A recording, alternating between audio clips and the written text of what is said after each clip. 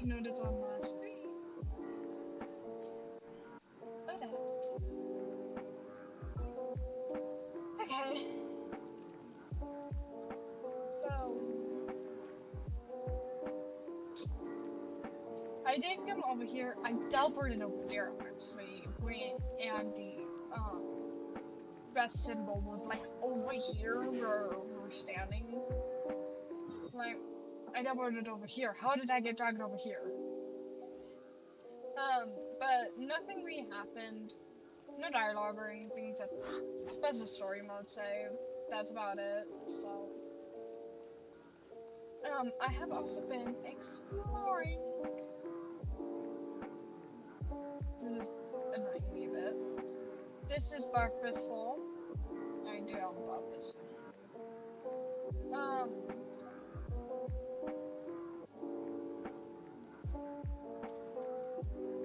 I need to finish talking rest today, which is the plan, unless I cannot.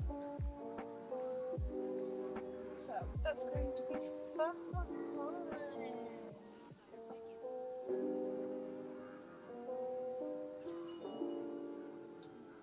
There we go. Character design. Okay, start. I have gotten spoiled for a bit, so this is going to be fun. Hold on. My audio from my game is not that high when I need it to be high.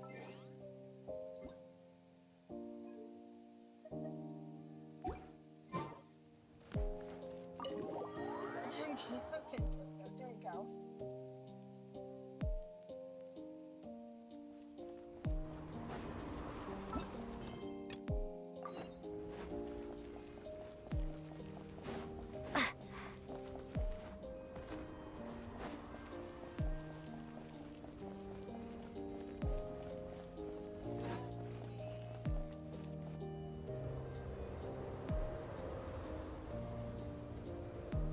Ooh, it sure is cold today.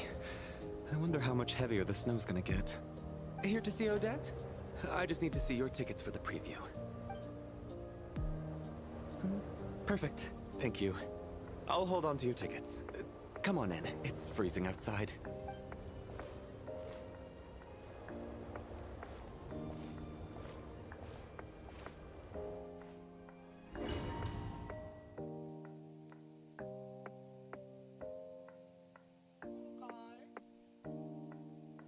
I think I'll leave the Lelet question until after the show's over.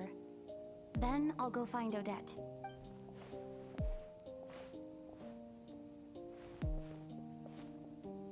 Child said he was originally going to come with Tonya. So I'm guessing Tonya's already here somewhere. Is there anyone here who looks like a Tonya? Let's see. It's a small audience. Makes sense for a preview. But wait, I do see some familiar faces.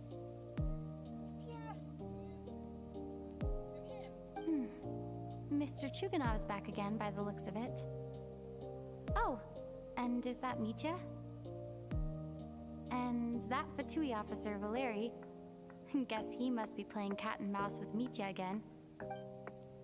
Oh no, it looks like the show's starting, and I still haven't found Tonya. Never mind. I'll just have to take a seat for now and see if I can catch her afterwards. Oh gosh.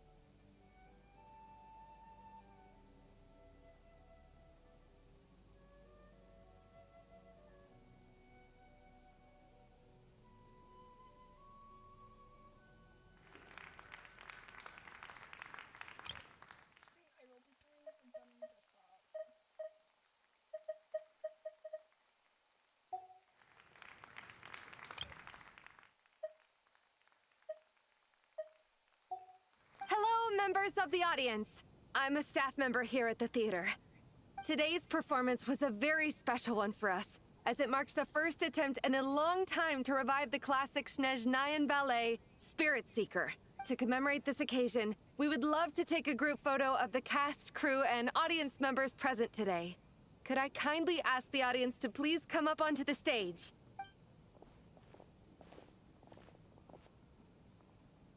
All right, everyone, huddle in a little more. Now, look at the camera. 1, 2, 3. I'm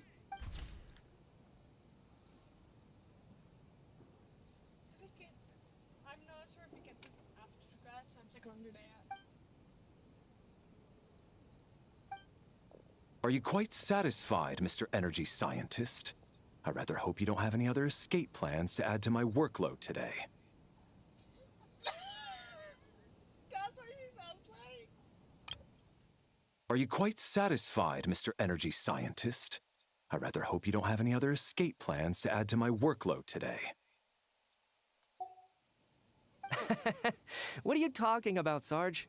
This was simply my way of inviting you to watch Miss Odette's new show with me. And wasn't the performance spectacular? In the future, I heartily encourage you to take a leaf out of my book. Find some soul-nourishing pastimes to enrich your time outside of work. It was indeed a fine performance, but I must correct you on one point.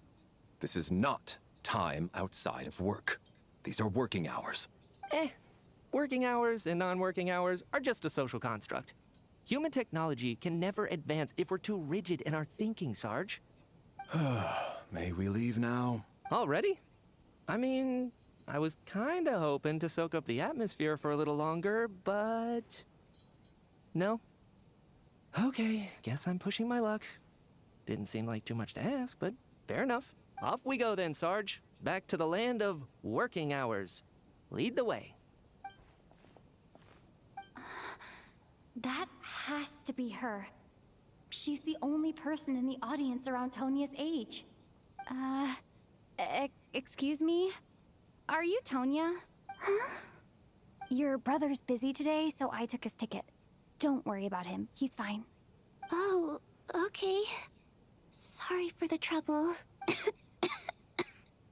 What's wrong? Are you sick? No, I'm fine. It's nothing. Maybe she caught a cold on the way here because of the weather?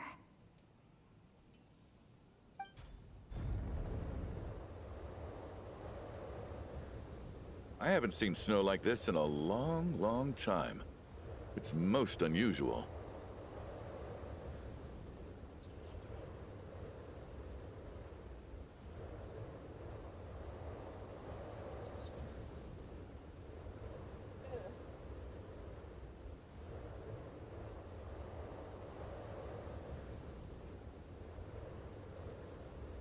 I know, it's completely white.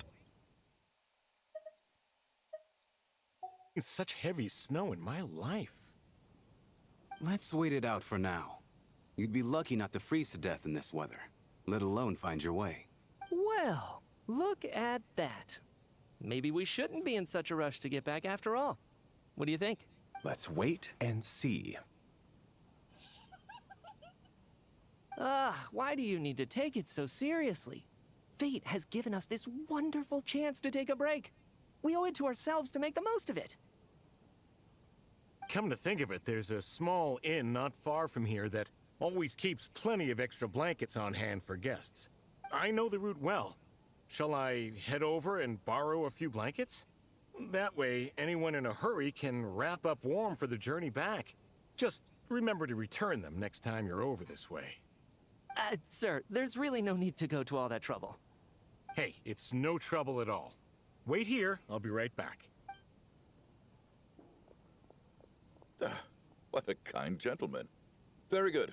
My wife and daughter are waiting for me at home, so I shall be heading back as soon as I get my blanket. So... are you expecting us to go back to the Armory Palace wrapped in blankets too? Don't worry about that. I made arrangements in advance. Should I not return to the Armory Palace within 3.5 hours after Operation Showtime begins, an armed squad will be sent to collect us.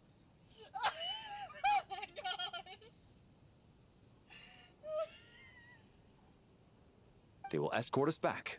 You are one of our key military personnel, so any weather-related risks must be eliminated. Operation Showtime? So, wait. Every single time you drag me back to work when I sneak out, it's a whole official operation? I gotta say, you've really turned this into quite a moral dilemma for me. It's snowing pretty hard out there. I think you should stay here for now. You seem a little under the weather. Sure.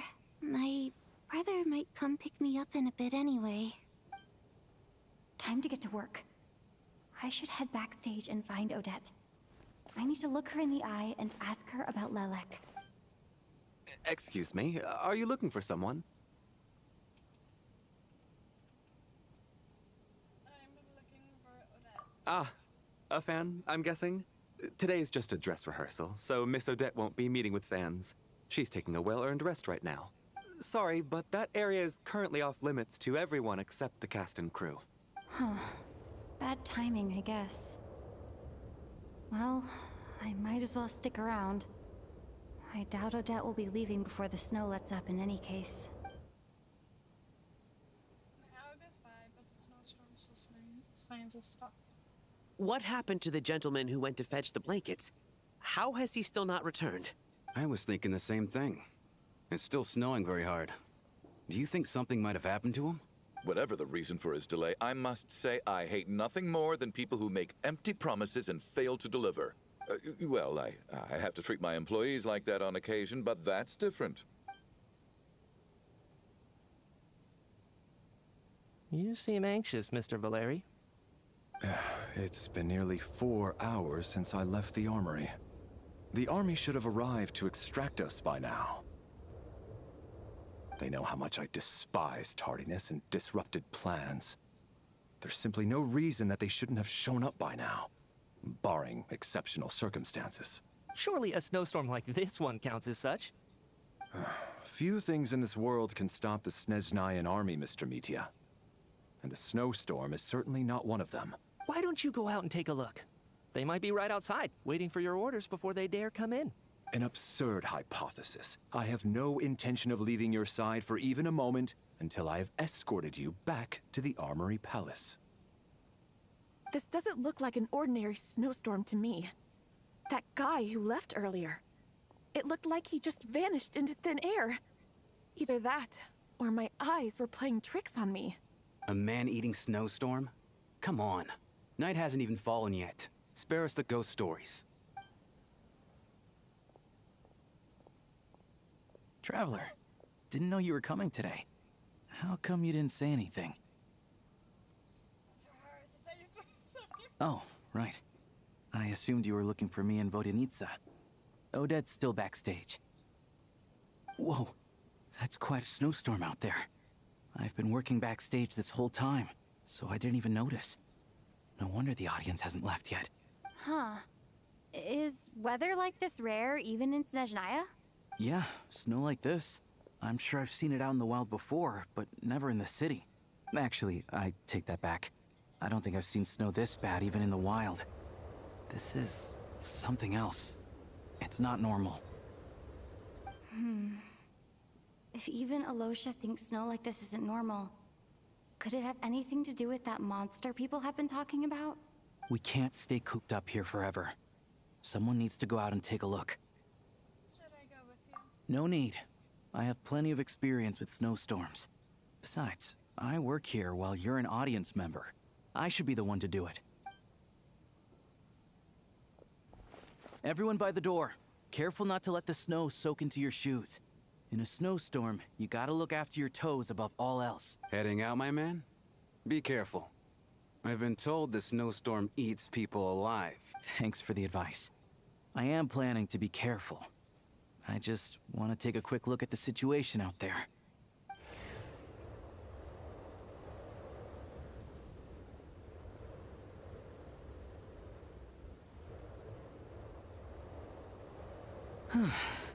He's back! He's back!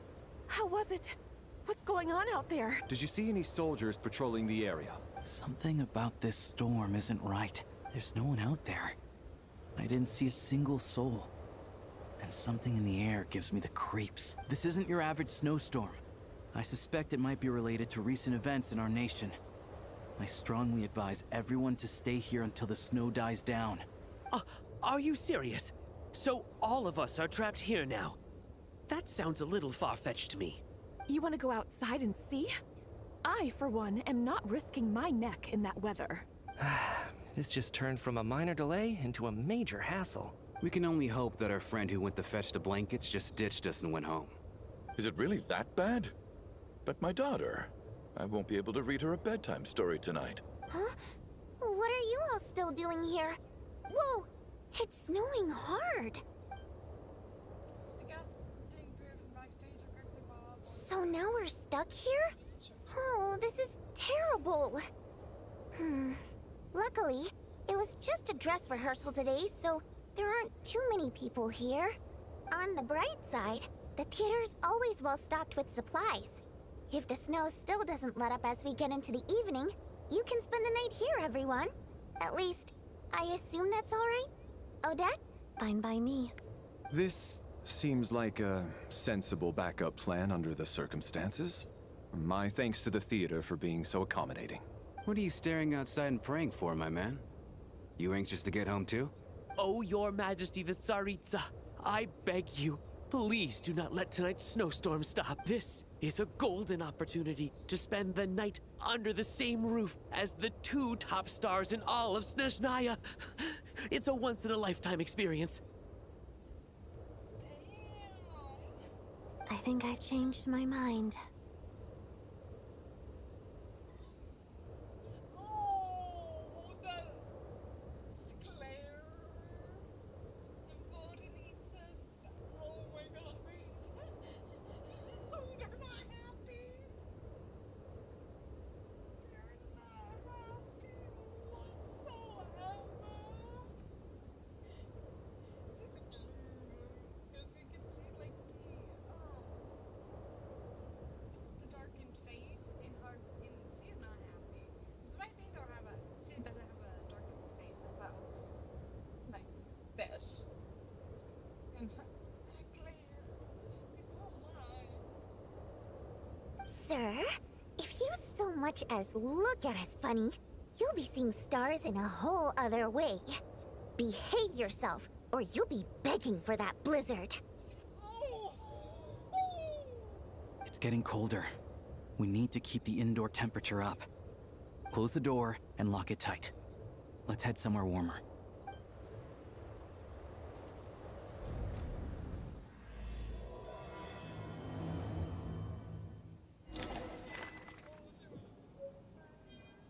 Also, we did keep it.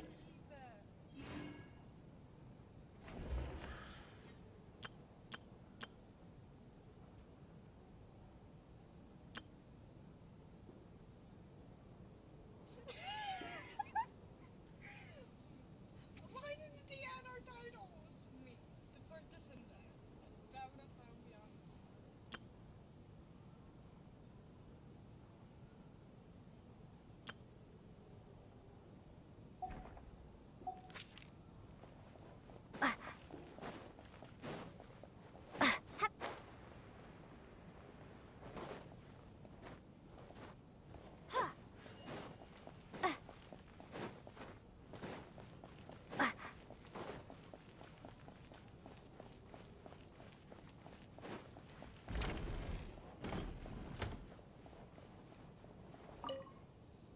And then there's the aristocrats. Easiest of all to deal with. You don't need to use any force whatsoever. All you have to do is show them the rope you plan to tie them up with. Do you know why? I don't. Do tell. Because nothing horrifies them more than the thought of a cheap, coarse rope leaving creases on their precious million Mora coat. They'll do whatever you ask to avoid that fate. Unexpected, but funny nonetheless. Tell me another one. Oh, look at that. I got myself a new listener. Hey there. Let me introduce myself. The name's Shram, and I'm a mercenary. The kind that gets paid to do odd jobs for rich folks. And I am Chuganov, an entrepreneur. If my name is unfamiliar to you, you will no doubt have heard of my factory, the renowned Iskra manufacturing plant. Are you really that famous, Mr. Chuganov? How come I've never heard your name before? Excuse me? Is that a joke? Or are you being serious? Oh, I'll have to ask my rope later. He's probably tied up more entrepreneurs than I've ever heard of.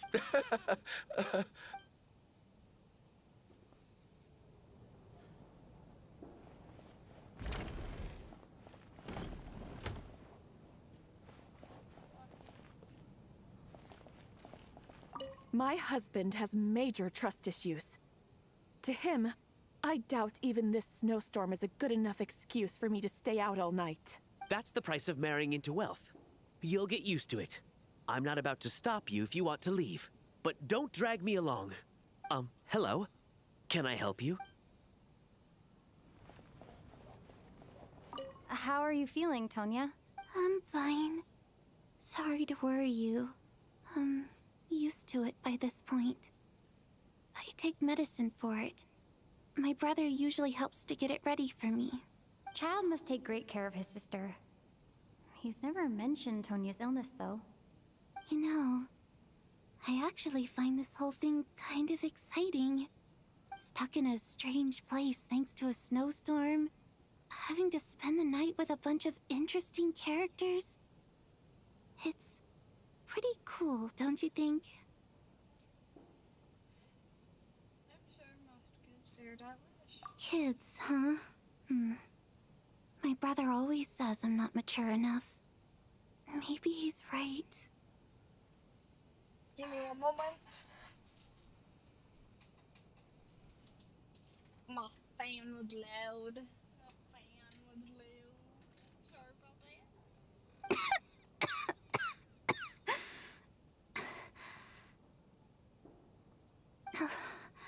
I'm fine, really. Just got a little overexcited.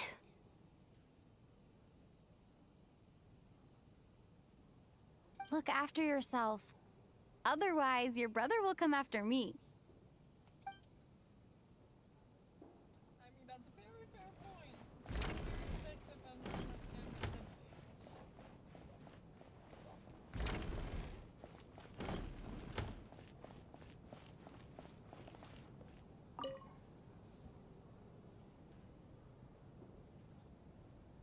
I don't think it's ever been this lively backstage before. I didn't know you were coming today. Hey, have you seen Chuganov? I heard he was coming today. Have you spoken to him at all? I'm with you. This could be just the chance we need. Yeah, I gotta figure out a way to coax some more intel out of him. I want to know why he suddenly changed his stance on Project Stuja. What exactly happened before the most recent Vetcha vote? For the Rokad, or just out of personal interest? Shh! There are other people around. Don't say the R word.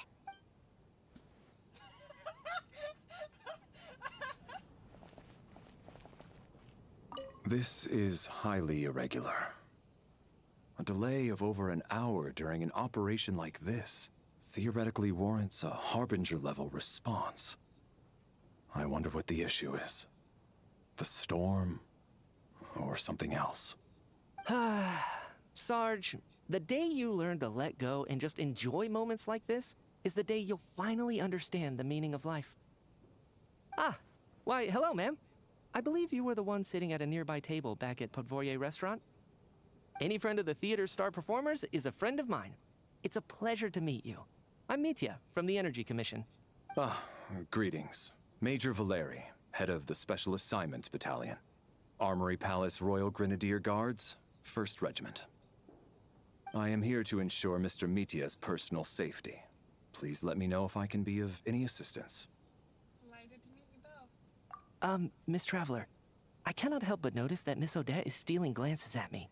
Any idea what that could be about? I've racked my brains, but I can't think of anything I might have done to offend her. Perhaps she noticed me spacing out during her performance? No idea. So, Mr. Mitya, is your work related to Project Stuja? Yes, that's right. The higher-ups in the Fatui transferred me from the Energy Commission to the Armory Palace because they wanted me... Censored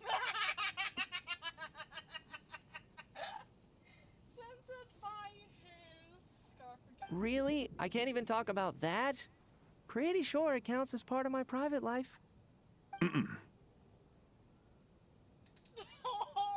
that glare. All right, I won't say anything. Sorry, traveler. As you can see, I'm afraid this pleasant chat will have to end here.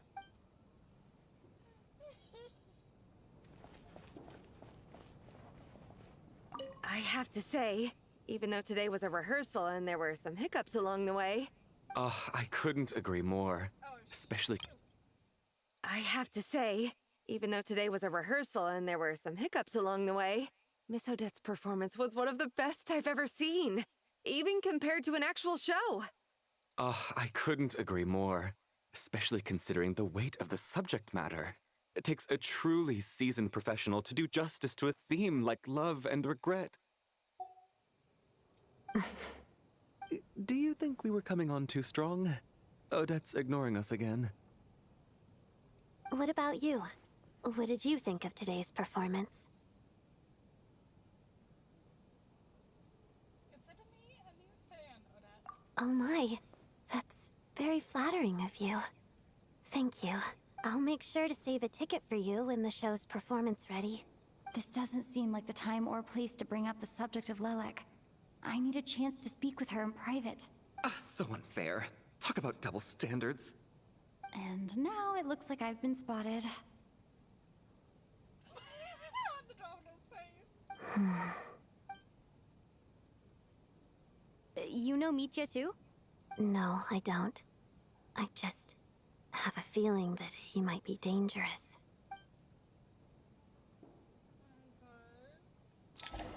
Oh, shoot. I am closed by people How's it looking, Alosha? No change from this afternoon. Heavy snow with no sign of slowing down. May I have your attention, please? The storm is unlikely to stop tonight, and it'll be even more dangerous outside at night than it was during the day. We at the theater owe everyone here a duty of care. Therefore, we strongly suggest that you stay on site overnight and avoid going outside unless absolutely necessary. In a few short moments, we'll give you a tour of the theater's various quarters. You can choose to sleep in the VIP room, the office, or backstage. Or on the stage if you'd prefer. We won't mind. I'll pass on sleeping on the stage.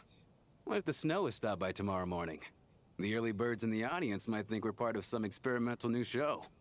A drama about sleeping? That could be fun. Maybe we could come up with a title for the production. Oh my gosh! The Disney reference! What? Gotta admit, I didn't get that one.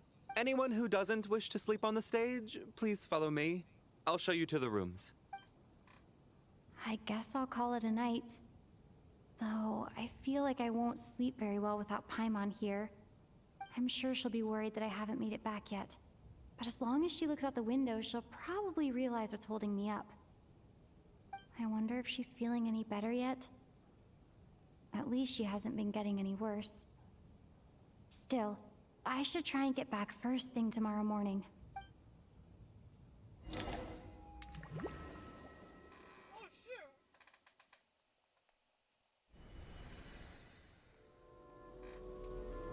Ah, finally. Welcome back to the world of the living, lazy bones. I was about to wake you. The black mist is almost on us.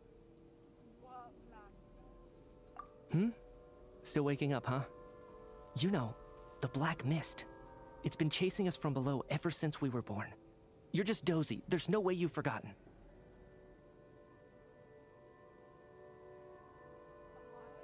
Come on, let's keep heading up. Onwards and upwards is the only way to survive. Don't listen to a word those black mist cultists say. Here we go again. The endless march toward survival. What's going on? That black mist down there is creeping me out. And it's rising. Guess I should head upwards and get away from it. The black mist cultists believe that being swallowed by the black mist leads to everlasting peace. But if you ask me, they're just lying to themselves. We're the only heretics left. The only ones who refuse to give in. We have to keep going. But how do you actually know that they're wrong? Dangerous question there, Torgov. The moment your faith wavers, you start a chain reaction that ends in the collapse of your will. Put the question out of your mind. Stay strong and believe that the black mist means certain death. Okay, but it's not my mind that's the problem. My body's about to give... I can't do this anymore. I've had enough of being forever on the run. What's the point of it all? All this will pass eventually, I promise. Keep fighting. It will be worth it. You accuse the Black Mist cultists of being liars. But you're lying too. There is no end to this path. It keeps going up forever. There was never any hope to begin with. The cult of the Black Mist has poisoned your mind, Sobolova. Are you thinking of giving up as well? I am. I think I'll take my chances with the Black Mist over this perpetual torture. As much as I detest the Black Mist cultists, I'm just too weary. Then I bid you both farewell. Let me put my personal opinions aside for a moment and say, I hope that you both find peace within the Black Mist. So is it gonna give up on them? Fate always appears so impossibly complicated. But at moments like this, its raw simplicity is laid bare. Their fate was sealed from the instant they entertained doubt. From then on, the outcome was both inevitable and irreversible. Let's go.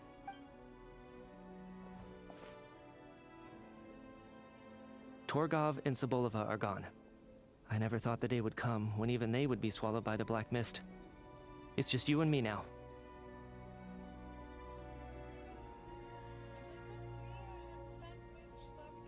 Yes, it looks like it's satisfied. For now. This happens from time to time. But it won't be long before the Black Mist starts chasing survivors once again. No one knows how to stop its advance for good. Well, we should make the most of the precious moments of rest that those two bought for us. Huh? Are you really that sleepy, traveler? That was odd. I did not like that. Ah! Help! Somebody, come quick! What is it, Chuganov? What's wrong? Is it morning already? What's all the commotion? Sounds like it's coming from next door. I should check and see what's going on.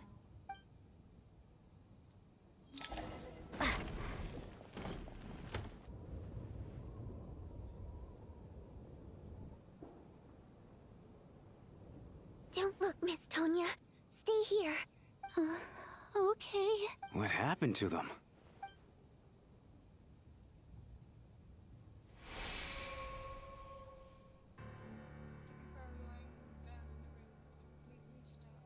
Still asleep. Virgo, stay do not sleeping somehow you can sense it in your bones. This is what death looks like. These two people have passed away. And the strange thing is that somehow I knew this was going to happen. I knew that they would be the ones to die. Have I seen this moment before? Or did I have some kind of premonition? I can't remember what it was. Some Samsara festival all over again, oh crap. Let me take a look.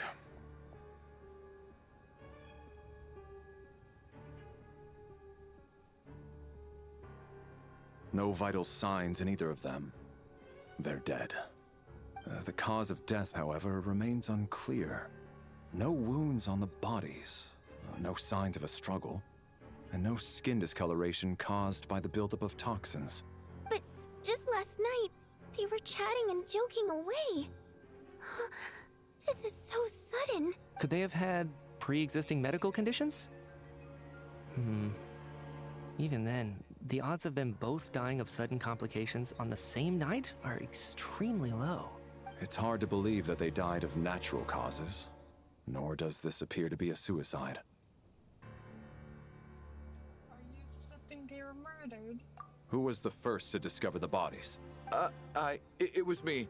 But these deaths have nothing to do with me, officer. I got up early because I wanted to see if the snow had stopped. Then I noticed that the door to this room was open, and it looked like there was a man and woman inside. I just went over to see what was going on. I had no idea they were... I can corroborate this. I was doing my morning exercises near the stage. When I saw Mr. Chuganov heading this way, I followed him. I can also confirm that I didn't see a single person approach that room before him. The snowstorm was raging all night, and it's still going now. There's no way someone could have come in from outside, correct? You mean an intruder? No, not possible. I slept by the door last night as a precaution. There's no way I wouldn't have noticed if anyone had tried to open it. Everyone, split into pairs and search the theater for anyone in hiding or any signs of suspicious activity. I'll follow up with a full search of my own shortly. Go. There is no time to waste. You buried Donya after a research. Satisfied that no one else from outside the group is in the theater. And everything is exactly as it was left last night. Nothing on your end either? Backstage is clear. No signs of suspicious activity. We checked the basement. Also clear. I don't think there's anywhere here that a living person could hide. I didn't find anything either. Are we certain that the theater doesn't have a back door? Or any tunnel or passageway wide enough for a person to fit through? No, there's nothing like that. If people were sneaking in through some secret tunnel to avoid buying a ticket, we'd have sealed it off ages ago. I also checked the windows. All of them are locked from the inside, and there's no sign of anyone entering or leaving. It sounds like we can safely rule out the intruder theory. If anyone came in during the night in this weather, there'd be no way for them to avoid leaving footprints or water stains. This can only mean one thing. It's like one of those murder mysteries you see in novels and plays, isn't it? The ones where the killer is one of us. We can't quite jump to that conclusion just yet. I mean, you kinda can. Because two people suddenly died. And no intruders, no nothing. As the intruders were said, ruled out. There is possibly a murderer amongst them. Well, there are. If we take a look at Vojdenice and Ilusha being part of Roma, I do highly recommend if you have made it this far and hear me go ahead and say that, and if you have not watched my other stream, that of Horror 0.0. Yeah, spoilers will be ahead. I forgot to say this at the beginning, but I'm late then as well.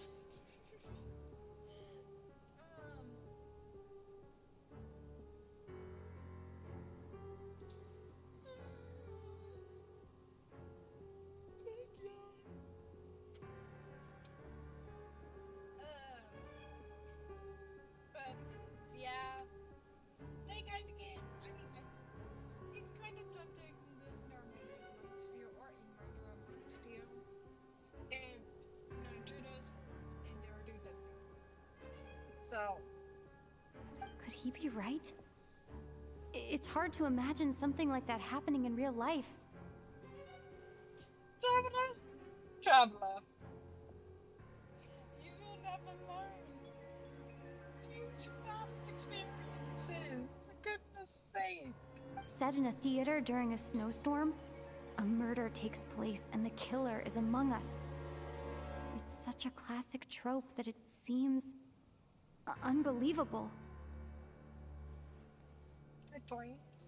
Looking at who the killer targeted and the clean entry and exit, it all adds up. I know what this is. It's obvious now that I think about it. What is? What have you figured out? Both victims were wealthy, well-known local merchants. And the door was deliberately left open so I would discover the bodies and witness the crime scene first thing in the morning. No. He's thinking way too hard. It's a coincidence that he's the one who found the bodies.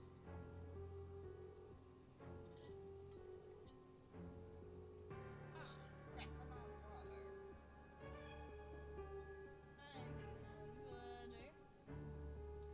I'll be right back. I need my water to continue this. I do not need to get my throat.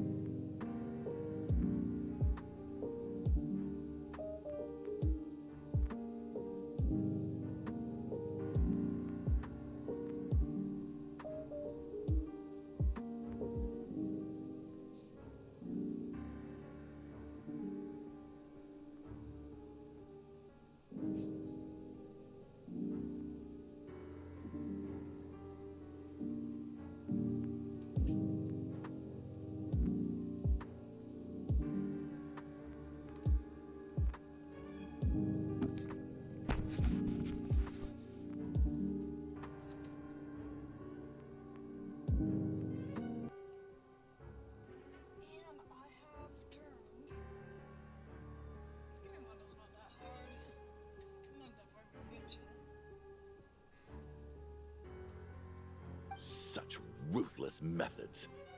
This was your doing, wasn't it? Lelik. Oh, shoot! What was that name? Lelik? You mean Lelik is among us? And he's the killer? Lelik. I know this code name. Member of the Rokot, anti-Project Stuja. Always works alone. I've read the case files at the Armory Palace. Walk me through your reasoning, Mr. Chuganov. What do you know about Lelik?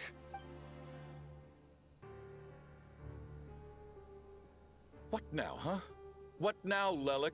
What more do you want from me? I already voted against Project Stuja at the Snezhno Gradvecha. You snuck into my house the other day while I was asleep.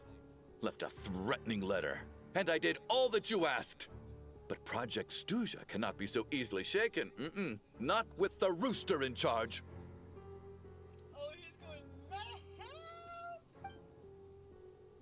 So he really was threatened by Lelik. That makes sense. And now you're resorting to murder to threaten me. Isn't that right?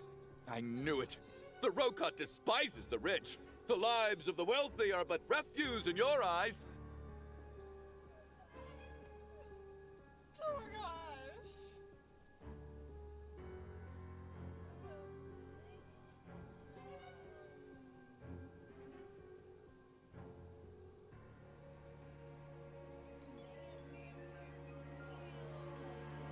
Show yourself! Which one of you is Lelik, Tell me! I'll do whatever you want! Just stop playing these mind games! I mean, after a while, going insane like this does make sense.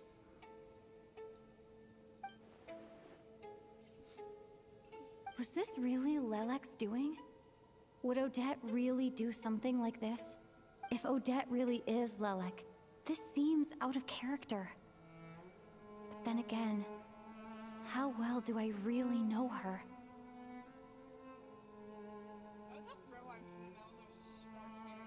I'm probably the only one here with a compelling theory about Lelek's true identity.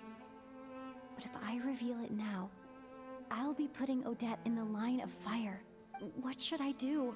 I don't think it's likely that Lelik killed anyone. At least from the stories I've heard. He's never killed anyone before.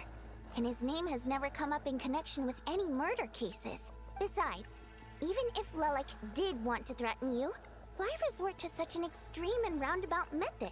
It's not his style at all. Vodianitsa doesn't know that Lelek might be Odette, but her assessment is pretty much identical to mine. Miss Vodianitsa, why do you suddenly feel the need to speak in Lelik's defense? Defense? Oh, no, it's just... I'm worried that we're jumping to conclusions here, so I wanted to share my point of view. Also, I don't think the Rokot is as bad as you're making it out to be. Well, if you think I'm so wrong, what's your theory then, Why don't you tell us who the killer is? The case is still evolving, Mr. Chuganov. Please do not prevent others from expressing their opinions so early on in the discussion. Valeri does have experience judging by what he said he was. Even so, there's no denying that the recent threat received by Mr. Chuganov may well be an important clue. So there's still a good chance that Lelik is right here among us. I can't do this anymore.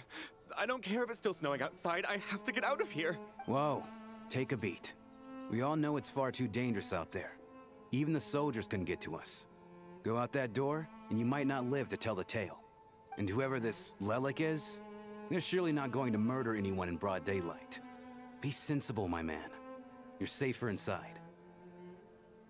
As much as I regret having to say this, I'd like everyone to cooperate and refrain from exiting the premises until further notice.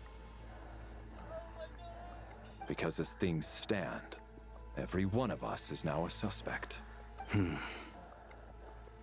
Unless anyone has further information to share, let's adjourn for now. Feel free to keep searching for clues, but make sure you don't go off alone.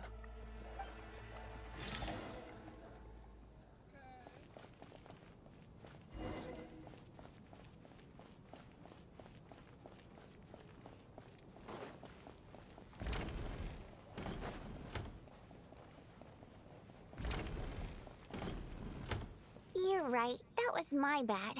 It was a knee-jerk reaction. I didn't think it through. Luckily, no one suspected my identity. Oh, phew. It's just you. I thought someone was eavesdropping.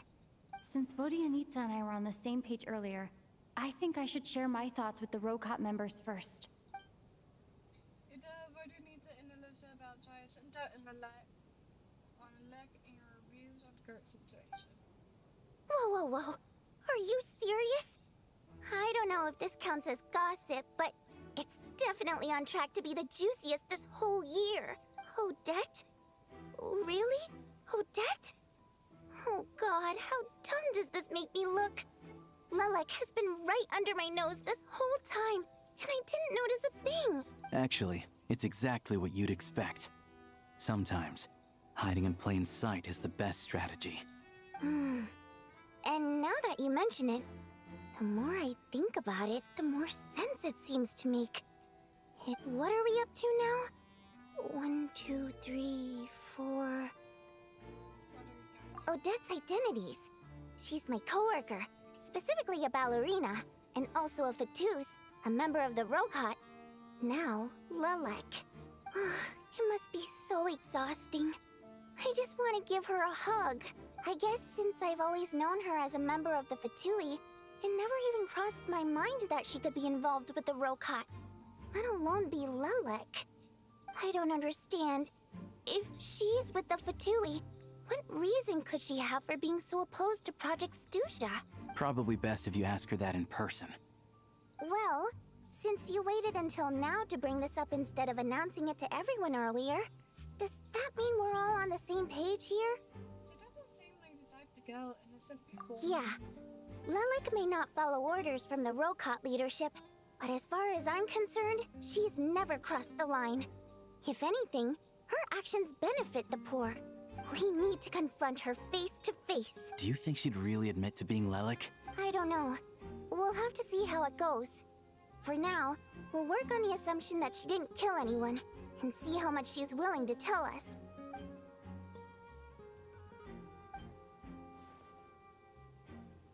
Now's her chance. Odette's alone. Let's go. Hey, Odette. What is it, you guys? Shh. Keep your voice down.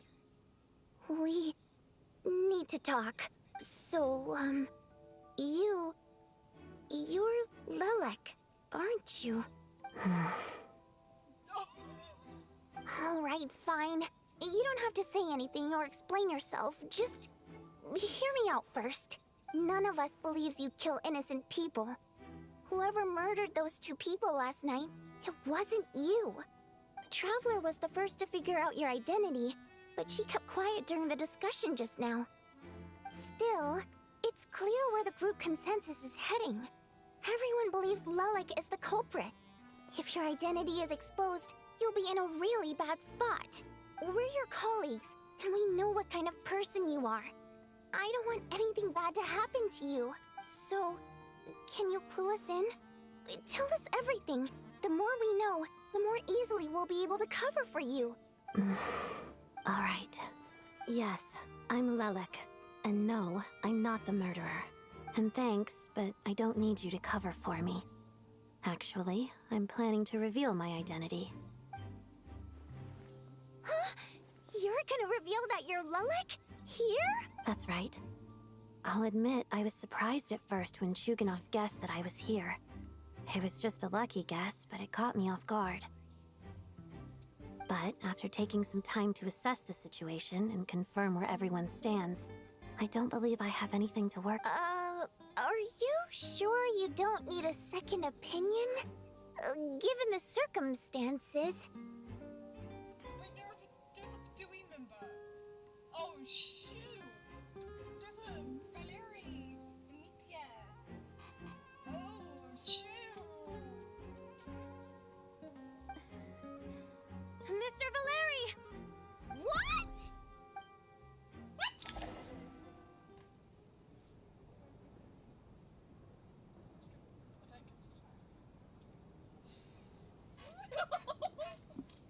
So... Odette is Lelek? I don't know what game you're playing, but you've got a lot of nerve. It's just one identity. So what if it's exposed?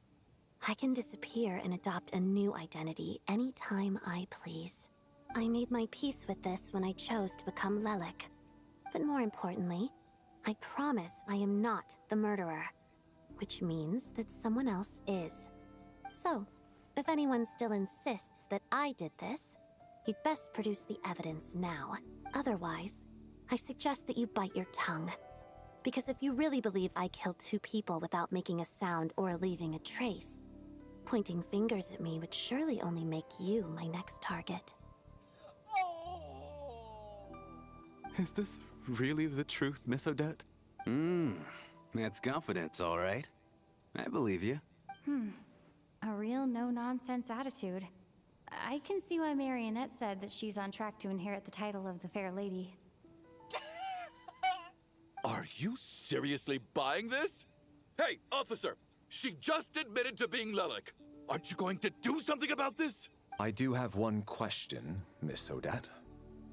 Why have you chosen this moment to come forward and reveal your identity? If I didn't say anything, everyone would be focusing all their efforts on finding Lelik. And that is exactly what the real culprit wants. I don't want to be the scapegoat who lets the murderer get away with this crime. Despite all the accusations, she made the smart choice. A remarkable display of rational thinking under pressure. Clearly, Odette's talent extends far beyond the art of dance. She thought so far ahead. Ugh, why do I always feel like I'm one step behind her in everything? You've convinced me. Dealing with the murder case remains the top priority right now. Let's put the name Lelik and all related incidents aside until further notice. Nevertheless, the group still considers you the prime suspect. I assume you have no quarrel with that, Miss Odette? I understand. You're welcome to keep an eye on me around the clock. I have no objections. Mr. Chuganov? For my wife and daughter's sake, I'll let you off the hook for now. But don't think you're forgiven for breaking into my house and threatening me. Just wait till we get out of here, Lelik. We'll settle the score then.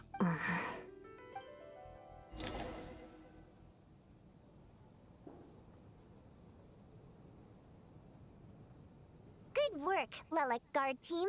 And Lelik, too. Here, have some hot water. Why are we calling her Lelik? No, go on then.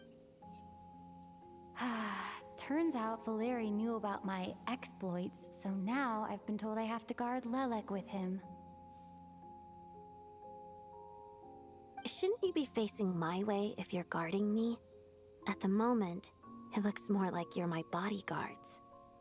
If the true culprit is indeed still at large, as you have claimed, we must keep our guard up against them also. Don't worry, Tonya. We'll get through this. Once the snow stops, the officials will step in. The investigation will get easier, and then we'll be safe.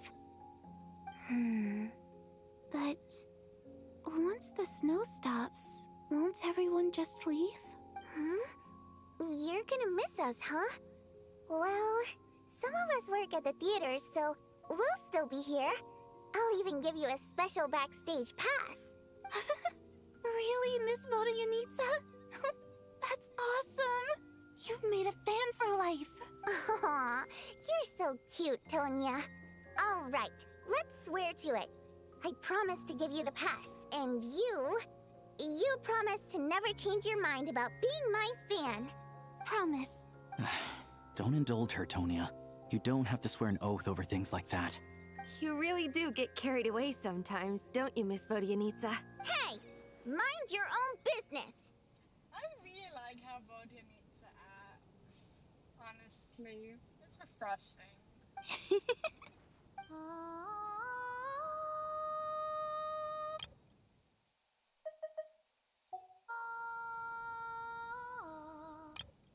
Paimon coming in.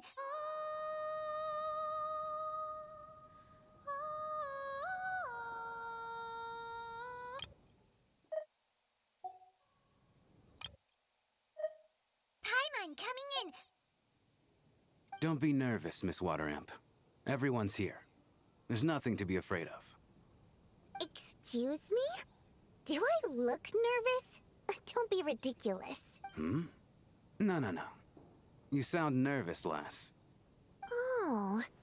Wait, but how... Okay, plenty of people know that I'm a water imp, but still... How come you understand our primary mode of expression? Primary mode of expression. I've not come across that concept before. Do enlighten me, Vodyanitsa. Well, it's just... We water imps tend to communicate our emotions to each other by singing, rather than facial expressions.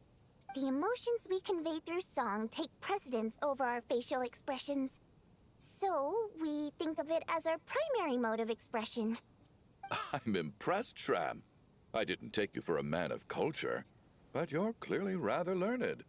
It's not about being cultured or not. The thing is, this mode of expression can usually only be understood by other water imps. It's not a simple case of a song sounding happy or sad. And yet, you're clearly human, Mr. Shram. It's really not the big deal you're making it out to be. I think I just have a knack for it. Plus, I have a... very close friend who's a water imp. A delightful lady. But keep that a secret. Anyway, we spent so much time together that before I knew it, I noticed I could understand her expressions. Oh, I guess that makes sense. Still, the fact that you have a water imp friend is even more surprising. I'd better watch what I'm singing when I'm around you from now on. Hey, what are you implying? You're not secretly insulting the audience in your songs, are you? Heavens, why would I do a thing like that? It's getting late. We should discuss our sleeping arrangements for tonight. To guard against the killer, someone needs to keep watch. I suggest that we don't sleep in separate quarters tonight. It will be safer if we all stay together. As long as someone keeps an eye on Lelik, I'm quite sure we won't have any trouble. It's not Odette. Are you saying that you wish to bet your life on Miss Odette being the killer?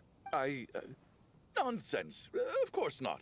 Then I propose the following arrangement for tonight. The Traveler, Odette, and I will form the Night Watch.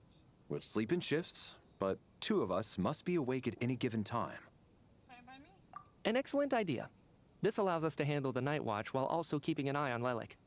Meanwhile, the rule of taking shifts in pairs resolves the other issue. Namely that we can't necessarily trust the Traveler or Valeri either. I expect that plan took you quite some time to come up with, didn't it? Actually, our field combat manual outlines a similar approach. Although the scenario there involves guarding prisoners overnight during field operations. That being said, I must clarify that I harbor no disrespect towards you personally, Miss Odette. In fact, Lelik's numerous covert operations make fine textbook examples for military agents. I care less about respect and more about the fact that you just robbed me of 2/3 of my sleep tonight. I'm calling dibs on being the first to rest. Good night.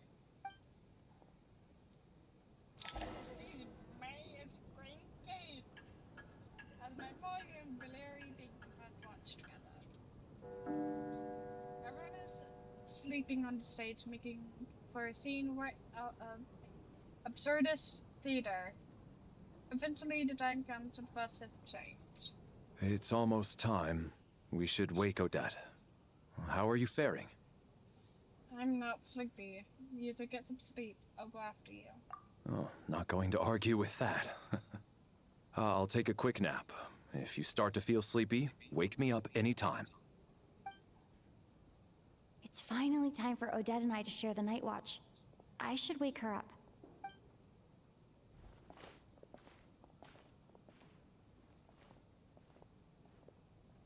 I came here to get information from her in the first place. Maybe I should think about what questions I want to ask before she wakes up. How long are you gonna keep staring at me? You're right. But I didn't even wake up yet. Couldn't sleep.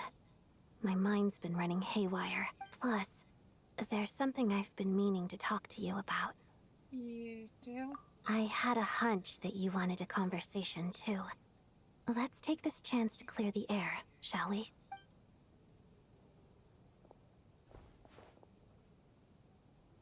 I just had a simple question for you, really.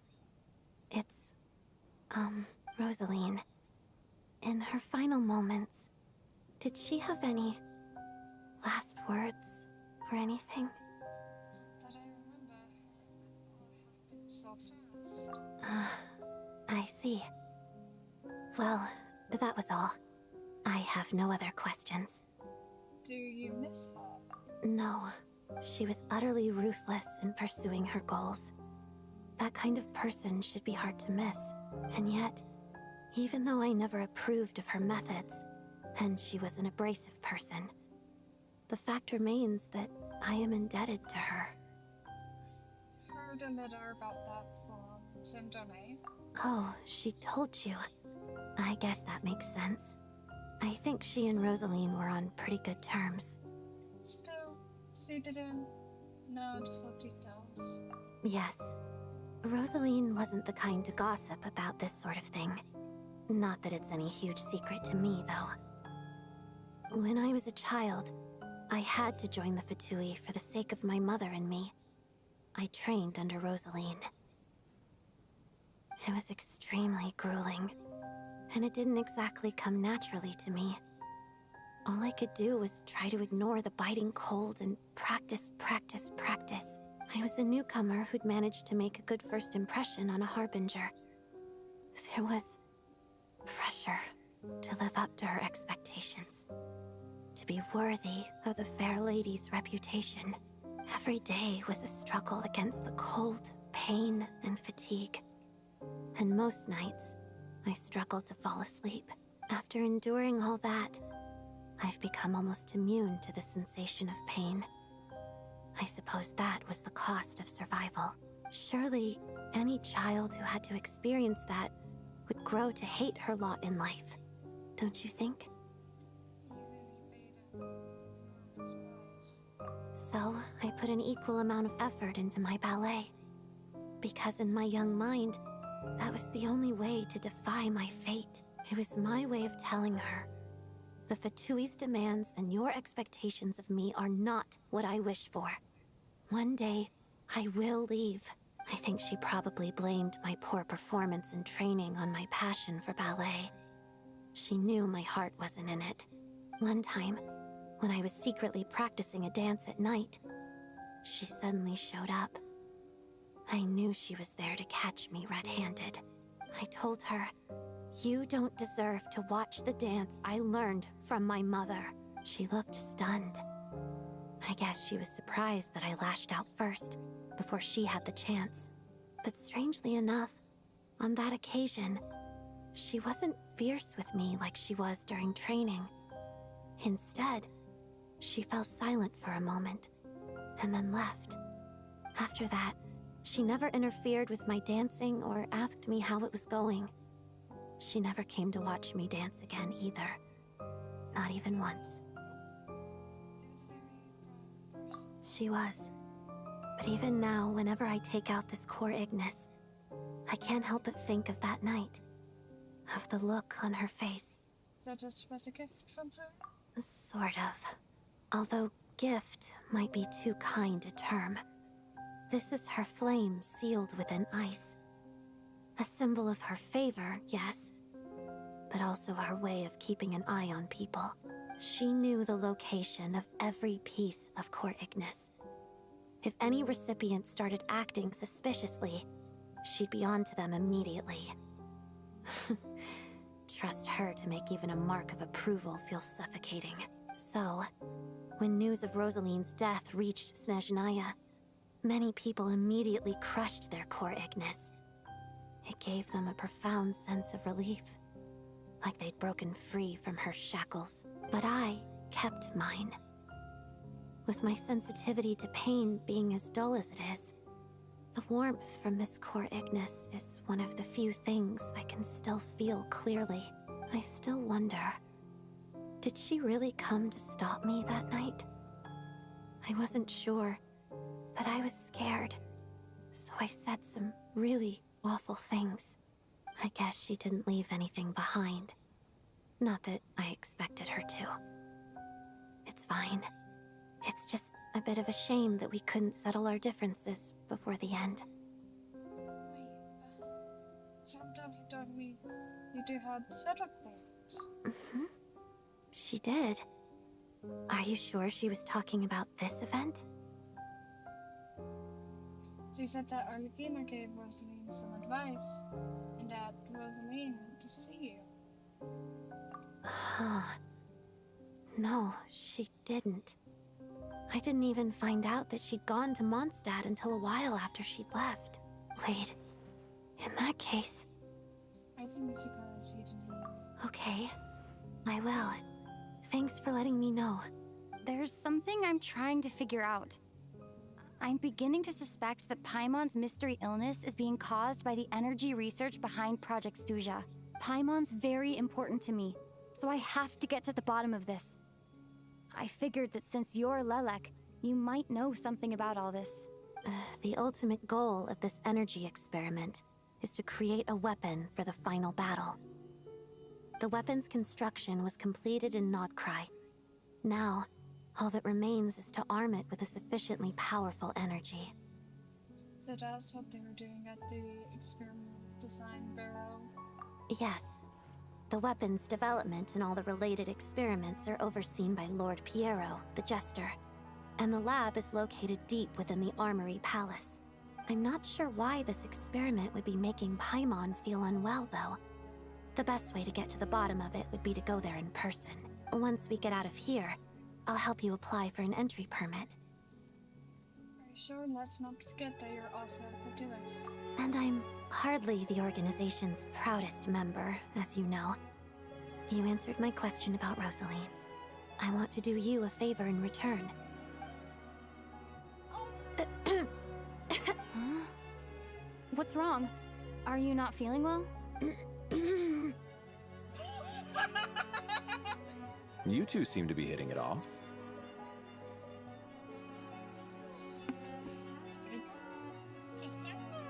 I thought you were sleeping. Of course I was. In the military, one learns to fall asleep quickly, even in the most inhospitable environments. It's vital to staying alert and energized. Why? Is something wrong?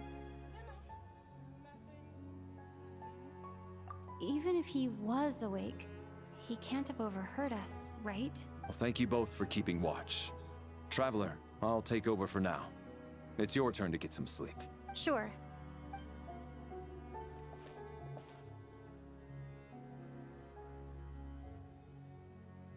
This is our second night here, but at least I found out a little more about Paimon's condition. I hope she's been sleeping well the past couple of days. Huh. Why do I feel like I'm being watched? Seriously? Is this payback for when I stared at her earlier? But I thought she was asleep. Never mind. I'd better try and get some sleep myself. That's funny. Oh, not this face again.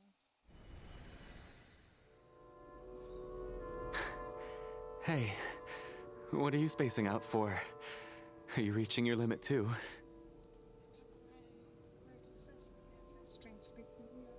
How long have we been walking for? Do you remember?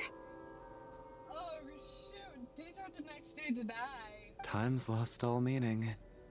Ever since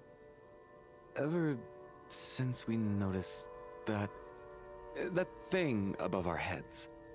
What was it? A star key? Or key star? Anyway, the person who named it was swallowed by the black mist. Whatever it's called. Ever since we noticed it, we've been walking up and up, hoping that as long as we reach it, we can find a way out of this place. But it seems like no matter how far we walk, we never get any closer.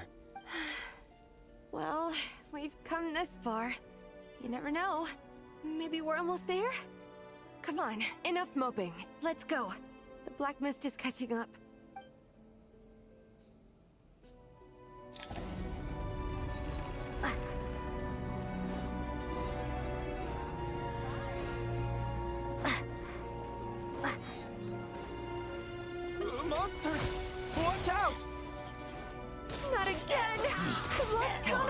times we run into them. Be careful.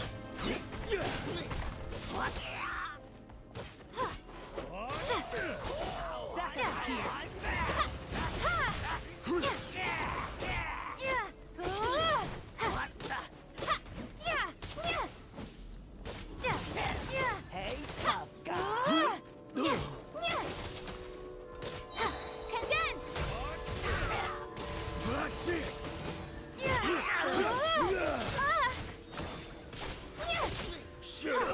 Run faster.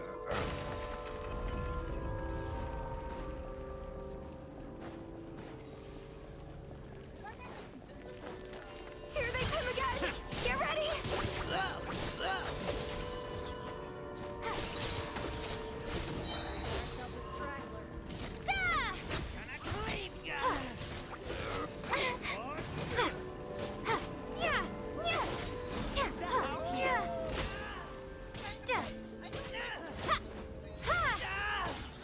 What the?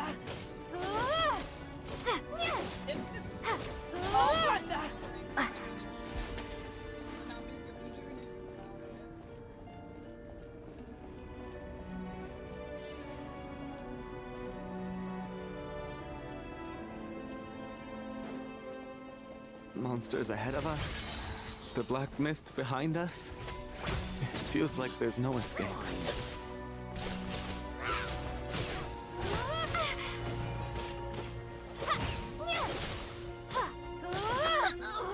Should've run faster. Gonna slice you up!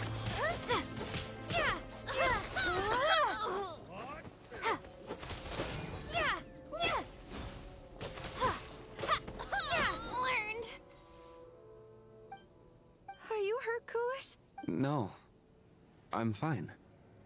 It's just... Suddenly I don't want to walk any further. I get you. In fact, I reached my limit a long time ago.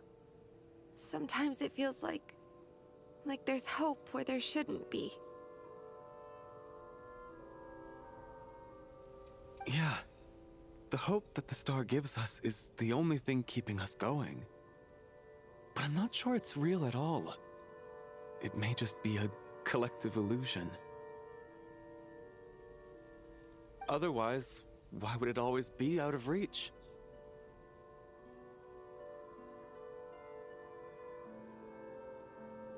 Why are we going to give up like this? We know you mean well, but you're only saying that to try and encourage us to keep going, aren't you? Thank you, friend. But enough is enough. Please don't give me any more false hope. Hope is poison in this place. You're going to continue, aren't you? I admire that. I've given up, but I wish you the best. May there come a day that you catch up to the star and leave this godforsaken place.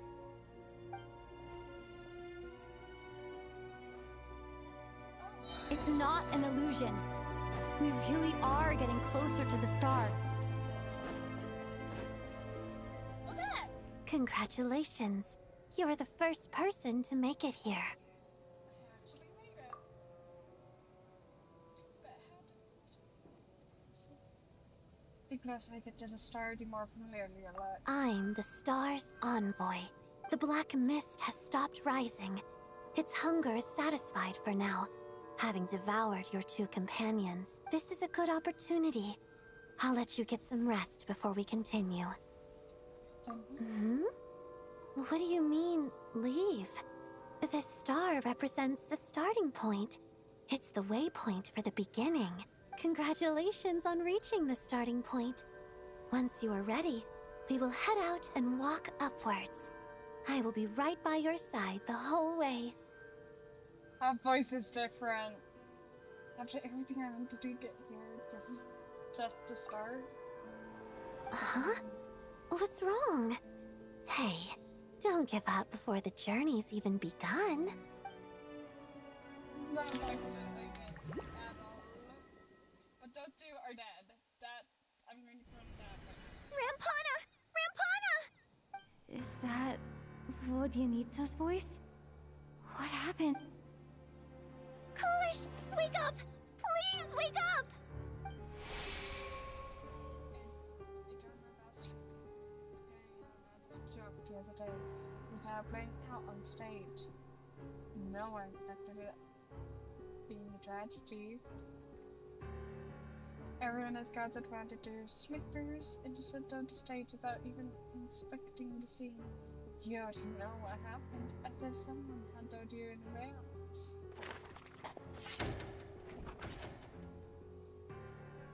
A staff member at the theater expressed to me the visit in Bible really makes mistakes with the theater goers know him well, as he has long been responsible for checking tickets at the entrance. He seems to be a fan of Odette.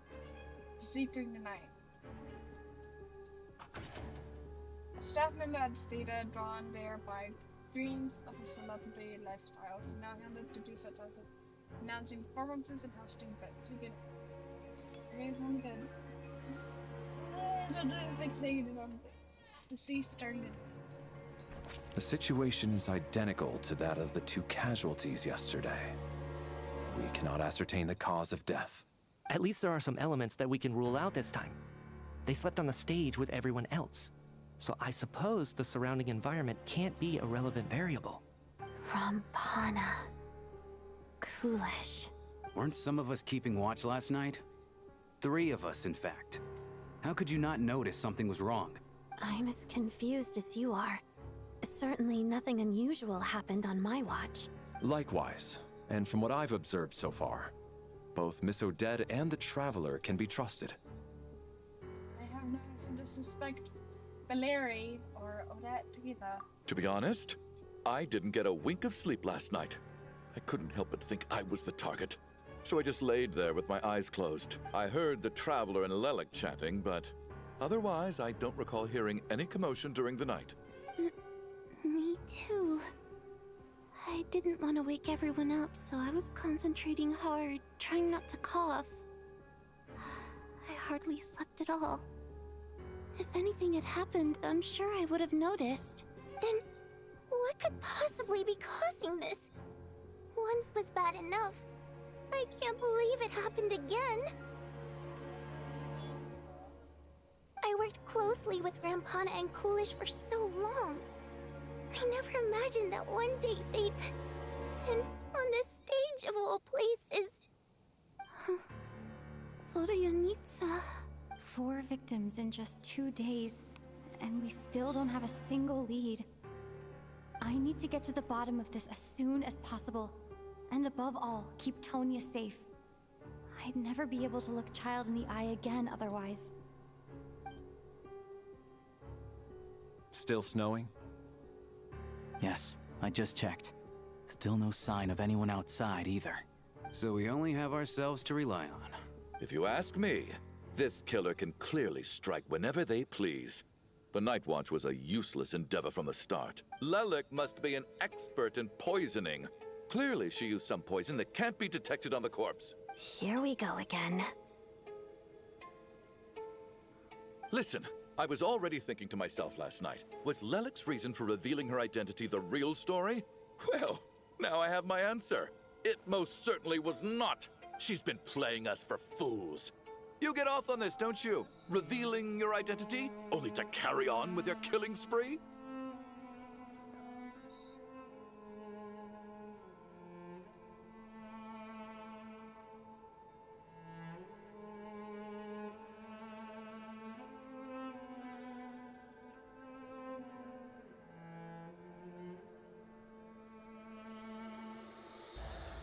That's a hideous thought. One that only a hideous mind like yours could dream up. How dare you? That's enough. Yesterday, you named Lelik as a suspect because the victims were both wealthy merchants. Lelik might have had a motive then, but today's victims were just ordinary people. Not to mention that they were colleagues of Odette and mine. What reason would she have to murder them? Let me guess. Just to scare you?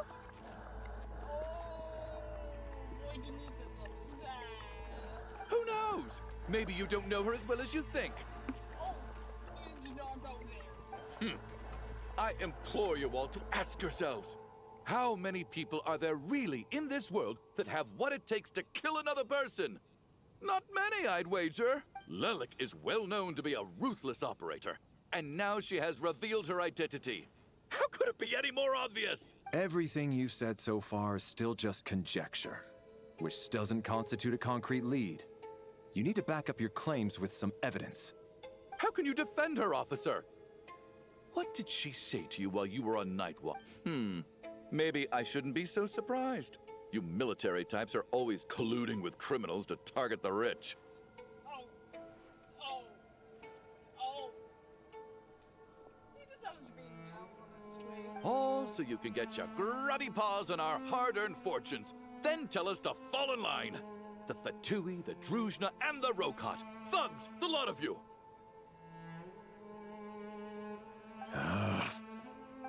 Don't you dare! Sir, but you were the one who told us not to stop other people from expressing their opinions yesterday. 4 people have already died. Only yesterday I was chatting with Mr. Coolish. Then we woke up in the morning and he's... Turning against one another is the last thing we should be doing right now.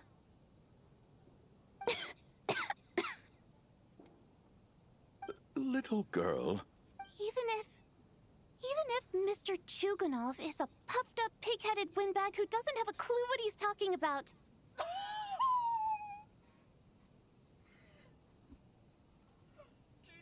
Donia. What have you been learning from your brother? He's still one of the victims here, isn't he?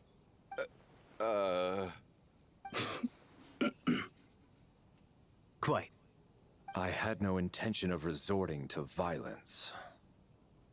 But you're right, Miss Tonia. I ought not prevent him from speaking his mind.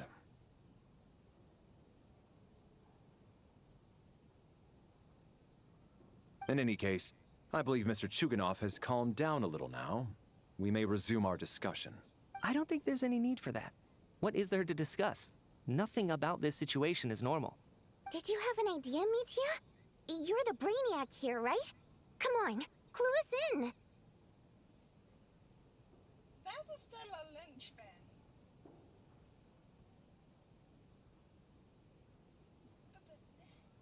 But I've seen a leak of his model and it was a bit... Huh? But the... Huh?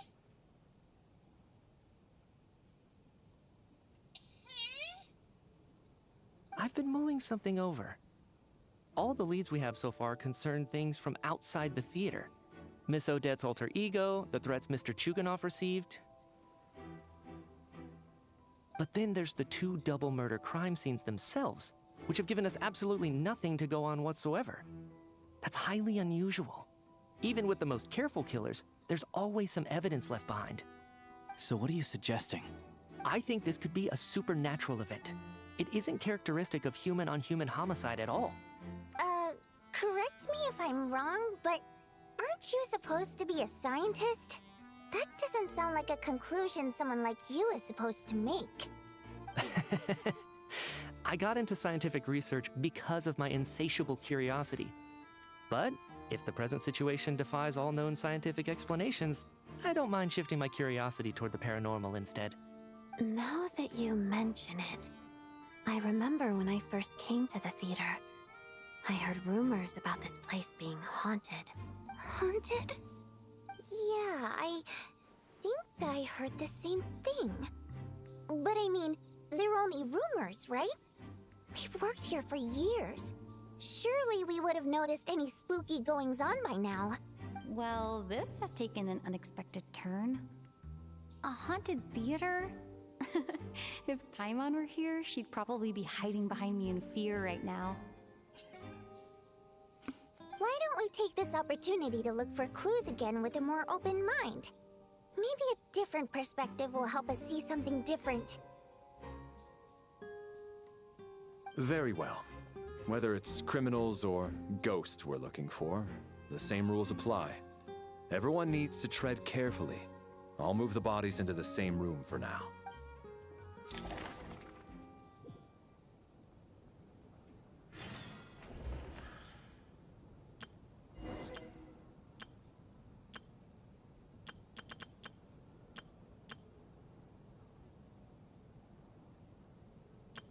That's a change that we needs to change.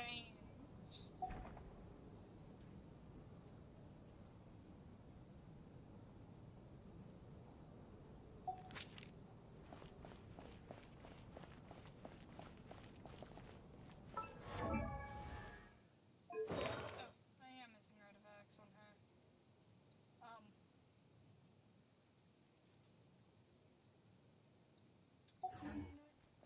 That's fine.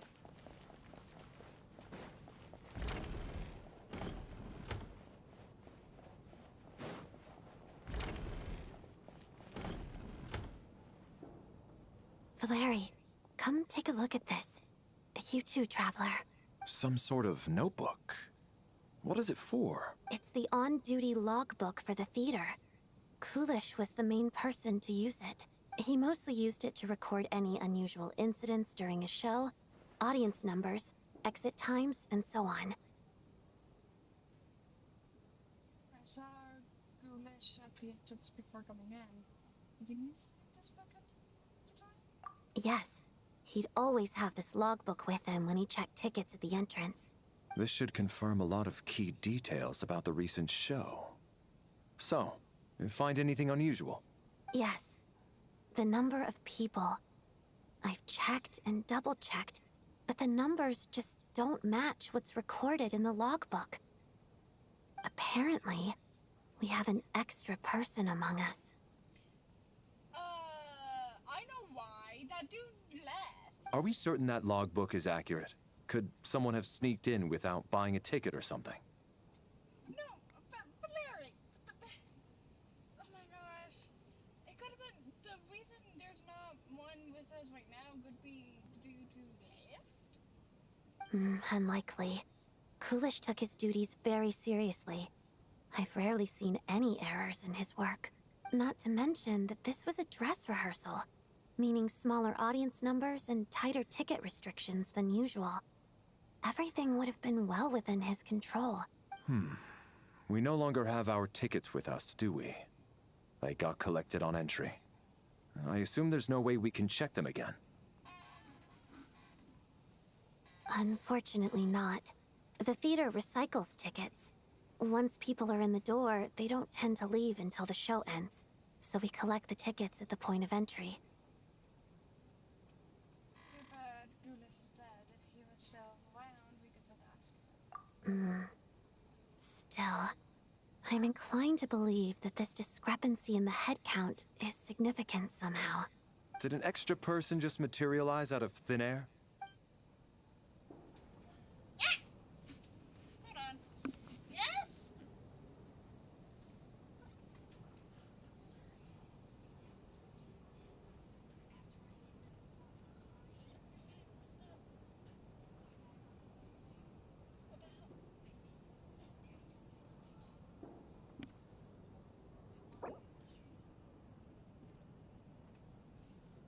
I will be right back.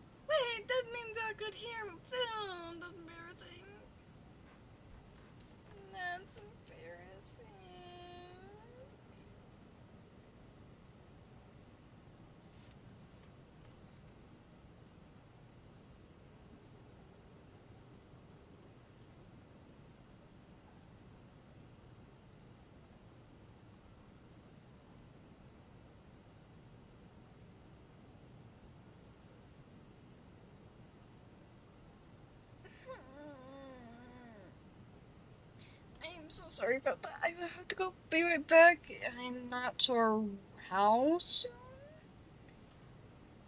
But I'm so sorry I was gone for too long. But, I had her. Ah! No! No! No! No!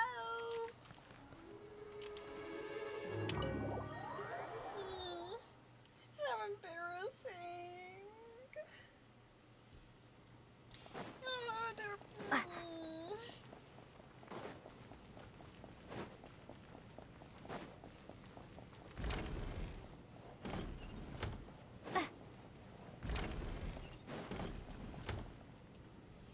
Tonya? Did you find anything? Not yet. Still looking. So... Are we supposed to be looking for something paranormal? I think I'd prefer teaming up with you than looking around on my own.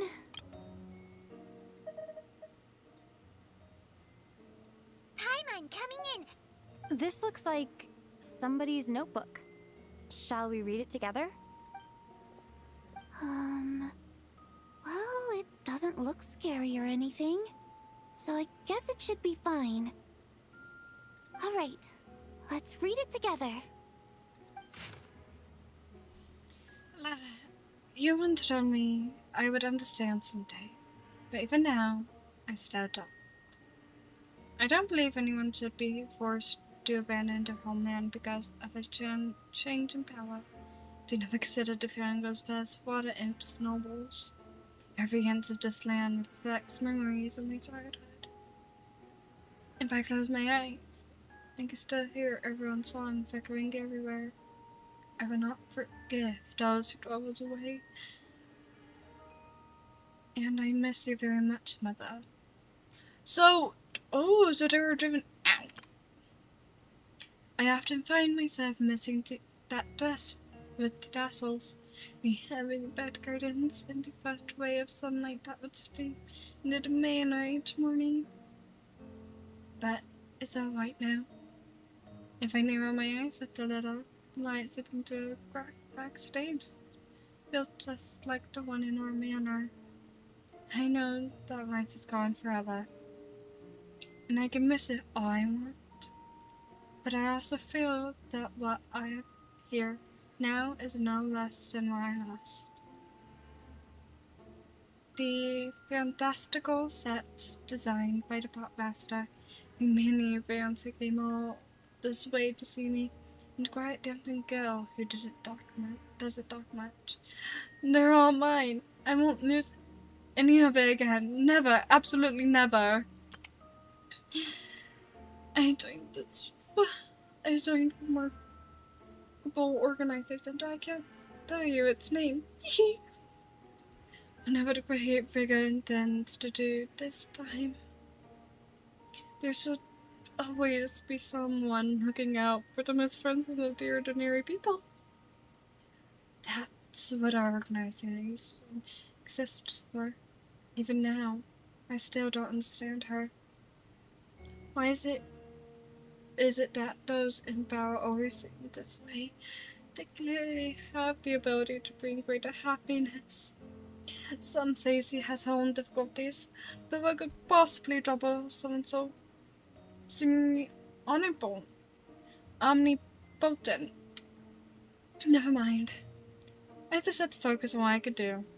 I suppose you'll hear all about our organization sooner or later.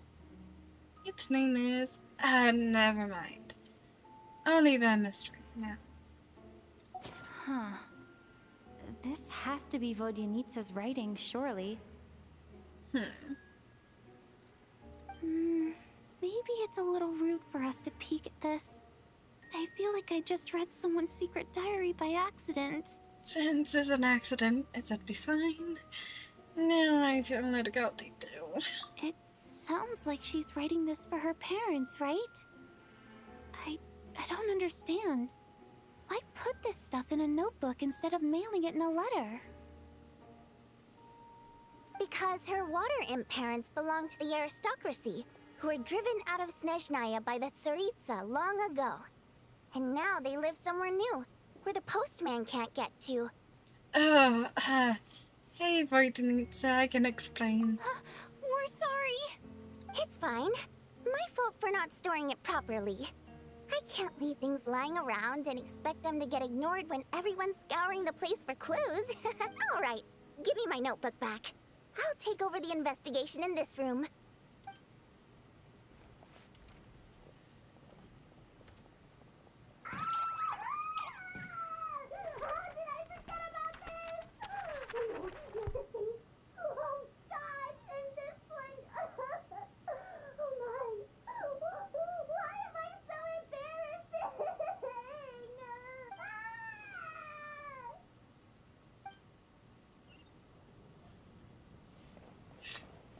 I'm going to admit that was funny. Just a back down area. Quite deep. Ah, Traveler. Since you're here, come take a look at this. Alosha found it. We're both curious to hear your perspective. It appears to be an investigation report. And the focus of the investigation was the rumors of haunting we heard about earlier. Negation is clearly not as it was previous cases involving only folklore studies. It appears to be connected to something far more mysterious. An extinct civilization, the creation of ancient gods, or power from beyond this world. The possibilities leave ample room for speculation.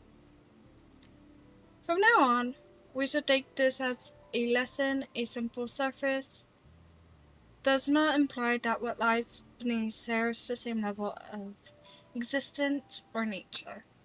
Ley lines themselves possess a powerful ability to either devour or guide souls. In most cases, once a soul and body of the deceased are separated, the soul is drawn directly into the ley lines, leaving no room for lingering existence. However, evidence shows that the connection between the theater area and the ley lines have been obstructed. They're only partially, not completely severed. Still, this has granted certain souls unwilling to return to the ley lines an opportunity. If their resistance is strong enough, they may even linger within the theater indefinitely. In theory, however, these souls within the theater are incapable of influencing the physical world, only under extremely rare circumstances can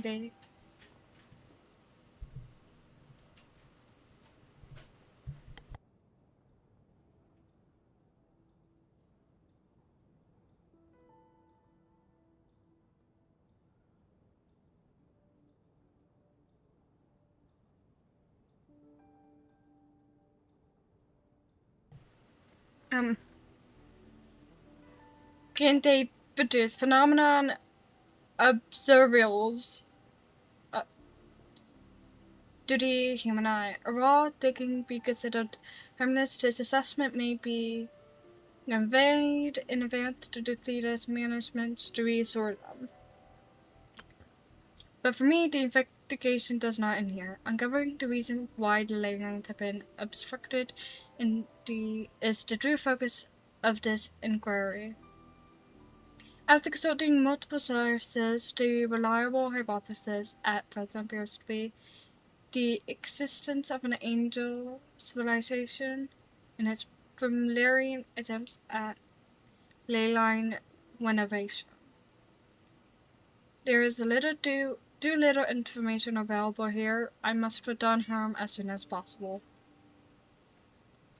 An investigation report, huh? Looks quite old. Huh. This person's name looks to be of Sumeru origin to me. Was the investigator from Sumeru? The theater manager must have hired an investigator once specifically to look into this issue. But it doesn't look like anyone ever looked at the report.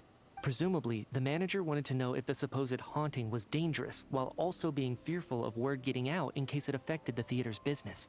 Anyway, the bottom line is, the haunting is actually real after all. It's caused by an obstruction in the ley lines. Is there any chance this is the key to finally making some progress with the murder cases? Leyline problems are pretty unexceptional to me by this point. And while it certainly offers an explanation for the ghosts... You okay, my kitty? Oh my gosh, a little bit. A little bit. Oh my gosh. No cats have been harmed. It's hard to imagine what connection it could have to these two murder cases. Some of the language that appears at the very end of the report caught my eye. Angel civilization, ley line renovation? My area of research doesn't touch on any of that, so it's completely outside of my wheelhouse.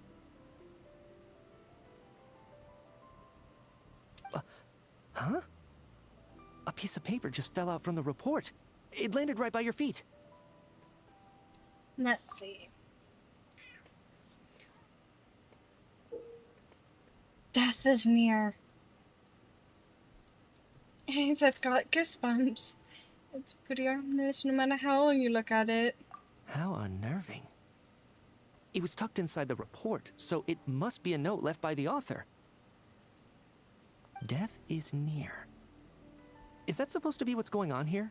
With us, in the theater? But if so, how did the author foresee it? Could he predict the future somehow? Maybe things are more complicated than we thought. No, wait a second. If we take the report and the note at face value, they completely contradict one another. The report definitively concludes that the hauntings in the theater are harmless and cannot affect the real world. But the note seems to be warning of potential danger.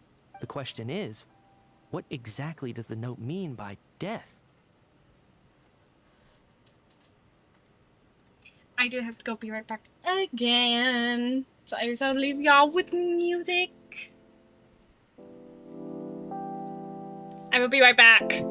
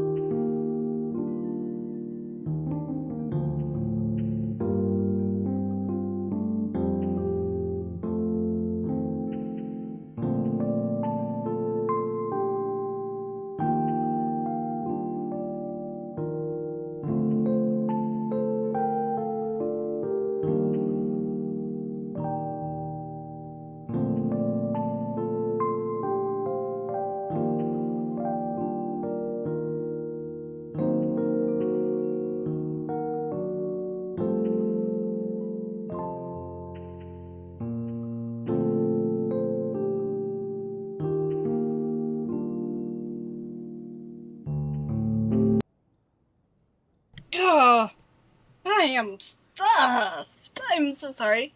I had to go get dinner and eat real fast. Oh, that should be one of our last major breaks, I think. You would think. Oh.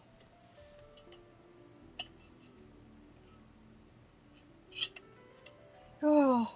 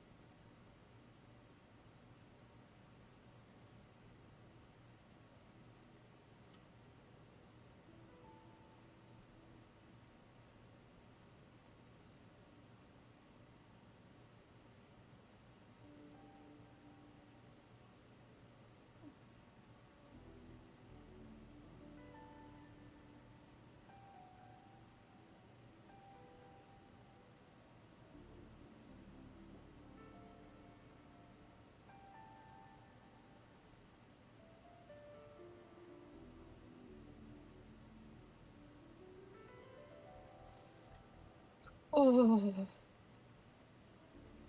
Oh. Is it simply describing our situation, or is it referring to the victims? Or could it refer to the perpetrator? The various ways we could interpret this keyword lead in completely different directions. Let's pause our analysis here for now. I think we need more information.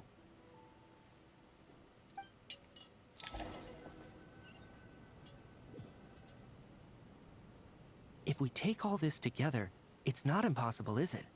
If anything, it's the natural conclusion. Oh, I beg to differ. This sounds to me like a product of a researcher's vivid imagination. And perhaps it's because I'm still viewing this through the lens of a typical murder investigation. But still, I'm struggling to be persuaded by your theory. Does it really sound that far-fetched? Alright, well, let's treat that as speculation for now. I do agree with what you've said, so let's go with your idea for now. Good. Okay, now that we finally have some meaningful leads, I think it's time to reconvene. Let's get the others.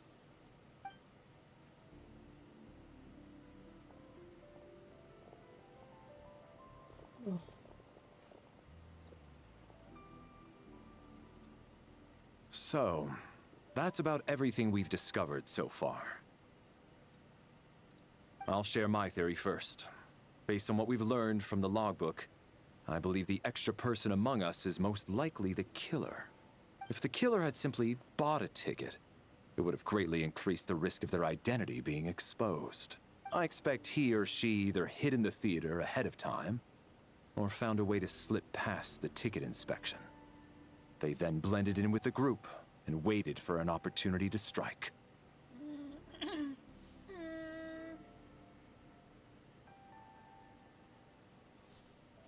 What about the note found in the investigation report? Any thoughts on how that fits in?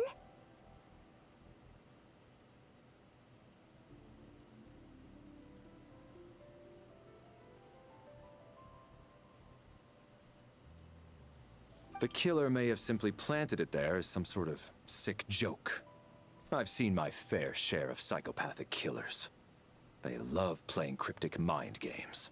So, it has nothing to do with the haunting of the theater after all. This theory makes sense to me. If we have an audience member unaccounted for, chances are they didn't come here to watch the show. Could it really be that simple? So, in other words, all we have to do is find out who got in here without a ticket, and all our problems will be solved? Then let me make one thing clear. All the theater staff should be well aware that I came here for the rehearsal legitimately, yes? There's no way I'm the one who didn't have a ticket. It's true. I hear you used every trick in the book to get a hold of that ticket, too. Everything short of throwing a temper tantrum and rolling around on the floor at the entrance. I most certainly did not degrade myself in such a way. Probably a stupid question, but I might as well ask. Did anyone here get in without having their ticket checked? Hmm? Guess it was naive of me to expect them to just admit to it. Especially after the unprompted Lelic reveal. Once was already a miracle. Twice would be unfathomable.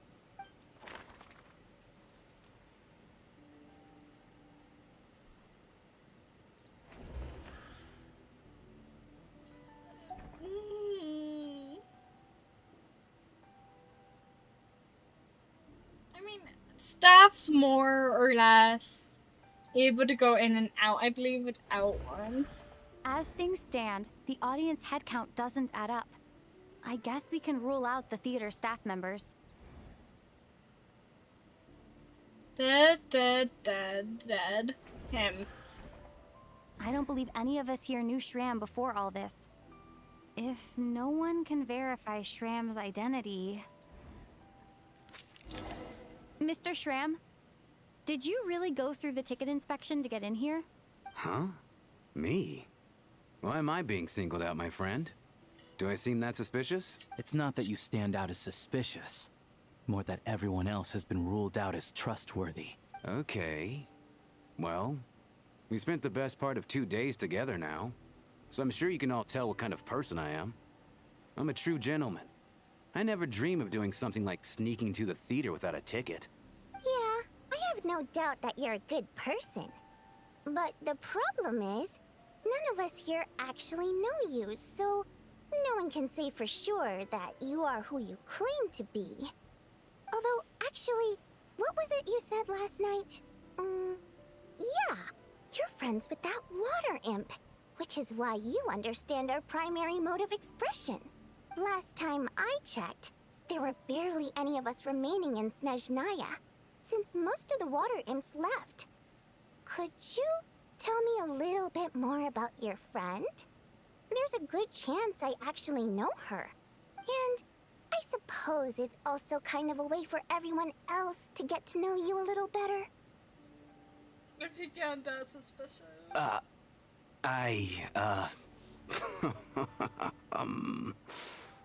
Got one hand in already? Good grief. Are you blushing? Pull yourself together, man. Stop giggling like a teenage boy. It's revolting.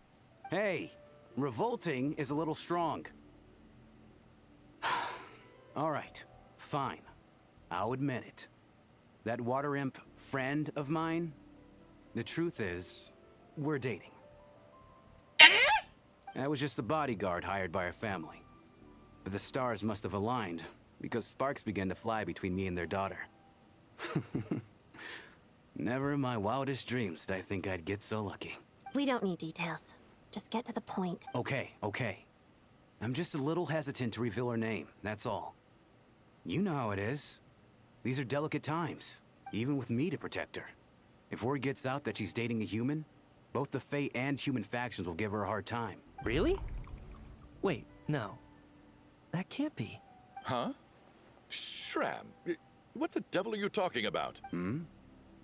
Why is everyone looking at me like that?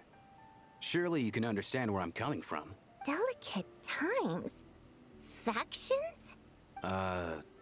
Yes. You know, the Civil War. Last time I checked, the Fae and the humans were still at each other's throats. If I'm not mistaken, the last significant civil war in Snezhnayan history was over 400 years ago, when Her Majesty the Tsaritsa had just taken the throne and was consolidating her reign. What do you mean, 400 years ago? What's going on here? Is Shram from the past? All right, Mr. Mitya, you win this round. As far-fetched as it is, it appears that your theory may be correct. I'm just as amazed as you are. I didn't even believe it myself, to be honest. Is someone going to explain what's going on here? From the look on your face, you figured it out too, haven't you, Traveler?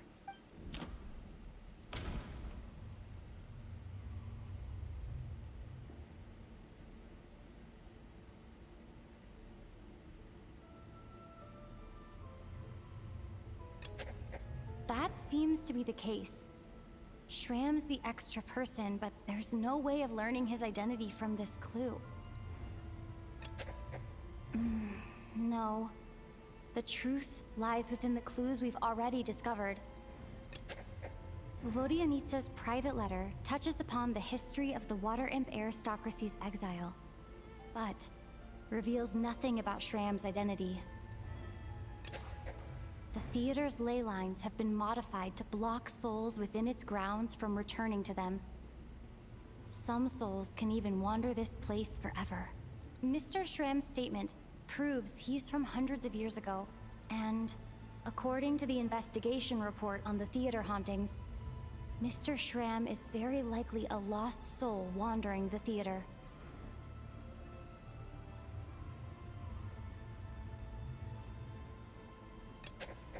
This is Mr. Valeri's hypothesis. If there is no supernatural element to this incident, it's very likely to be true.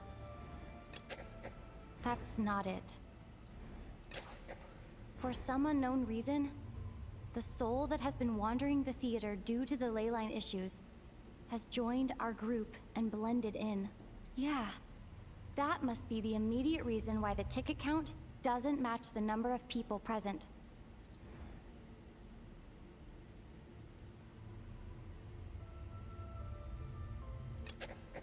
The death of those victims is an irrefutable fact.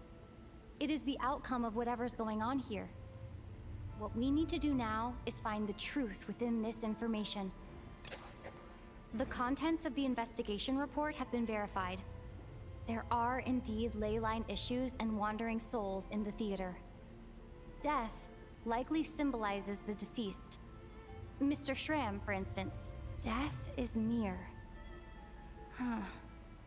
That must mean that there's a dead person in our midst. That's the truth, isn't it? Yeah, the logic is clear now. The investigation report said that there would be souls stuck wandering around the theater because the ley lines were cut off. Mr. Shram must be one such soul who died in the theater a long time ago. In which case, that also makes him our extra person. So when the note said death is near, it must have been referring to death as in the deceased, people who died a long time ago. Someone who died a long time ago. In short, there's a dead person among us. The extra person we've been searching for is a ghost from the past. You mean I'm a ghost? No. Don't make jokes like that, my man. There must be some mistake. But even if I was dead, I know for a fact I didn't kill anyone these past 2 nights. Yeah. Even if all that's true, the report also said the souls inside the theater can't affect reality, right? They're harmless. Then what if the problem isn't the souls at all, but the ley lines themselves? The ley lines have a powerful ability to attract and devour souls. Let's say that the ley lines are like a black hole, constantly seeking to engulf souls. But the souls that don't want to return are trying to avoid being sucked in.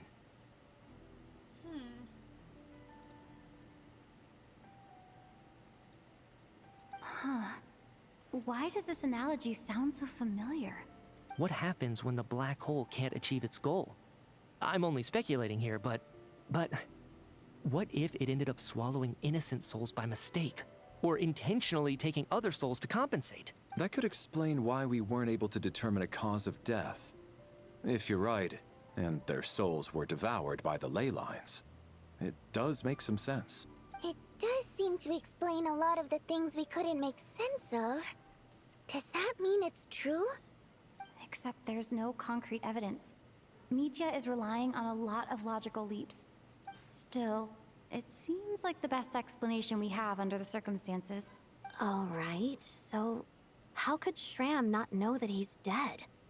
Seems a little unlikely that he hasn't noticed anything unusual even after several days interacting with us. On the contrary, it's perfectly normal for a soul to wander the theater for centuries without questioning their existence or reason for being there. It's simply what's natural for them. You know what, Mr. Brainiac? I think you might actually be right after all. I'm trying to remember and... even though my head feels like it's going to explode, I think... it's all coming back to me. I was the one who didn't want to remember my own death, so I forced myself to forget. Well, I'm sure those are painful memories. My lady and I snuck out to go on a date one day. We bought tickets for the theater.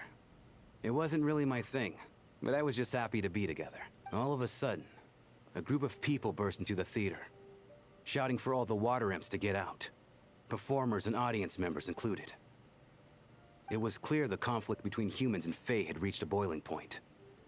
This time, the extremists were even coming after the water imps who had nothing to do with the war. I thought I could pull one over on them. So I took off my jacket, draped it over my lady, and tried to sneak out amid the chaos. But I got caught. They started shouting, calling me a traitor to humanity. But I was going to do whatever it took to buy her a chance to escape. No matter how many people stood in my way. I had to. Both as their bodyguard. And out of love. It's all right, friend. You can stop there if you want. You don't need to dig all that up again. It's just... Even now, I'm still struggling to accept the truth. How could I be dead? I'm sorry, everyone. If I'd known I was a dead man walking, I wouldn't have dragged you down with me. If I'm the cause of all this death, then punish me however you see fit. But, Mr. Shrim... No. I refuse to be a burden. I know what I have to do. You said I've been wandering the theater for centuries, right? I guess it's high time I got a breath of fresh air. Out there, I mean. I'll leave this place, and take all this death with me. Go out on my own terms. Mr. Shram, I'm sure we can figure out a different course of action. My good sir, we both know I'm not supposed to be here. I should have accepted my death long ago. One way or another, this has to end. Unless you're saying this goes against another one of your military principles somehow. No, I'm speaking on a personal level this time. Let it go, man. Oh, wait. One last thing. Miss Water Imp. My lover. Her name was Litia. Litia Ozarova. Do you know what happened to her? Ozarova. Oh, Auntie Ozarova. That's what we all called her. I remember her as a very kind elder. She had a bunch of kids, too. I'm so glad she survived. And she had lots of kids? Good. That's... good. I could hardly expect her to stay single just because of what happened to me, right? As long as she went on to be happy. That's all that matters. Besides, I'm dead. My soul's been wandering around here for so long because I was worried about her. But now, I can go without regret. There's no need to see me off, my friends. I've enjoyed our time together over these past few days. Perhaps, we'll meet again in the next life.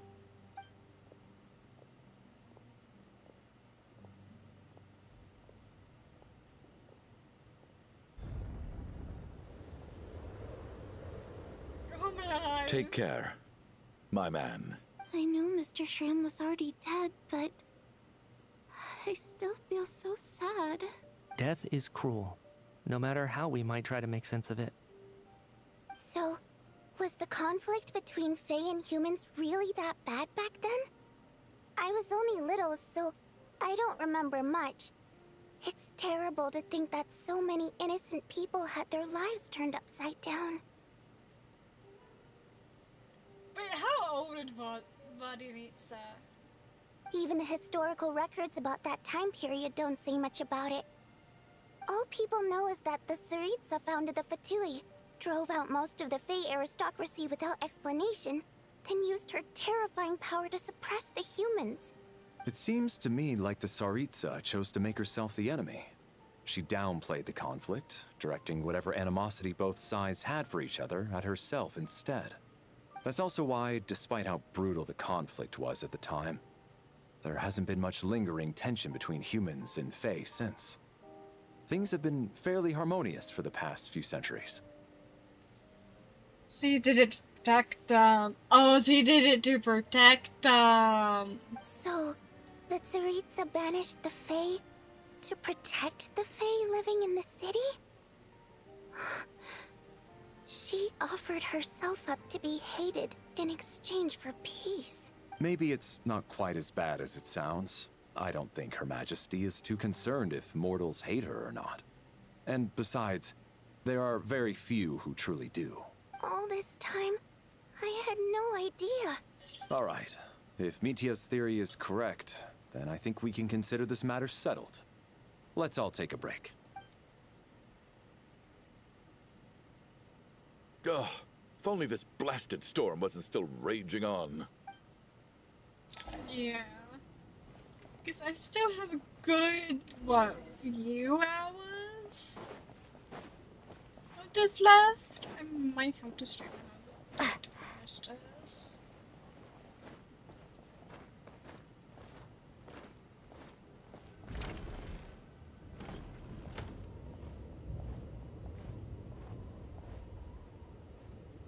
Looks like now we can just rest until the snowstorm stops. I still can't believe Shram turned out to be a ghost who'd been in the theater for hundreds of years. To think he was dead this whole time. What a strange turn of events. Knock, knock. Hmm? Knock, knock. You know the door isn't closed, right? You don't have to knock. Think of it as a signal then. When I'm entering someone else's room and I knock, I'm here as Odette. If I don't knock, it's Lelik. Please come in, Miss Odette. Thanks. So, why did you come to find me? Is there something I can help with? Vodyanitsa said you knew about my secret identity from the start. But when everyone was discussing who Lelik could be, you were worried that revealing what you knew would be unfair to me. So you kept it to yourself, right? That's what you wanted to talk about? Yes. I'm extremely grateful for that. It's nothing. I mean, you didn't hold what happened to the Senora against me, so I should thank you for that as well. Actually, there's something else as well. I found myself in a situation similar to the one you were in when you helped conceal my identity. So I thought I'd come and ask you for advice. What's the situation? It's about Mitia. Before all of this, the last time I saw him, he was dead. What? As I'm sure you know, my goal as Lelik was to stop Project Stuja. Well, when I found out the tech lead for the experiment behind Project Stuja was Mitia, I immediately started planning to track him down and threaten him to back out. I often saw him around the theater, but I soon concluded that making my move there would risk exposing my identity. So I decided to infiltrate the Armory Palace and go directly to his lab. That way, the threat would be much more effective. That must be basically the most classified place in Snezhnaya. We managed to infiltrate it. We do have what it takes to be a harbinger. Well, I suppose there was a bit of luck involved.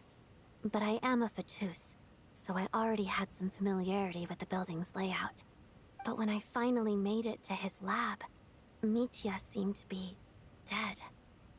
Are you sure he wasn't just dozing off? I checked his breathing and his pulse. He had no vital signs whatsoever. I'm certain of that.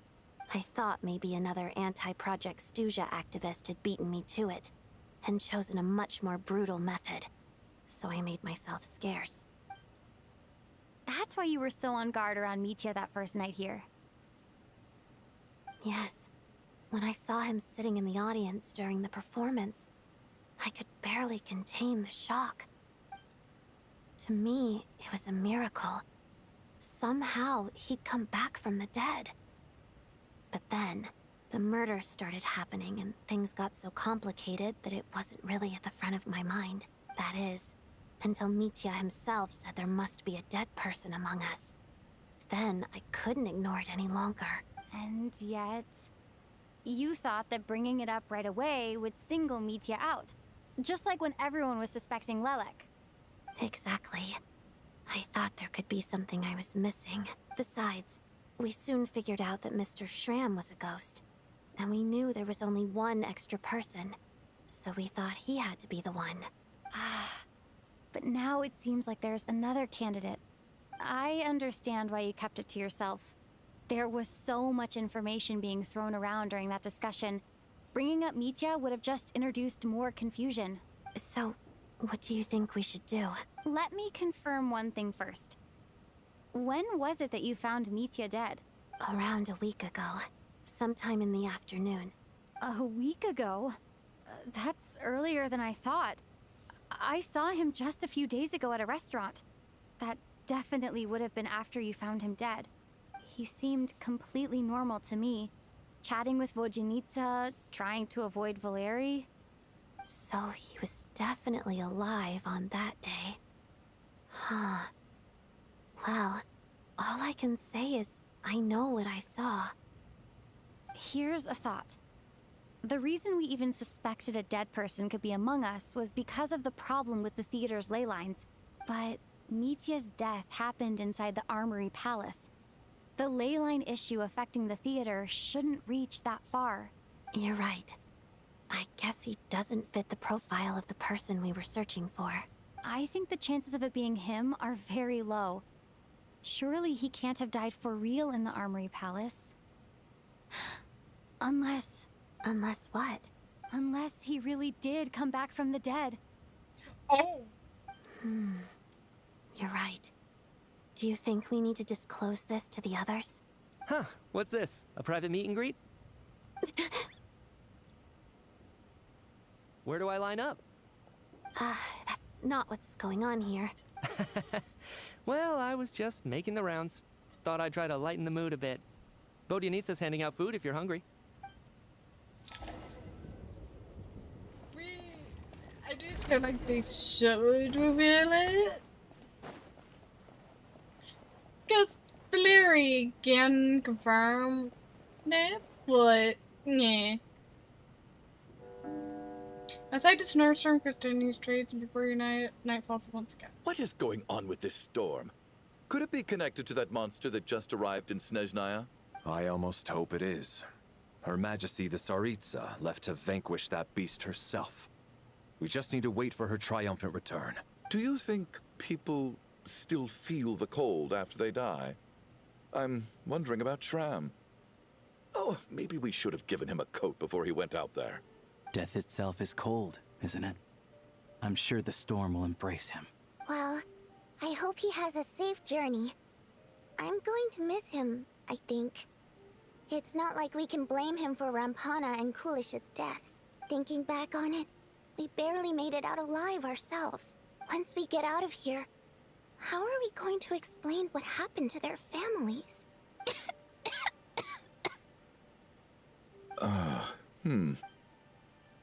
Are you okay? Here, take this. I've never used it. Thanks. Look who's Mr. Nice Guy all of a sudden. Is it because Tonya stood up for you this morning? At least you know how to return a favor. Yeah, without Tonya, who knows how badly he would have been hurt. I told you already, I never intended to resort to violence. Duh. Bunch of rascals. Little girl? I was rather surprised when you spoke up for me this morning. I didn't think I had many admirers here, so,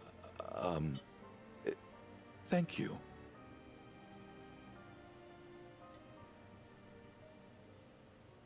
Oh, no need to thank me.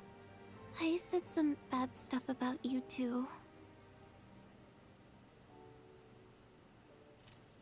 I've been too embarrassed to admit it, but you remind me a lot of my daughter. So kind to everyone, but never lets her old man off the hook. Unless my wife and I are having a fight, then she's always on my side. Especially when she was little. Every time I took her out...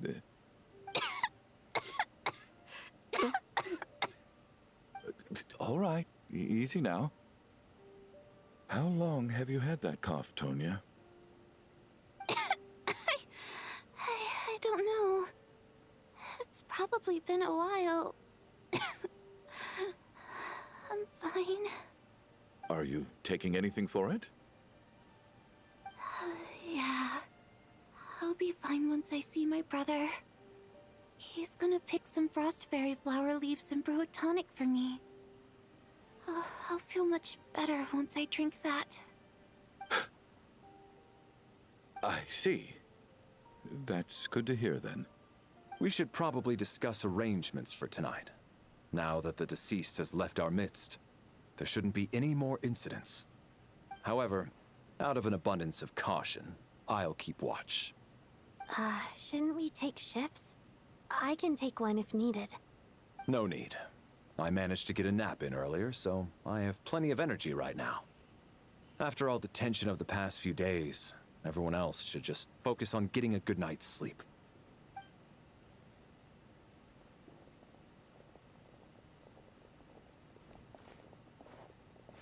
What a long day. This whole situation turned out to be way more complicated than I expected. But Valeri's right. I should just try to calm down and get some rest. The last thing I want is to give myself nightmares. Which one of it? Who did it this time? Who was it? Who? She's awake. She's awake! Get over here, you big lug, and take a look!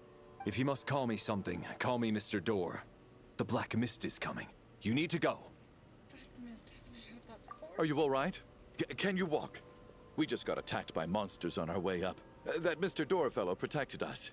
He just seemed to come out of nowhere. Not much of a talker, but when it comes to taking down monsters, that man doesn't hold back. Curses! The Black Mist is catching up to us. We need to keep going. Mr. Door, I don't believe I've ever seen you around here before. Why is that? There's no need to try to get to know me. I'm just Mr. Door. I have to find the door that belongs to me. Mr. Door, monsters! Quick, get rid of them! I can just push these ones off. Oh, well, anyway, we're lucky to have you here. Thanks for saving us earlier. No need to thank me. This is where my duty lies.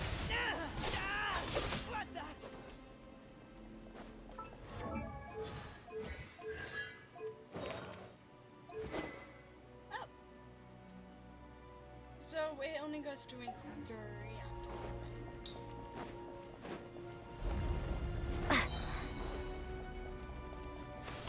So we're doing this the hard way. Taste my fist.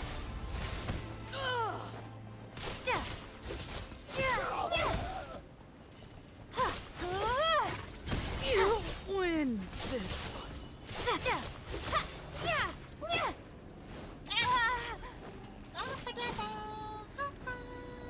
Oh, remarkable work, Mr. Door. If I had your muscles, I'd do the same. flattering.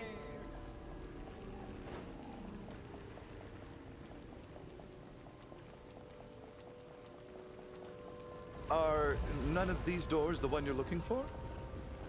No.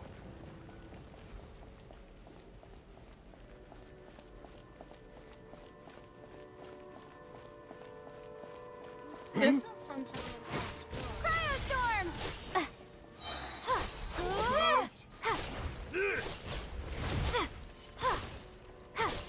Fighting Frost! Impossible!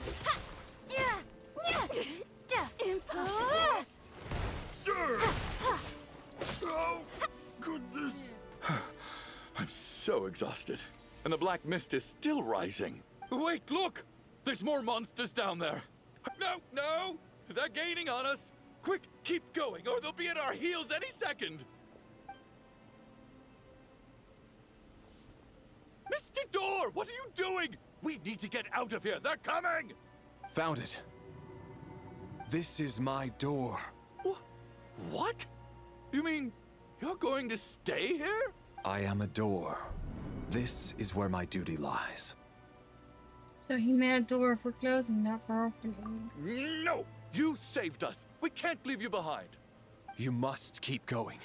A door can only keep things out for so long. You must make haste. But... Oh, you're right. Let's go. We can't let Mr. Door's sacrifice be in vain. The black mist isn't moving anymore. Looks like both the monsters and Mr. Door are gone. I didn't just imagine all that, did I? Surely I wasn't so scared out of my mind that I hallucinated a door as a human being. No, I remember No, I remember Mr. Door too. Oh, okay, good. There's no way we both hallucinated the same thing. Hmm? Getting sleepy? Well, looks like we're safe for now. Go ahead. Let's get some rest. So, no, Valeri! What time is it? Is it morning? I think I had a nightmare. Oh, I guess everyone's still asleep. These past 2 days have been exhausting. Valeri's keeping watch though, so he's probably the only one awake. Valeri?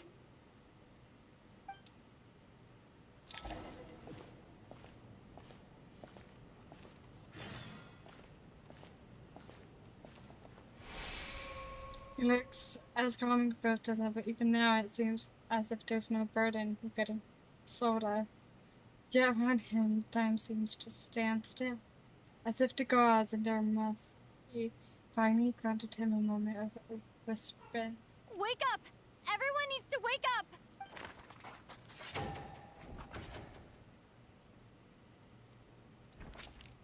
Just like the last 2 nights.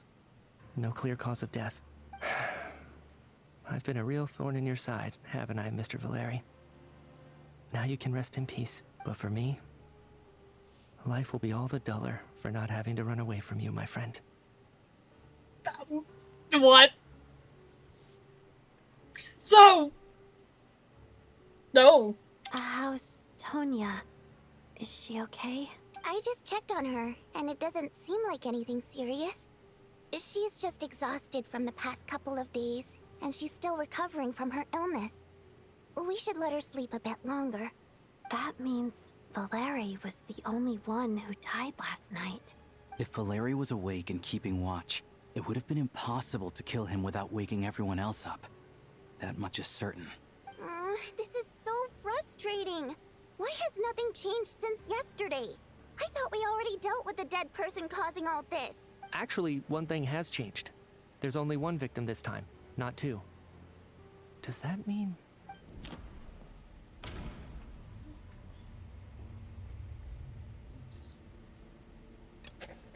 But Mr. Shram was already deceased to start with. That... The number of victims each night correspond to the deceased. After the deceased Shram left, there was 1 less victim last night. That more or less tracks.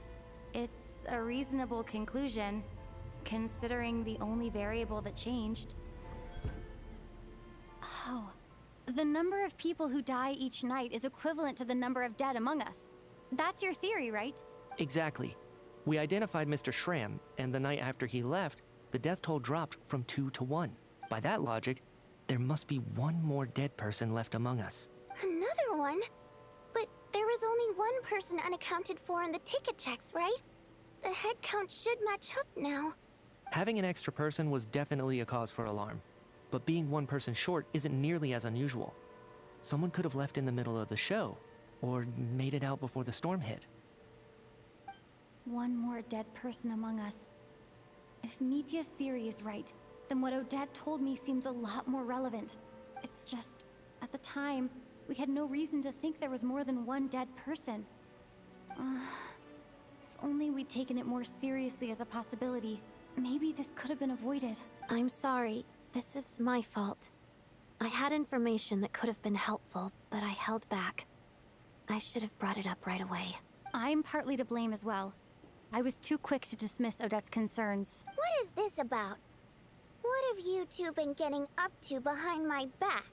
Sounds like there's some big news you've been keeping from the rest of us. Well, we're all ears.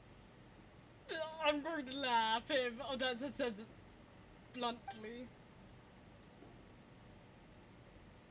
Odette does the others about finding media dead and you're discussing.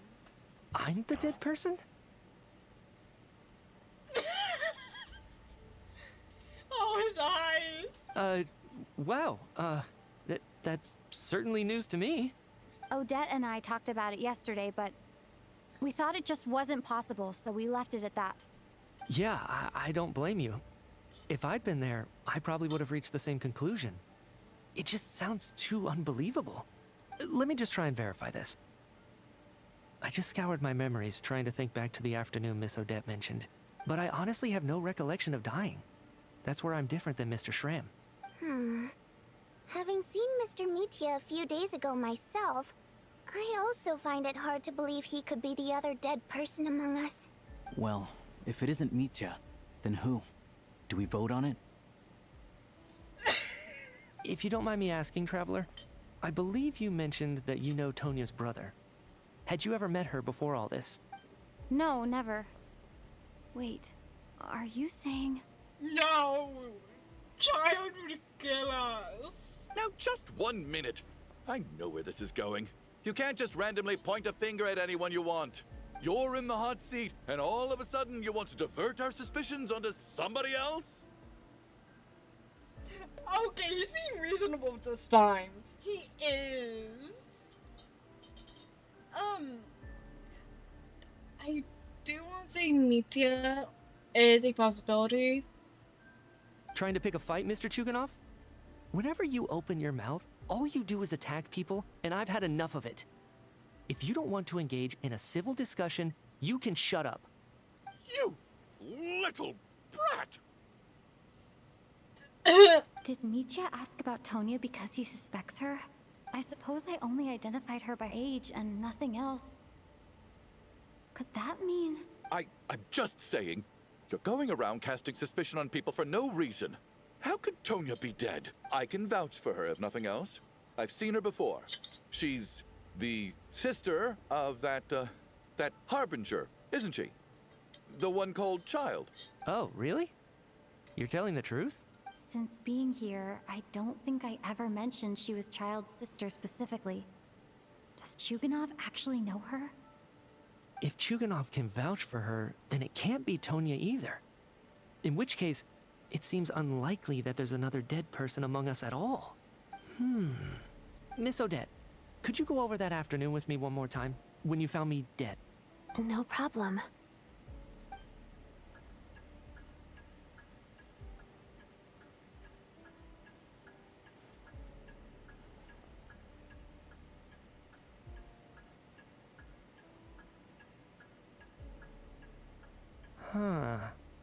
No matter how hard I try, I just can't remember anything about dying. But I do remember something else. Miss Vojanitsa, during our last meal together, I told you how some of the researchers were suffering from temporary memory loss. Do you remember that? Oh, yeah. You said it was hindering the progress of your experiments. You thought they were just under too much stress or something. Right.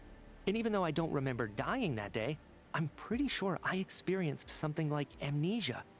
Some of my memories from that afternoon are missing. Are you suggesting you're missing the memory of your... Of course. How am I only just realizing this? Humans aren't necessarily aware of their own death. You mean being silently assassinated, or dying in your sleep? Situations like that? The researcher's amnesia. Suddenly it all makes sense. I must thank you, Odette. I think your perspective just helped me reach a breakthrough on a series of issues that have been troubling me for quite some time. All right. It's decided then. I'll be the one to leave today. Oh, leave? Hey, wait a minute. Aren't you rushing into this? What if you're wrong? You'll pay with your life. Come on, kid. Aren't you gonna fight for your life? This seems like a rash decision. I have other reasons beyond what's been discussed. In fact, thinking back, I remember during Miss Odette's performance, while I was sitting in the audience stalls, a brilliant new idea for my research popped into my mind.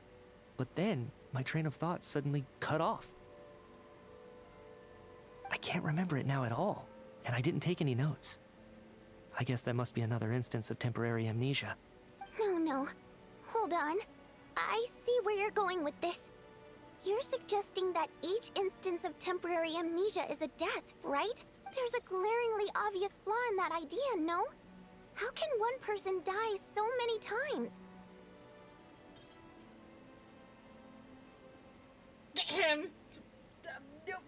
Not in Gaudi, the traveler has died multiple times. If we want to look back at the Sumeria Arkham quest where we fight Scaramouche. Now, I know I didn't record any of that because I wasn't really recording my Genshin adventures at the time. I was also playing on phone. Nahid, every time we got defeated, pretty much, Nahida would reset it. In a sense, from what I remember. The Traveler pretty much died a good 100-something times or something. But then again, that was in a dream state.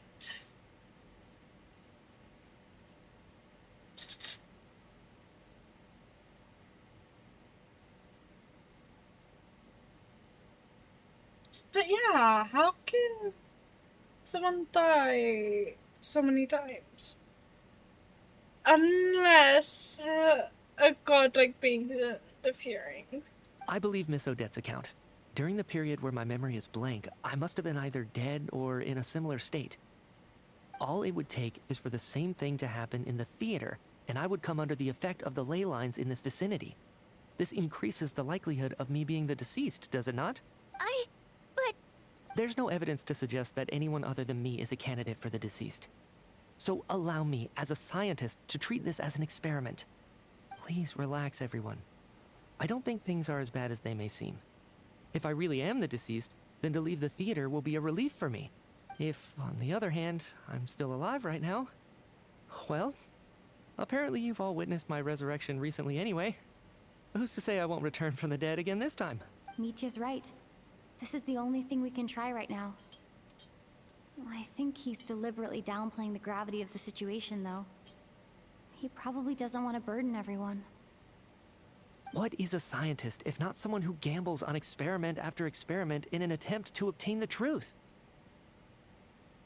With this snowstorm, the ley line phenomenon, ghosts of the dead, and my amnesia, we've been paralyzed by not knowing and powerless to do anything about it. It's a terrible feeling.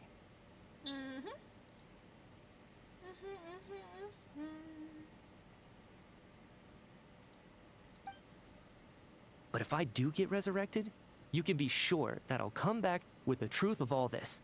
Just you wait.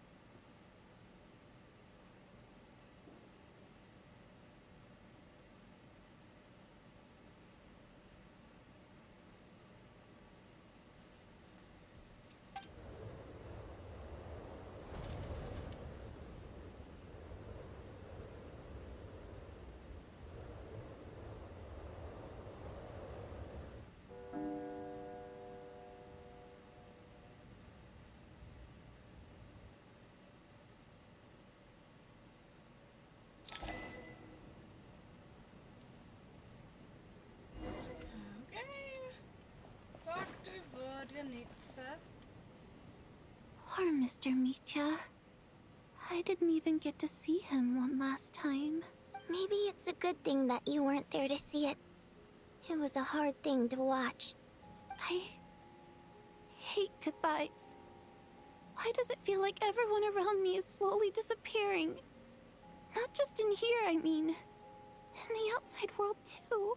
Maybe it's the realization that, at the end of life, everyone has to face it alone. Oh, why does Genshin have to have so many life lessons? Come to think of it, the main reason we're still alive right now is pure luck. Each morning here, for every one of us, there's the chance that we might not wake up. You could take it a step further and say that the same is true outside, too. Who can ever be 100% sure when they drift off to sleep that they'll open their eyes again in the morning? If I make it out of here, I'm going to cherish every moment that I'm awake and live without any regrets. Without regrets?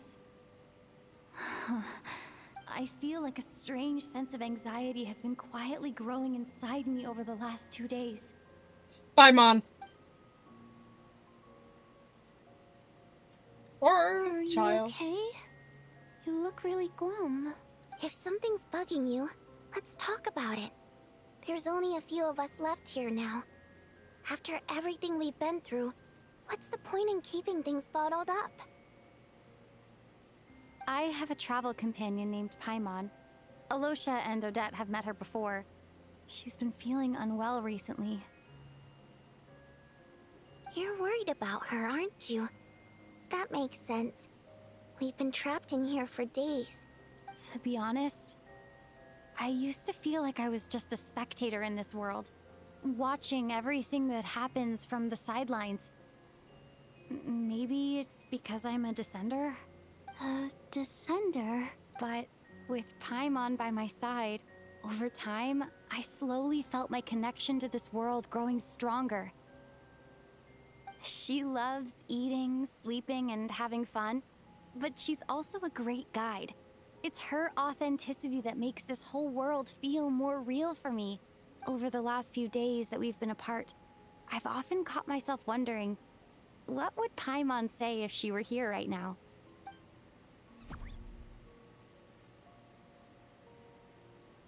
But by the time I snap out of it, the conversation has already moved on, and I'm still in my own little world.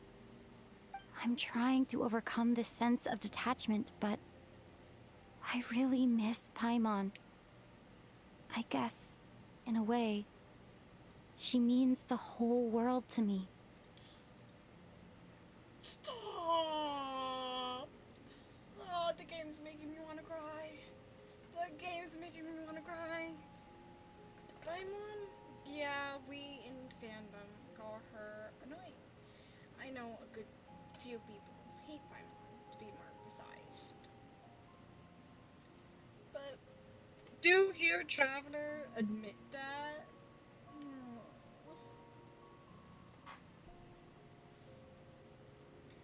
Damn.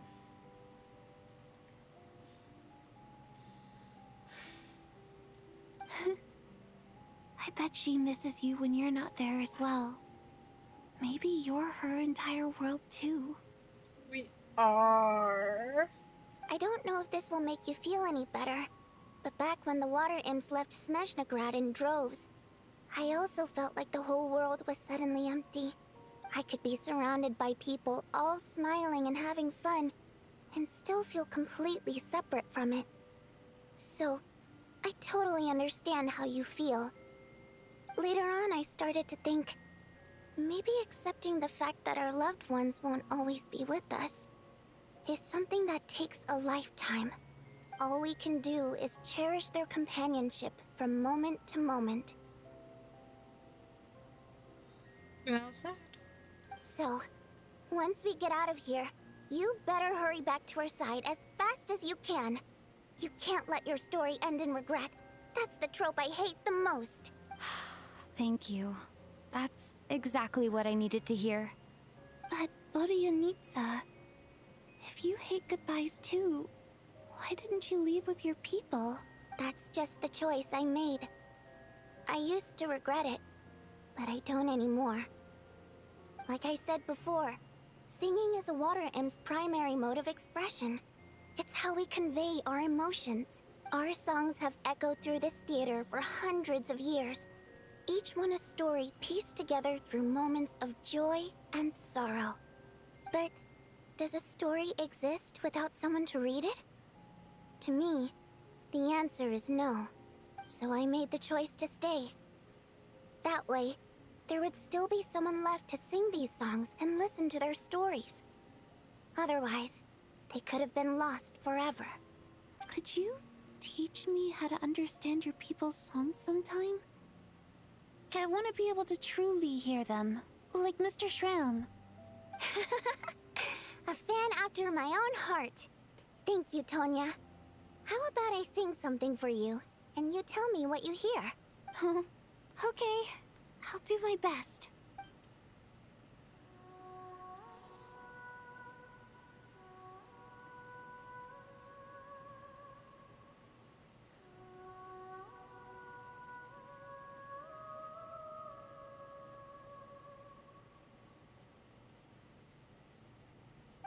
never heard that one before.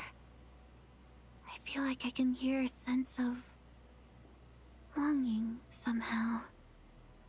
I wonder why that is. Color me impressed, Tonya. You're a keen listener. Most people can only tell if a song is happy or sad. I didn't think you'd be able to pick up on such specific details. So, what's the song about then? Come on, tell me. I've actually never performed this song in the theater before, because it has more of a ceremonial purpose for our people. It's not meant for the stage. It means something like, "May those we have lost watch over us, and follow this song back home in the night, so that we might be reunited once more." And God to be reunited with our loved ones in our dreams. No wonder I could hear that sense of longing. You sing it for loved ones who have passed away. I hope it reaches them. It's getting late, Tonya, and you're not well. We should all turn in early. I suppose there's no reason to keep watch tonight. Okay. But, before I go to bed, could you sing that song a couple more times for me, Vodyanitsa? Of course. Anything for my #1 fan.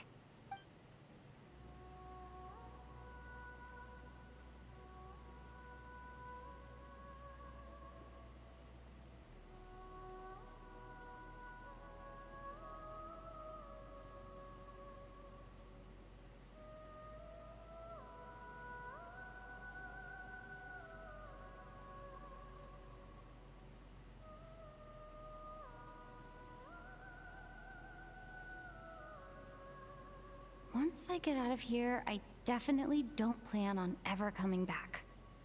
But I guess that means I'll never get to hear Vodyanitsa sing again. That's a sad thought. Before I fall asleep, I should cherish this moment of companionship while it lasts. Who dies next? I'm expecting. Yep! Who dies next? Who dies? Where am I? It's so dark in here, and I feel kind of dizzy. Am That was I alone? Tonya. That was Tonya.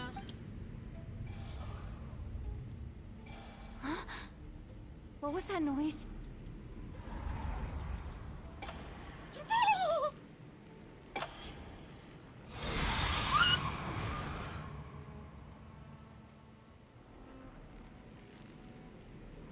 Return, O spirits.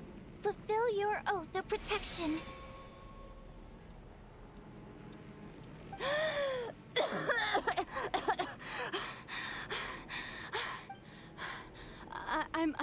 I'm alive? What just happened? No time for questions. Quick, over here. Turn on the switch. We need to bring back the light.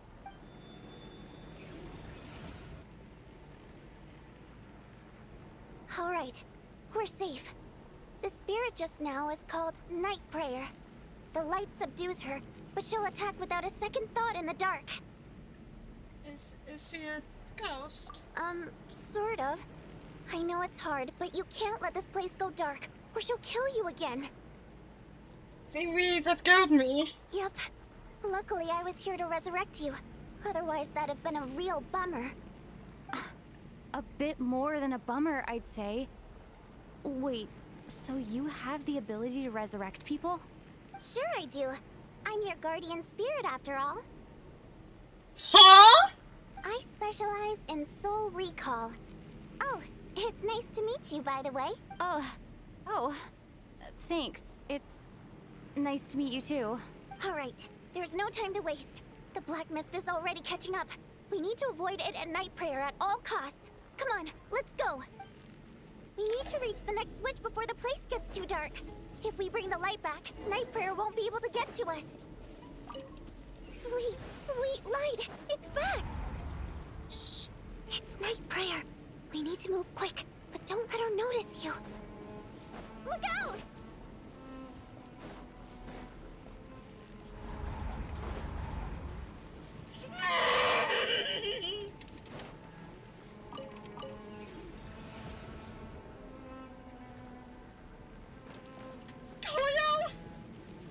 of your games! I mean, hell, I'd play 2 of your games. The next switch is over there. The horror? I expect this from Rua.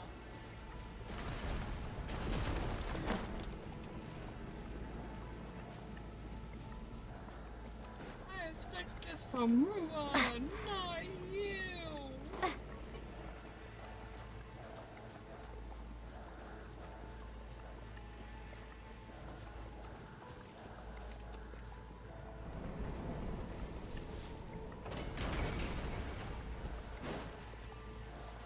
Oh, I hate this.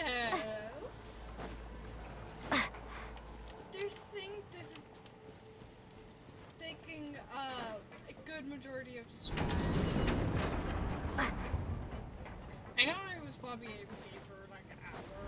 I'm sorry for that. No, Night Prayer is here too. This can't be the only path. Let's head up there and take a look. The switch is just up ahead. Hurry! Stamina! Recharge! It's too dark. We're not gonna make it. Come on, faster!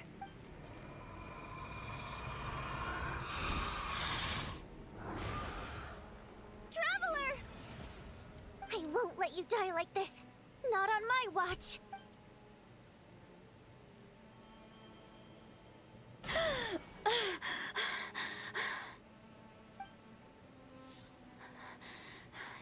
Even though it's not permanent, dying is definitely not a pleasant experience. Great. You're back. Yeah, thanks to you. Time for you to get out of here. Quick, before the light runs out. What about you? You're not coming with me? Shoot. I can't. I've already been used up. Used up? The Guardian Spirit's skills are finite. I can only resurrect someone so many times.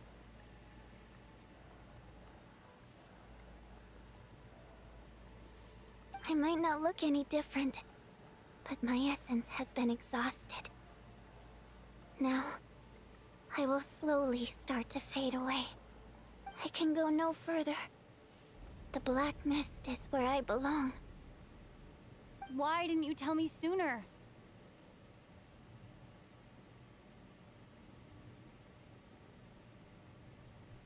Because it wouldn't have changed anything. That knowledge would have just burdened you. And a Guardian Spirit's role is to protect.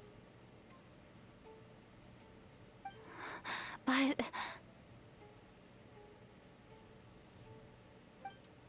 Go. Now, before it's too late.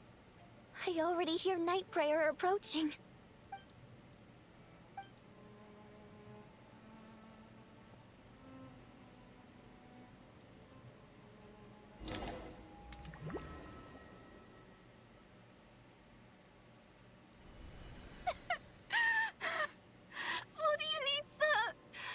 How could this happen?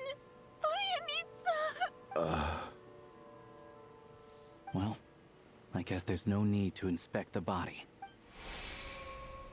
You're beginning from to the tragic death that way each morning. Before long, the limit of countless water ants seems to resound around the theater, full of deep affection and sorrow for Denitsa. Her emotions begin to respond in kind, leaving a heavy feeling in your chest. This wasn't supposed to happen. You lied to us, didn't you, Chuganov? You've been lying from the start. Take a long, hard look at yourself before you go around accusing other people. I suspected you on day one, Lelik, and now look where we are. By some strange coincidence, you've never been targeted. You just happen to have survived this long? No, you should be the prime suspect. And you, little hunter, ever so content with staying on the sidelines. Yet, you were the one who stopped us from leaving from the start! Why are you trying to keep us here? Now you're just lashing out indiscriminately. That's either a sign of anxiety or a guilty conscience. Where was all this passion and bravado before? Decided to fight until the bitter end. Is that it? Is that a threat? Fine, bring it on. You think I'm afraid to die after all this? You want to kill me? Go ahead. I'd like to see you try. After all the trauma of the past few days, everyone's been pushed to the breaking point. Valeri and Mitya aren't here anymore. Someone else needs to step up and take charge. But first, I need to think this through. Considering everyone left, who's the most likely candidate for the deceased?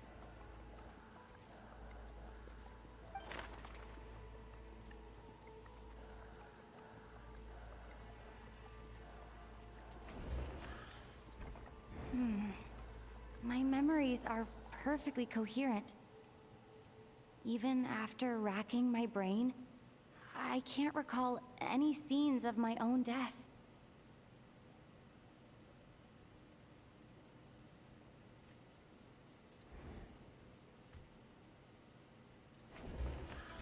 I clearly remember Mr. Chuganov from the first time I visited the theater.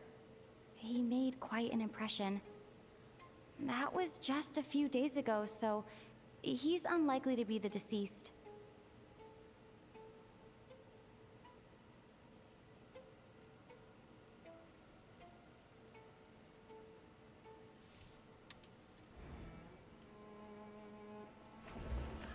He's arguably the first friend we made after arriving in Snezhnaya. While he works at the theater, we've also met him outside of it, so he can't be the deceased. It's wanting me to pick Donya, isn't it? Of those who remain, the only person we've never met before is Tonya. There is room to doubt her true identity. People are easily misled by first impressions. Now that I think about it, child sister was in fact a label I imposed on her due to my own assumptions. But Mr. Chuganov vouched for Tonya's identity yesterday, with basically no other possibilities left. Could it be...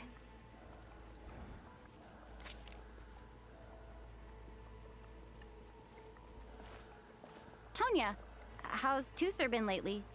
Tusser? Your brother Ajax must have mentioned me in his letters home, right? Did he say anything about a blonde traveler? No. And my brother's name is Razik, not Ajax. Chuganov, looks like it's your turn to do some explaining. Yesterday you said you could vouch for Tonya. Why did you give us a false testimony? I knew you were behind this, Chuganov. You've been lying through your teeth from the start. Everything about you is fake. Down to the wife and daughter you're always talking about. Your entire family man persona is a charade, isn't it? That night, when I infiltrated your place as Lelik, I noticed you were home alone. Didn't think much of it at the time. Just thought everyone else was out. But thinking back on it now, that doesn't seem very likely. My guess is, you live alone, don't you? Even that was a lie? But why would he lie about having a family? Curses! Oh, why is there no end to this blasted snowstorm? If it would just stop! I think I remember now. I know how I ended up here. It feels like a distant memory. But at the same time, it's just like it was yesterday. The reason I'm always coughing is because I got sick with frostbite. The locals usually call it the snow cough. It's not a very common illness. It's partly genetic and partly caused by the cold climate, but it can be fatal. They sent me to the hospital as soon as they found out I had it. And I spent so long lying there in that hospital bed. After a while, I felt myself growing weaker and weaker. Nothing seemed to be working anymore. Neither the treatment that the doctors were giving me, nor the medicine my brother was brewing from frost fairy flower leaves. So one day, I told my brother that I wanted him to take me outside for once, so things could be like they used to, just for one day. I wanted to meet loads of friends, experience new things.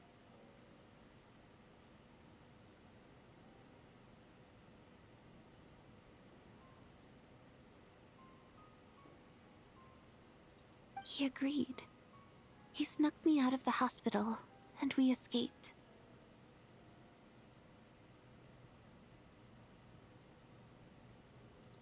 We got to the theater, bought tickets, and went inside. Oh, it was all so exciting. I remember the show very clearly. It was amazing. But I found myself getting sleepier and sleepier. Oh, Tonya. When I woke up, I couldn't find my brother anywhere. So I guessed he'd already left, but there's no way he'd leave me behind. So I decided to stay here and wait for him. At the time, I figured he'd probably gone to brew some more medicine for me. I was planning to chew him out for abandoning me when he got back. Tonya, it sounds like by then you'd already... Yeah, I know. I understand now. Dead, aren't I? This cough and the feeling weak, it's probably just my body's memory. After all of that, it turns out I can't blame my brother after all. I was the one who abandoned him. I'm sorry, everyone. I realized this much too late. It seems like death skewed my perception. And now I've dragged you all into this mess. Your name probably isn't even Tonya, is it? Didn't that ever strike you as odd over the last few days? Well, when I was little, my brother and I read a storybook, and Tonya is the name of one of the characters. When we escaped from the hospital, our family and the hospital security were looking everywhere for us. So when you first approached me and said my brother had sent you, and called me Tonya, I thought he must have chosen a fake name that only the two of us would know. Because he was afraid of getting caught. Now, it seems like that was just wishful thinking. At least your memory of death isn't painful. That is a small comfort. Now it's your turn, Shuganov. Talk to us. I believe no lie is ever told without a reason. You're right. I was lying. I happen to know that the Harbinger child and his sister Tonya managed to get tickets, so I lied to you and pretended I knew them. And yes, I was lying about my family too. The truth of the matter is, I lost them a long time ago. My daughter's name was Iskra. And before you ask, yes, Iskra, as in Iskra Manufacturing Plant. Hold on. The truth of the matter is, I lost them a long time ago. I just refused to accept reality. And now I've spent the second half of my life living a lie. I'm a joke. She also died from the snow cough. She was just 6 years old. If she were still alive today, she'd be around the same age as little Tonya here, after Iskra passed. My wife couldn't bear to face those memories either. So she chose to start a new life, without me. One day when I came home from work and saw the empty room, I felt like I couldn't breathe. Subconsciously, I started to imagine that they were still there.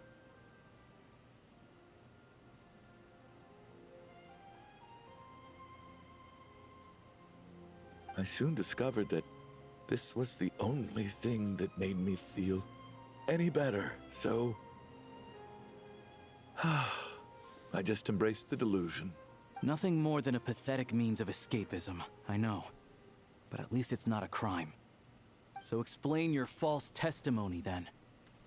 The night before last, when I was chatting with Tonya, she mentioned that her brother would brew medicine for her from frost fairy flower leaves. Combined with her various symptoms, I suddenly understood everything, including the fact that she was deceased. The snow cough used to be an incurable illness. I would pick frost fairy flower leaves to brew medicine for Iskra too. It took hours and hours on the stove. But the year after my daughter passed away, the jester of the Fatui announced that a cure for frost blight, also known as the snow cough, had finally been developed. It turned out that all previous treatments were completely ineffective. No better than random concoctions. That was the final straw for me. I just couldn't take it anymore. Just one more year. One more year, and everything would have been okay. So, more than anyone, I know full well that in this day and age, no one in their right mind would still be using frost flower leaves to brew medicine for the snow cough. Poor Miss Tonya, therefore, had to have been from an era when snow cough was still a terminal illness. So, you projected your daughter onto her? Even though you knew she was one of the dead? Even though you knew that protecting her could get you killed? That doesn't make any sense. You knew she was already dead. What did you hope to achieve by protecting her? I just don't believe in your crackpot theories. Nor do I approve of your actions. How can you just declare a living person dead and throw them out into that snowstorm? Nitia's gone. My good buddy Shram's gone. And now it's Tonya's turn, isn't it? The others I can make my peace with. But little Miss Tonya, here she is, standing right in front of us, alive and breathing, and fighting her own battles. Yet you're quite happy to say she's dead? I just want her to live. Once this snowstorm is over, the very moment it stops, I'm going to march out that door and find someone who can fetch the very best medicine for her snow cough. I'll be damned if I'm gonna let you cast her out into the snowstorm before I have the chance to cure her. I'm going to say this now. He's acting like a very protective father. Oh, my heart. He's acting like a very protective father towards her, despite knowing she's dead. Not again. Not this time. Not when the cure is right within our grasp. I'd never be able to forgive myself.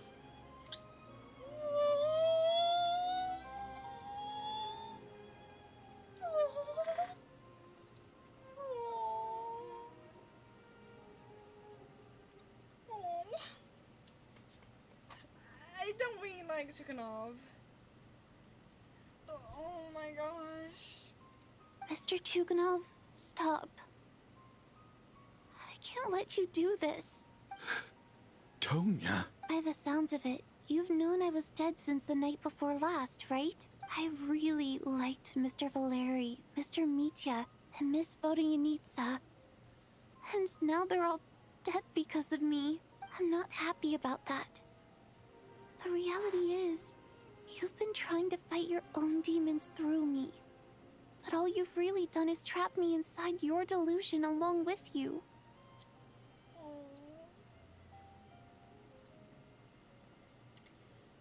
He has a point. No. Listen to me. I want to save you. I do.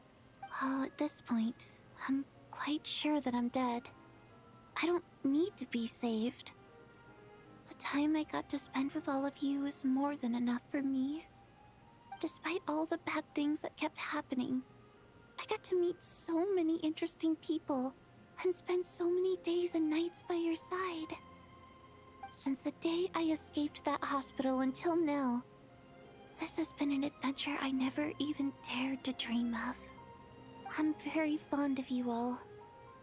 If it were only possible, I'd trade my soul to bring back the ones who died. If it meant things didn't have to end like this. And that's why I'm not fond of you at all, Mr. Chuganov. I'm sorry. It's them that you owe an apology to, sir. Not me. Well then, I suppose this is it. It's time for my adventure to end. I've caused enough trouble. You're leaving already? It's still early. Don't you want to stay a little longer? No thank you.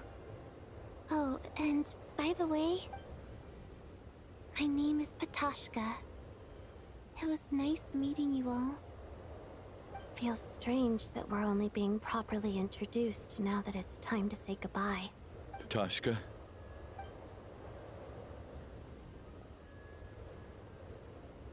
What are you doing, Chuganov? Are you crazy? Let me leave. I can't keep lying to myself anymore. In your dreams. Don't think you're getting off that easy when you had a hand in the deaths of so many people. The Fatui have honed quite an array of enhanced interrogation techniques since they were founded. Once we're out of here, Lelik will personally give you a taste of every last one. Oh, she's mad.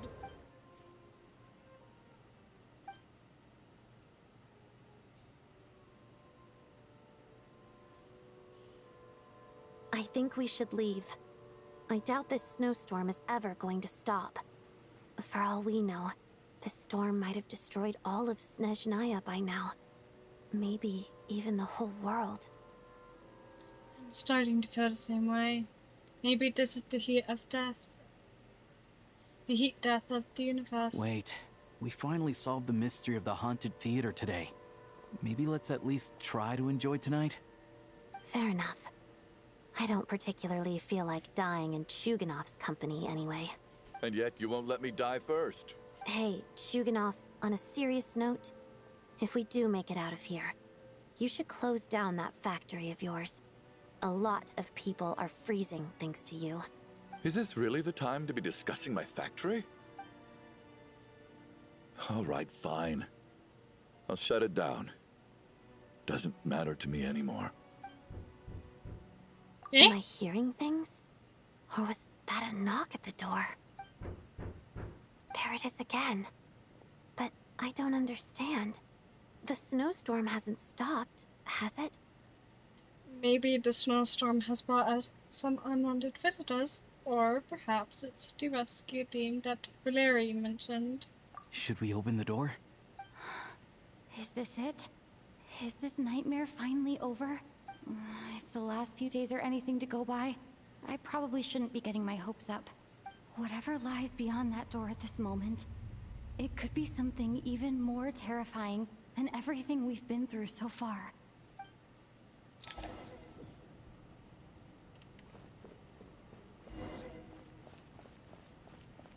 Why am I down here not up at the door?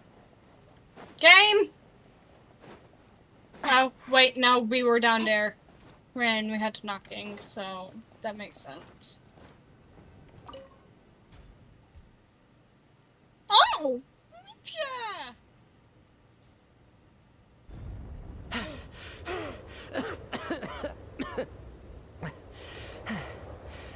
Hey everyone, I'm back.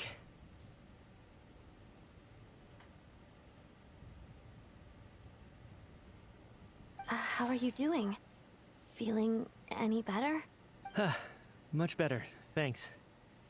Whew, it is so good to have you guys here. I was a little worried that the theater would be empty by the time I got back. Let me see. Tonya and Vodyanitsa are missing, which means Vodyanitsa died last night. And then you discovered that Tonya was the other dead person. Am I right? Not Tonya. Pitashka. First, tell us how you made it back here. Given the conditions outside, no one should be able to return alive. You're right. The thing that got me back safely was a song. I heard someone singing. After walking into the snowstorm, my mind grew hazy. I don't know how long I walked through the storm before my mind completely slipped away. Then, suddenly, I heard the sound of singing. The voice instantly brought me back to my senses, and I regained consciousness. So I followed the voice, searching for the source of the singing. I searched and searched, Until finally, just a few moments ago, there was the entrance to the theater right in front of me.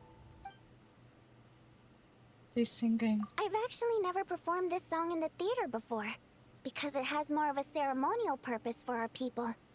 It's not meant for the stage. It means something like, "May those we have lost watch over us, and follow this song back home in the night, so that we might be reunited once more." That must have been Vodyanitsa's Requiem. Who knew it actually worked? That song is meant to guide the souls of the dead. Mitya, that must mean that you... Huh. No kidding. Huh, seemed like I guessed right then. This is what I've been so desperate to tell you about. When I first stepped out of the theater, I was still quite lucid. My memory of it is still pretty intact. I remember the outside world being completely different than what I'd expected. It was like this was a world where only the snowstorm existed. There wasn't a trace of any humans or buildings ever having been there. I don't know how else to describe it, except to say that it just didn't seem like the real world. And as for the Requiem, if I was guided here by Vodyanitsa's song, it can only mean that I must already be dead. And this is my soul, not my body. But I didn't experience a clear moment of death while I was out there. Nor do I feel any different now than before I walked into the snowstorm. You don't seem any different to me either. In fact, this is something I've been wondering about for a while now. If souls aren't physical, shouldn't they lack tangible form?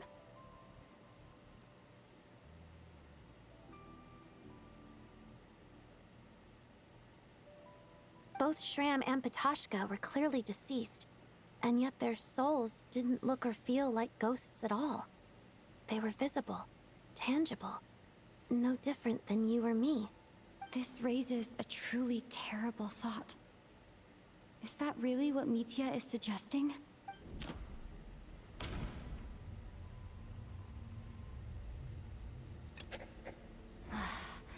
Dreams can't explain everything, and this isn't the Sub-Zeru's festival. Mitya's soul was summoned back by the Requiem, confirming that he is indeed already dead. And yet, he looks no different from us. Of course, if even the long-deceased like Mr. Shram can blend in with us undetected, then maybe we've all been dead from the very start. And all of us are now souls wandering the theater.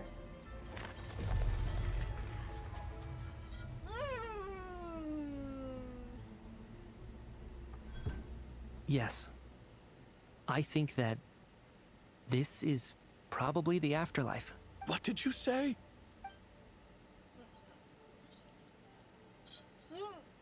You heard me. We died in the theater. All of us did. But due to an obstruction in the theater's ley lines, our souls are trapped here, while an endless, infinite snowstorm rages outside. It's ironic, really. All that time, we were working so hard to figure out who the deceased among us were, when the truth was, we were all deceased. The only difference being some of us died more recently than others. Do you remember that note, "Death is near"? Seems like we misunderstood what it meant after all. Death was nearer than we wanted to think all along. The note simply meant that all of us were already dead. Wait, what was that on his hand? So all our attempts to survive, our search for the deceased, it was all for nothing? Hard to say.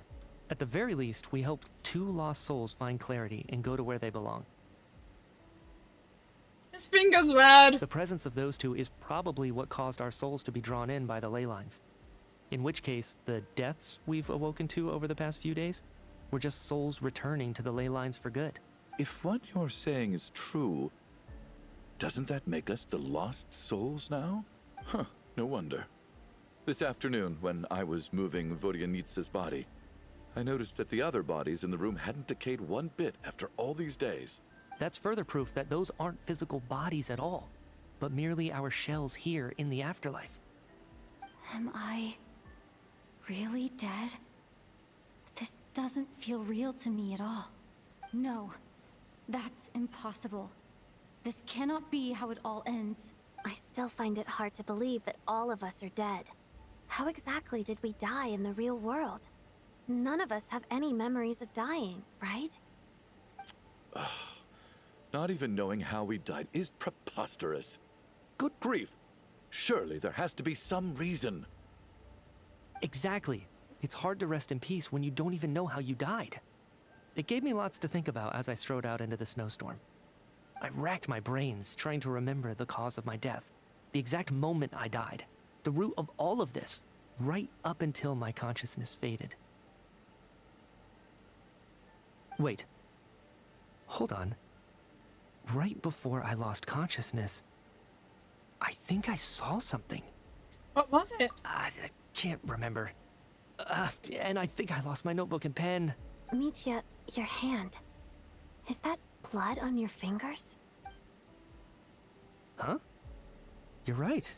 There's blood on the fingertips of my right hand. Looks like it's already dried. When did that happen?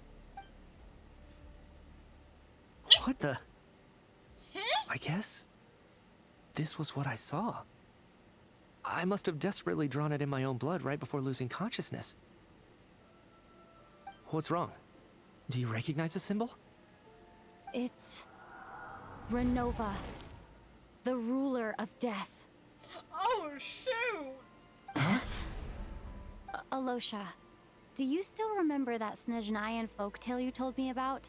It was about the Grim Reaper. When someone's about to die, he appears as an incarnation of someone familiar to guide their soul into the afterlife.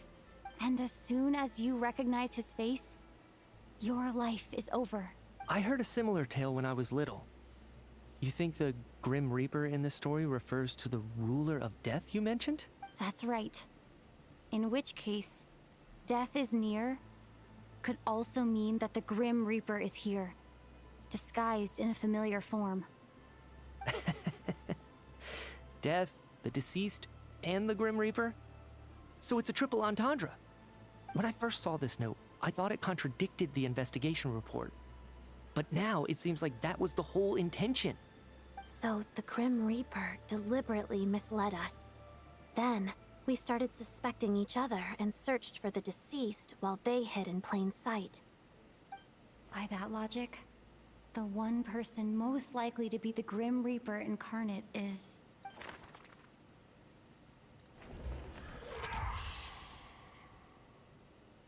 No doubt about it. It's Alosha.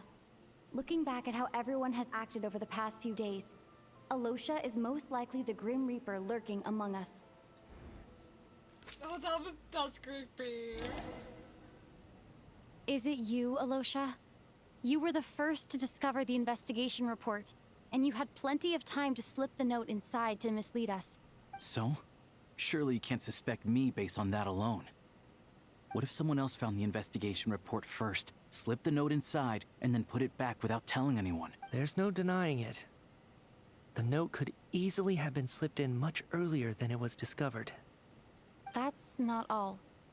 I've also noticed that, although on the surface, Valeri, Mitya, and sometimes I were the ones taking charge of the situation, looking back now, even though you didn't say much, you were always subtly guiding everyone from the sidelines. What do you mean? You were the one who emphasized how dangerous it was outside and insisted we all stay here. It was also you who suggested that we all sleep in the same place. And earlier today, you tried to convince Patashka to stay. I don't understand why, but it was out of character. So, you didn't understand my intentions, and now you're assuming the worst. Seems pretty unreasonable if you ask me. He still won't admit it? Fine. Let's see how he responds to the most damning evidence of all. The biggest question I have right now is, if the Grim Reaper is impersonating Alosha, then where's the real Alosha? When did they switch?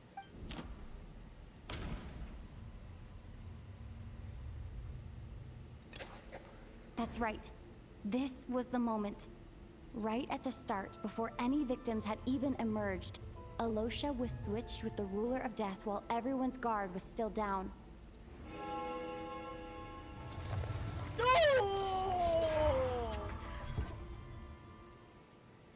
When all this began, right after the performance ended and the snowstorm began to pick up, no one suspected anything unusual. We just assumed we were snowed in. It wasn't until we discovered the bodies the morning after that we realized something out of the ordinary was going on. But it's clear now that the oddities actually started earlier than that, when Dimov walked into the snowstorm and never came back. Right. So Mr. Dimov was the first victim, not Sobolova and Torgov. And if we pinpoint that moment as the beginning of this incident, then one thing becomes clear. Alosha, you are the only person who walked into the snowstorm and came back without the help of Vojanitsa's Requiem. More precisely, Alosha never came back at all. The one who came back was the Grim Reaper. Oh, the face shadow. Not bad. Well, since you've backed me into a corner, I suppose there's no point in keeping up the act anymore. Alosha? You're the Grim Reaper? I am no such tired cliché. Mortals should address me as the ruler of death. Before being wiped out for good, you identified the two deceased, and even sensed my presence. A commendable achievement. Far beyond what I expected. Hello! Welcome in! It's taking me way longer to get to this part because of the unexpected telephone break. Very big moment. I heard you can ferry souls. Those deaths each night. Were they your doing? Your initial conclusion was correct. Due to the existence of the two deceased, the ley lines yearned to reclaim those long-lost souls. Every night, they devoured an equal number of souls to fill the void. This required no intervention from me. Though, of course, ferrying souls is indeed my authority. Here, take a look.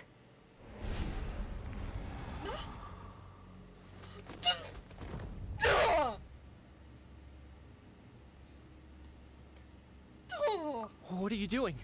That takes care of today's two. Don't get so worked up. You are already dead, and your souls must return to the ley lines. I know we're already dead. You murdered us, didn't you? Murdered? No. Murder is when mortals usurp my authority. Death is my jurisdiction. If I require someone to die, I need not resort to such laborious methods as murder. You simply met the criteria to trigger my curse of death. I know about the curse of immortality. So there's another death-related curse too? You cursed us? When? And why would you do such a thing? So often, humans pray to me, begging to know when their death will come, and what form it will take. But few people ask why. If you must have an answer, know that death comes simply because one's time has come. So you're not gonna tell us the truth? Hold your tongue.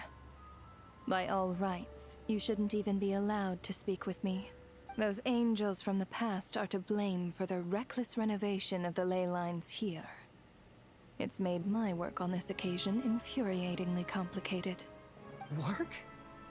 So trapping us here, making us watch our friends die, that's just another day at work for you? You clearly have a lot of questions. Fine.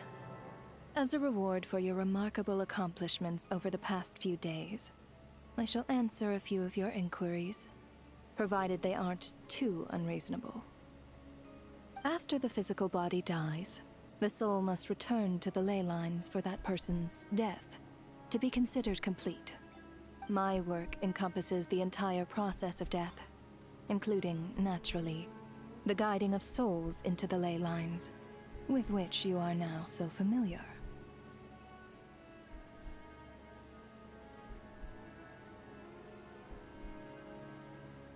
You must also be rather familiar with Natlan's Night Kingdom, I presume? It was I who supported the creation of the Night Kingdom. It provided a convenient means of guiding the souls of Natlan. Here, too, the ley lines connected to the theater underwent some modifications.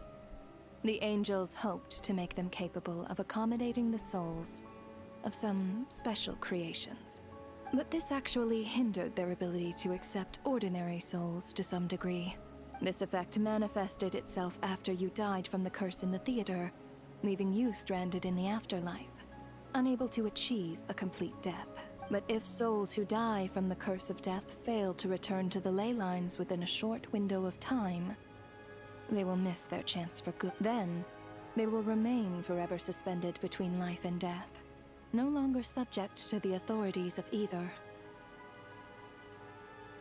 So if you don't resolve this matter soon, and see all our souls return to the ley lines before long, we'll escape your control. Mitya is sharp. This must be what Renova was worried might happen, and the reason she got involved to begin with. But if you have the authority to guide souls, why didn't you just show yourself and get it over with? Why hide among us in the form of Alosha? You seek to understand the mind of a god. Very well. I'll tell you. This is a theater, and I decided I wanted to watch a show about death. That's why I encouraged you to take the events to the stage. I found myself getting quite immersed. I suppose the entertainment you provided makes up for all the trouble you've caused me by being so defiant in the face of death. There. Are you happy with my answer? Can't say I am. Really? But it fits the stereotypes you humans have about gods. Just moments ago, you were complaining about how infuriatingly complicated your work here has been. Work is work, I get it. There are times when it's a huge pain, but you just have to get it done, right? That's a rather unique perspective for a human. You are in fact correct. There is a pain point in this case. Due to the obstruction in the theater's ley lines, there is a hard limit on the number of souls they can receive each day, making it impossible for me to ferry all your souls at once. Revealing my identity too soon would inevitably have led to futile resistance, and there was a risk that any souls who chose to run would disappear. Then there was the issue of the 2 lost souls you called the deceased. The way you resolved that quandary was all part of my design. That's what I don't understand. If all of us were souls of the dead, what made their presence among us special? For centuries, they have refused to return to the ley lines, exploiting the issues created by the angel civilization to resist being drawn in. Centuries of obsession accumulated during this process. You may think of this obsession as the resentment of the dead, and in this quantity, it was a bomb that could have detonated at any moment. It reached the point where I could not afford to leave it unchecked. But the only way to fix it was to help them acknowledge their own deaths, make peace with their regrets, and willingly walk into the snowstorm. Only then, with my guidance, could they finally return to the ley lines. Otherwise, you would not like to know what the consequences would have been. I vaguely remember seeing Patashka, but in the most terrifying form. Was that in a dream? Is that what would have become of her if she hadn't returned to the ley lines? I see your dreams brought you many revelations. So you see, death in fact grants wisdom to mortals. Souls connect to all things in the world and see the chain of cause and effect between them. It's nothing unusual. Anyway, giving psychological counseling to lost souls is not my strong suit. That is more of an angel's role. It was something I could not resolve directly using my authority, so I decided it was easier to leave the bomb defusal to you. Meanwhile, of course, their presence caused the souls of other members of your party to return to the ley lines each night. From where I stand, that was killing 2 birds with 1 stone. As both issues slowly resolved one another without me having to lift a finger, all I had to do was stay close by and keep the situation under control. Then use my authority to wrap things up at the end. And, of course, while I was at it, I thoroughly enjoyed watching this drama, dealing with death from a mortal perspective, play out on the stage. Sounds like you had it all figured out, Grim Reaper. I just did the math. You said there's a hard limit to the number of souls the ley lines here can receive each day. It's 2, isn't it? That much is obvious, even to a fool. It's time to review this whole affair. If the ley lines can only take in 2 people per day, I need to go over the deaths from these past few days again.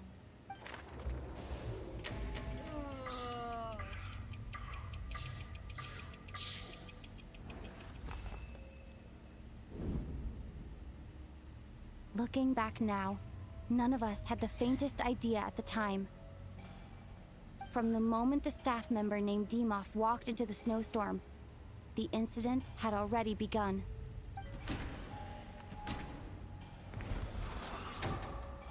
Alosha was the second to walk into the snowstorm after Demoff to investigate. During this process, the ruler of death assumed his identity, making him one of the victims.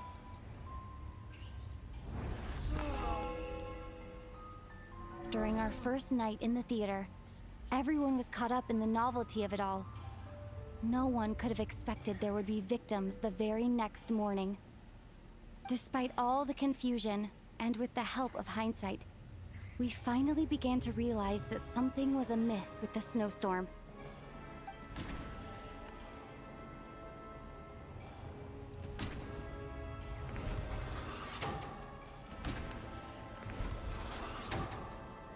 The ley lines devoured Torgov and Sobolova on the first night. At the time, we thought this might be a murder case connected to Lelek.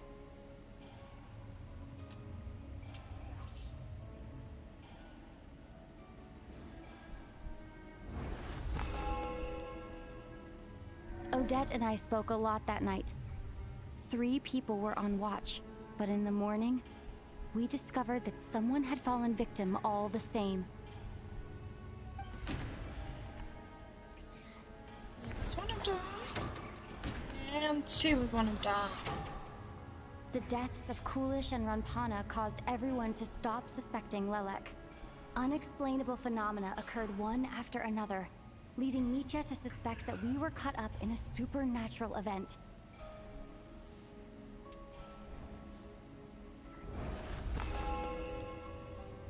Two characters who died up there. We discovered that there seemed to be an extra person among us, and subsequently discovered the existence of the deceased.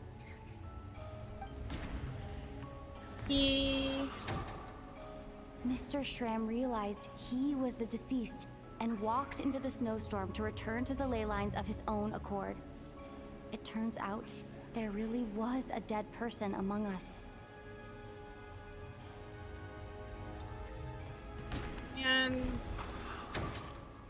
we thought it was all over, but Mr. Valeri's death was a rude awakening for everyone. Once again, the ley lines consumed him during the night. A lot happened today. Mr. Valeri's death led us to discover the connection between the number of deceased and the number of victims during the night.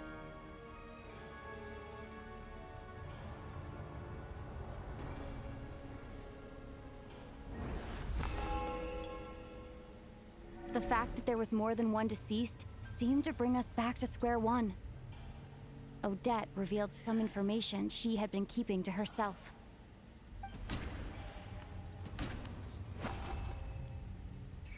Although Mitya did indeed walk into the snowstorm that day, he returned from the ley lines with the help of Vodyanitsa's requiem. The void in the ley lines hasn't been filled. So, let's rule out Mitya for now.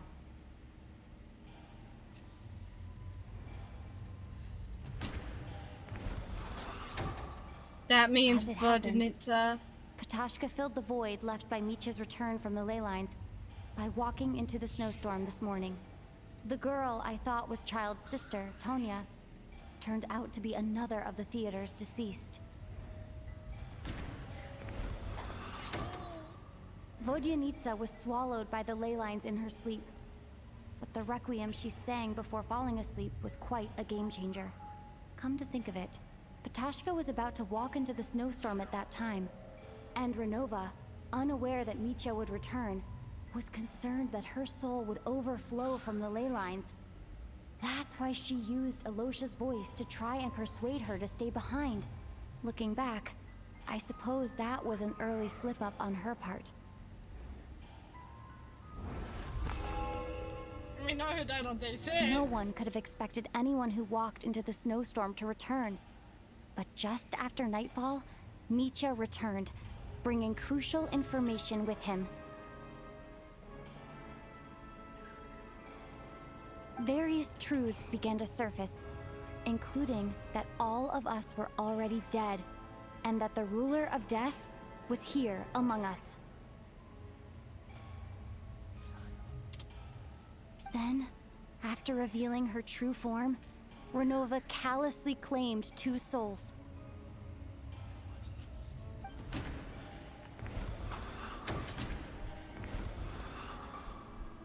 In fact, everyone was already dead by the time we took the photo. And in the days since, we've experienced many more partings in the afterlife. Now, only Mitya and I remain. And the true culprit behind everything still stands before us.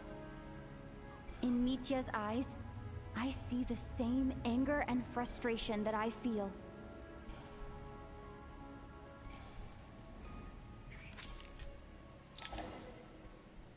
That covers everything. It's all clear now.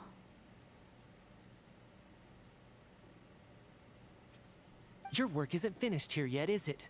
The Traveler and I are still standing here, safe and sound. The Water Imp's song threw things off a little, but it is of no consequence. The ley lines have already anchored your soul, and the first ray of light tomorrow morning will take you back. I, meanwhile, need to review my attitude towards the Water Imp race.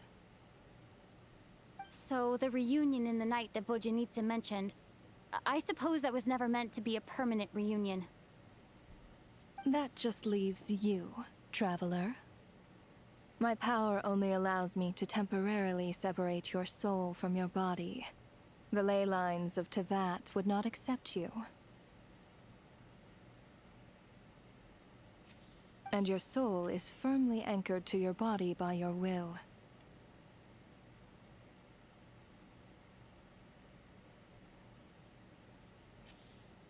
For a descender like you, who is not bound by Tevat's rules, your death can only be brought through the most violent of means, such as directly destroying either your body or soul.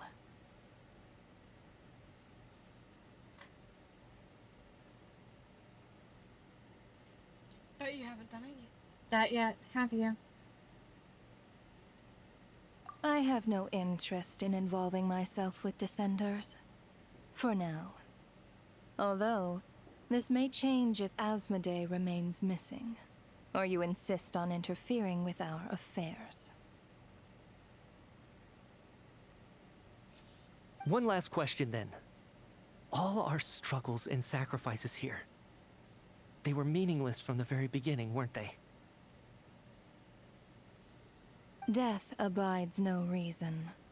Besides, what you call sacrifice is merely a concept created by humanity. To me, it is nothing more than a self-indulgent charade in the face of death. Mere mortals fantasizing that their actions could reclaim something from my grasp. A truly laughable idea.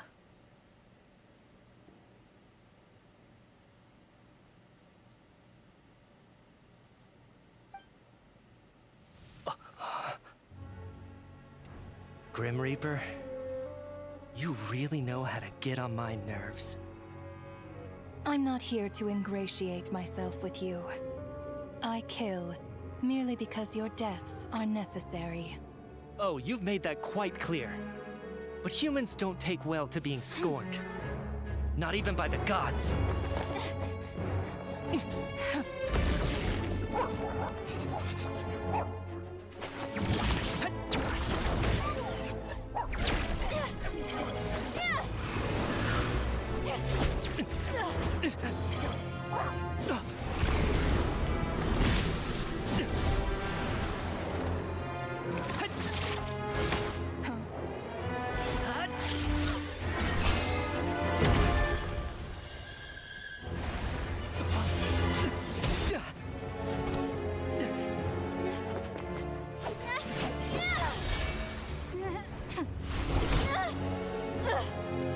This is futile.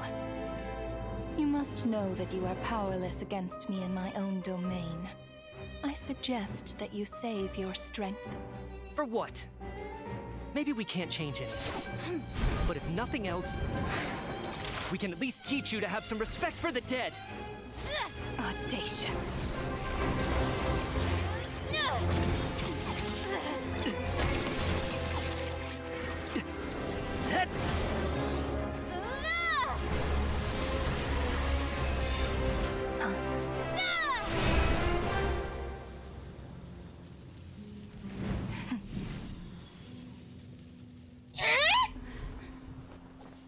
Alltså det är inte verkligen vision holder. Jag ställer en spänn.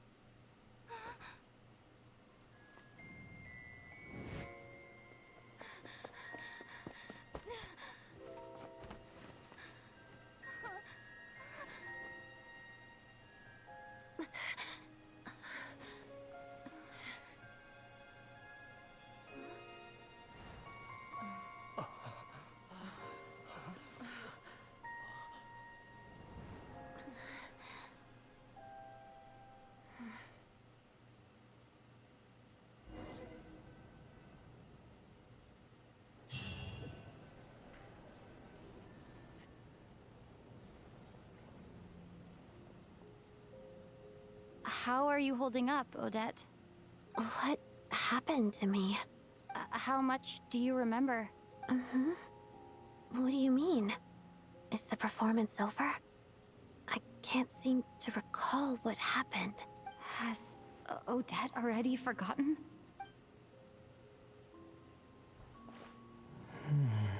Mitya? Oh, I'm sorry. I guess I spaced out there for a second. Remind me who you are? Don't you remember anything? Yeah, I remember now, comrade. Looks like we guessed right. Just like me when Odette found me at the Armory Palace. For some reason, everyone killed by the Ruler of Death eventually came back to life. Just with one catch. They forgot what happened while they were dead. Odette and the others have already forgotten everything. Why were you able to remember this time? Could this be the reason? You said this is the Ruler of Death's symbol, right? I don't see anything there. You don't? Huh. Okay, I guess that makes sense. I carved this into my hand in the afterlife, so it's not visible in the physical world. Does that mean I carved this symbol into my soul? What an unsettling thought. Still, at least I get to remember what happened. I suppose it's a blessing in disguise. What about you, though? The Ruler of Death mentioned that you're a descender? Is that why you can remember? A full explanation would get complicated very quickly, but that's essentially it. Well then, now that it's all over, let's figure out what we've learned. Where's Valeria? The first thing I notice is that everything here is precisely as we left it, right before our deaths. This confirms that time passes differently in the afterlife than in the real world. They say that right before death, time slows down and your whole life flashes before your eyes. That must be how you know you have one foot in the afterlife by that point. Anyway, clearly the few days we spend in the afterlife probably only amounted to a few short minutes in the real world. This also aligns with previous reports of widespread temporary memory loss among the Armory Palace personnel. Now it seems likely that those were all brief deaths caused by the Grim Reaper's so-called curse of death. To those unaware of the truth, dying and coming back to life must feel similar to a short bout of catatonia. This leaves me with a couple big questions. What are the conditions that trigger this so-called curse of death? And why are we resurrected after we die? If nothing else, I think it shows that killing us wasn't her ultimate goal. We still don't know her true reasons for subjecting us to death. Right. This time only got complicated because of the situation with the theater's ley lines. That's why she had to approach it differently. If the previous incidents of amnesia among the researchers are anything to go by, killing us is usually a pretty routine matter. Come to think of it, wasn't I about to note something down before I died? I can't remember what it was, but I think it was something related to my research project. Sorry, Traveler. I'll catch up with you again later. Right now, I have to make a trip back to the Armory Palace. Ma'am, if I may, no one of your description has ever shown up in my investigations into Mr. Mitia's friends. Oh! No! Yet, you two seem very familiar with each other. Could you perhaps tell me where he was in such a rush to get to?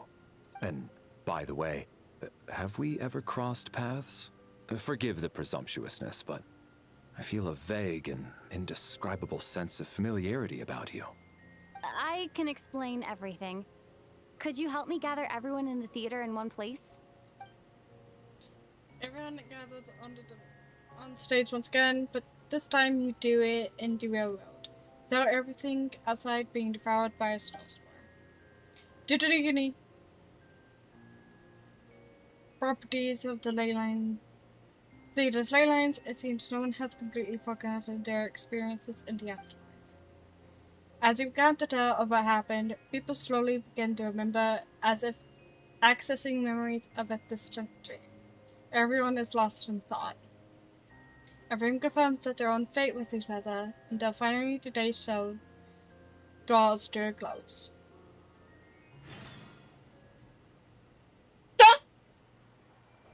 It's late. I never streamed this late. So Chuganov really is going to shut down the factory. I guess this theater incident actually did us some good after all. So, you said I promised to take you to the Armory Palace while we were in the afterlife, yes? I believe you. I think I even have a vague memory of it. I want to go back and check on Paimon first, even though not much time has passed for her. Agreed. Let's check in on her first. The whole reason for our trip to the Armory Palace anyway is to figure out what's going on with her health. How many do I have?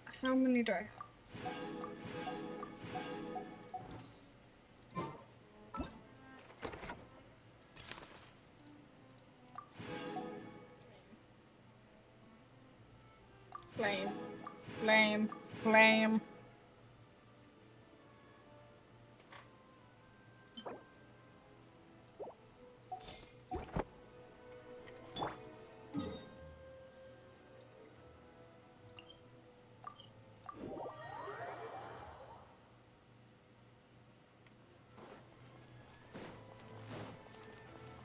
But I'm going to be honest, that should have taken me an hour, or a good few hours. That took almost 5 hours. If we're able to deduce specific things, I was gone for about an hour 30, and I apologize for that. Even though a long time has passed from my perspective, as far as Paimon's concerned, I probably just went out to watch a very short show. I should keep my emotions in check when I see Paimon again, or it'll seem weird. Wait. The atmosphere here feels off. What do you mean? Shh. Stay quiet. Let's go inside and take a look. Have we still not been able to notify Child yet? We need new orders. What if that person comes back again? What happened? What were you just talking about? I'm so sorry. Under the circumstances, there was really nothing we could do. Tell me, what happened to Paimon? Oh, the panic! It was the Jester. He came here in person and escorted Miss Paimon away. He's the director of the Fatui. His authority supersedes all others and cannot be questioned. There was nothing we could do. The Jester? How long ago did he leave? And what was Paimon's status? It was about an hour ago. Miss Paimon was fast asleep at the time. The Jester simply walked off with her as if it was only natural. I assure you, he absolutely did not use any force. Do you know where they went? We need to be notified on this. Oh, I might not be able to look at chat because my phone's dying.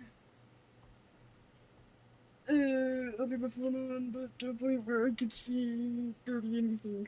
They kinda have to tell us where we're going to man. The Armory Palace, most likely. Lord Piero, the Jester, has been overseeing the experiments there lately, keeping a close eye on their progress. Everyone in the Fatui has heard about it by now. I'm surprised he came in person. Whatever his reason for taking Paimon, he'll most likely return to the Armory Palace first, which is exactly where we were headed anyway. Then lead the way, Odette. Okay, let's go. Oh. Oh. It's just up ahead. Quick, let's get inside. No, I'll go alone. You know I'm planning to force my way in. You're with the Fatui, so you should stay outside. I was hardly planning on taking you through the official channels anyway. I'm here to force my way in, just like you. I may be a Fatus, but I'm also Lelek, enemy of Project Stuja. Paimon's safety is paramount right now. With me around, you'll have an extra pair of hands. There might be devices inside that are easier for an insider to deal with. If you say so. Let's go. There's no time to hesitate.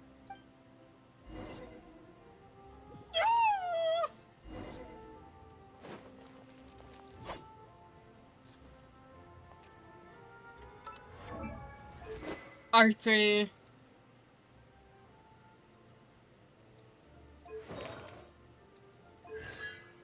C3.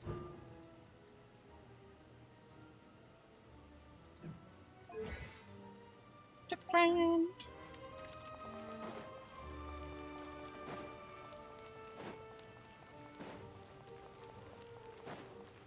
Hey, who are you? This part of the Armory Palace is under restricted access. What do you think you're doing? No questions, please. We're short on time. How much damage?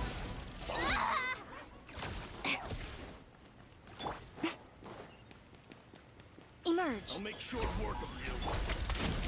Together.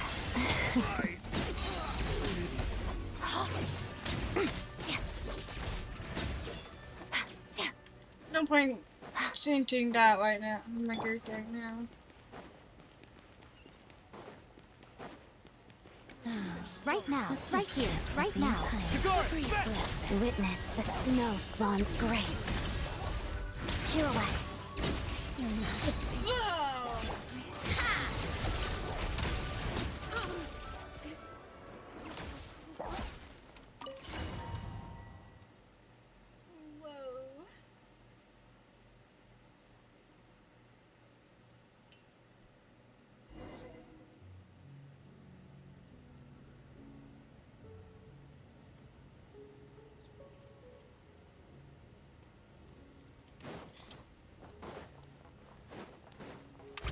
You have a pass? Where are you coming from? So, you're intruders, huh? Then don't blame me for what happens next! The Armory Palace is hidden this deep in? This place is much bigger than I imagined. They're conducting top-secret research, after all. The deeper it's hidden, the better, is standard Fatui logic. The style doesn't really look like the Fatui's handiwork, though. They must have requisitioned some structures from a past civilization. Intruders! Stay alert!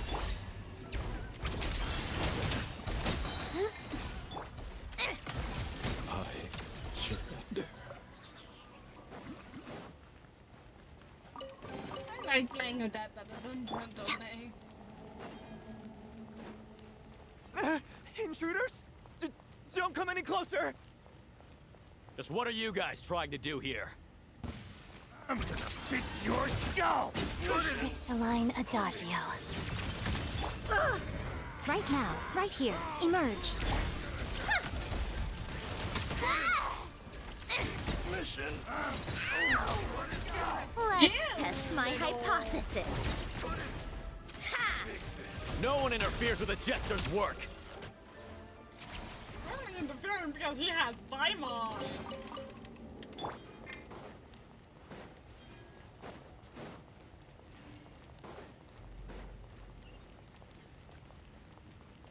He's only interfering because we're only interfering because that's Paimon.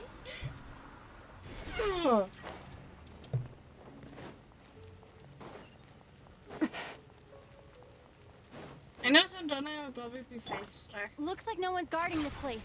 There's something off about that decoration over there. Look out! Let's deal with these before we move on.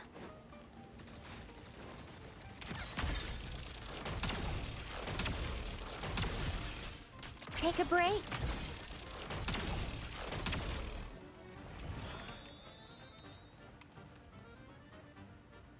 How tiresome.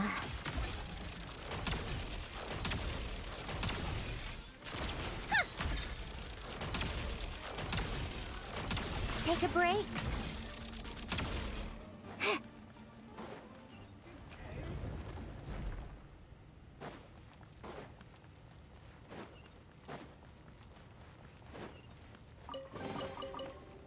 Come on, keep up. Pick up the pace.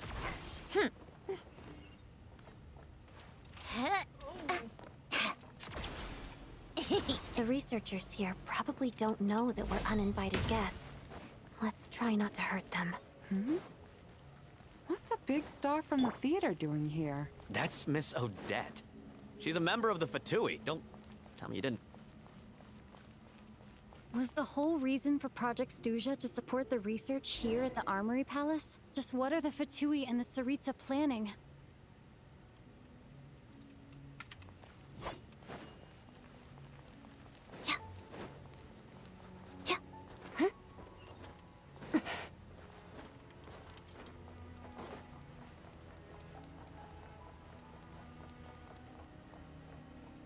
I don't wait you want it. Just. Whoa! Who are you? Never seen you around here before.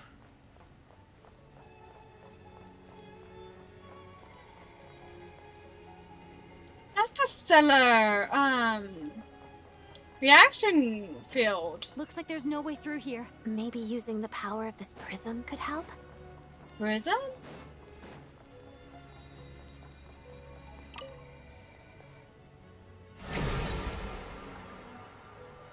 I think I see some images. It's the prism's power at play, causing images of the past to reappear, albeit only as a... Paimon and the Jester? Is this another scene from the past? Yes. It looks quite old, though. I don't think it happened in the recent past. No, because this is Ganyan stuff. This is Ganyan.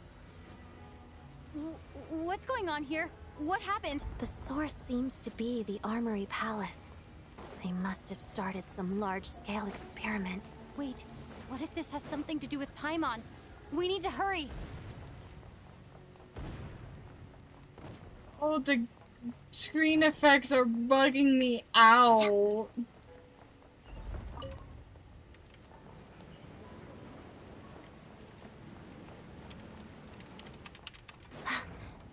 We're almost there. The Armory Palace is just up ahead. Paimon, please be okay. Nothing lasts forever. Right now, right here, emerge. Waltz of the snowflakes.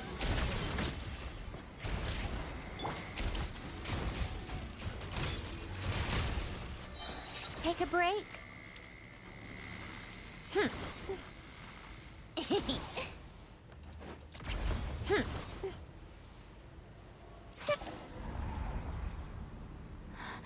What's going on? Wait, I remember this feeling. It's the curse of death. No, no, not now. Why is the curse of death striking again already? Odette? No! Stop! No! Is this the afterlife again? I need to find a way back to reality.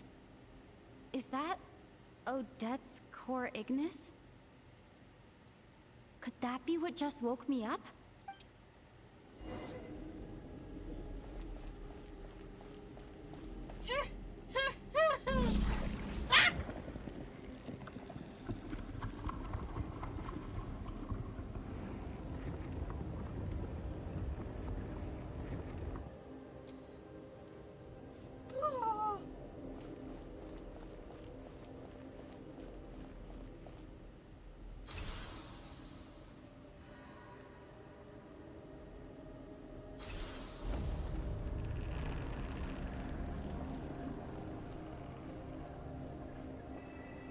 I hate this. I hate it. I hate it. I hate it. I hate it. I hate it.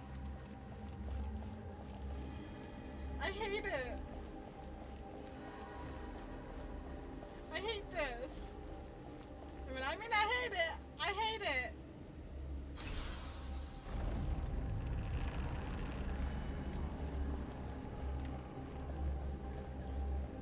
Ugh.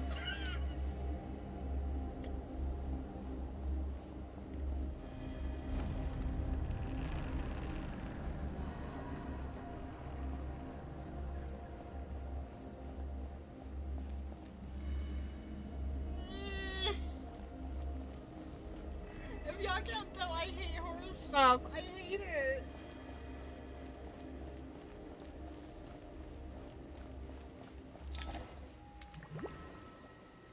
I hate this. Oh my god, Odette! it's been 5 Odette! minutes. No signs of life, but past experience says that she should be resurrected before too long. Did Odette intentionally use her core Ignis to guide my soul? I feel like something similar happened in a dream I had before. Thank you, Odette. If not for you, my soul wouldn't have found its way back to my body so quickly, and I might not have woken up so soon. But I'm sorry. I don't have time to protect you. I have to use the time you bought me to get Paimon back. The Jester is infected.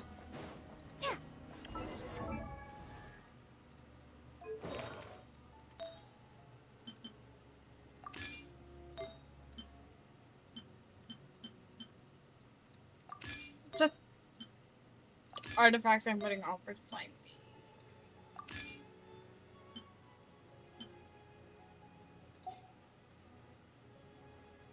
being. Hope fine. Sure enough, everyone here has Paimon! Paimon! No, wait. Paimon probably didn't escape Renova's curse either. She won't be able to respond to me right now. I'll have to find her myself.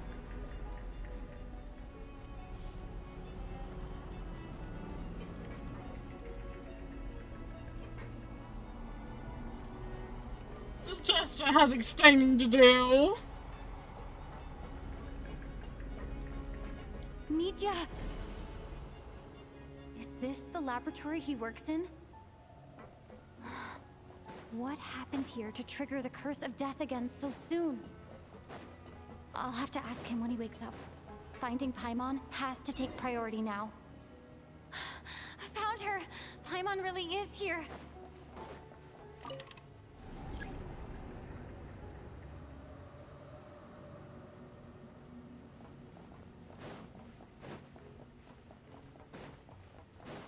Right here, right here, right here, right here, right here. So back here, where Mutia is.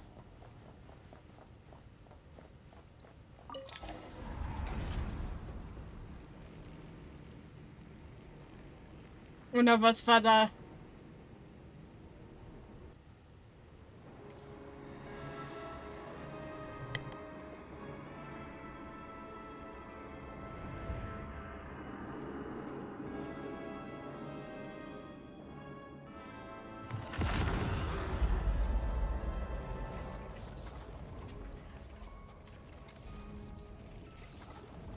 You don't learn, do you?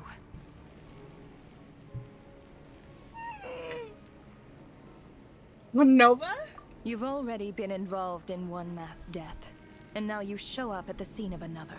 This might have passed for a coincidence the first time, but a second time? Am I to assume you are intentionally interfering in Snezhnaya's affairs? Judging by your expression, it seems that you understand little of what is going on here.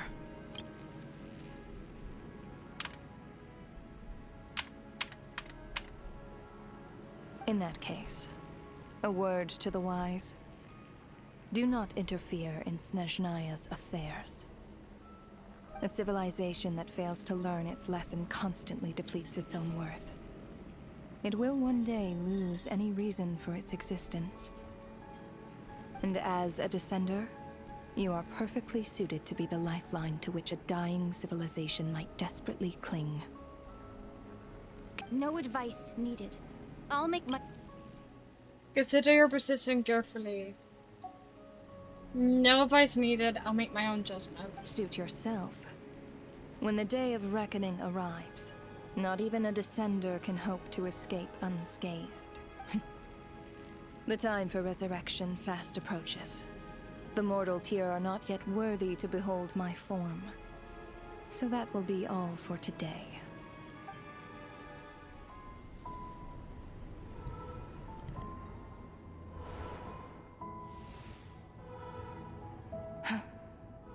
That thing is coming with me.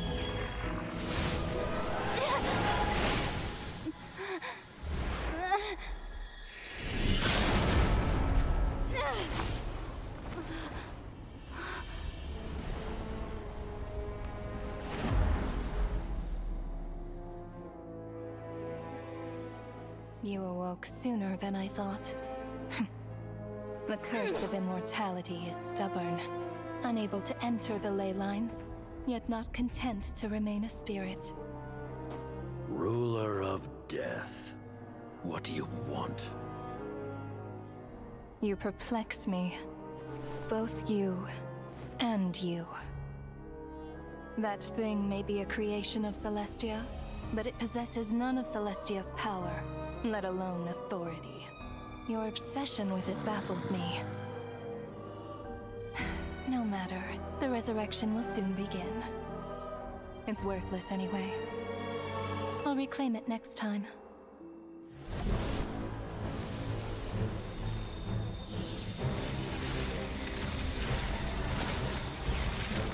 Hey, who says there'll be a next time?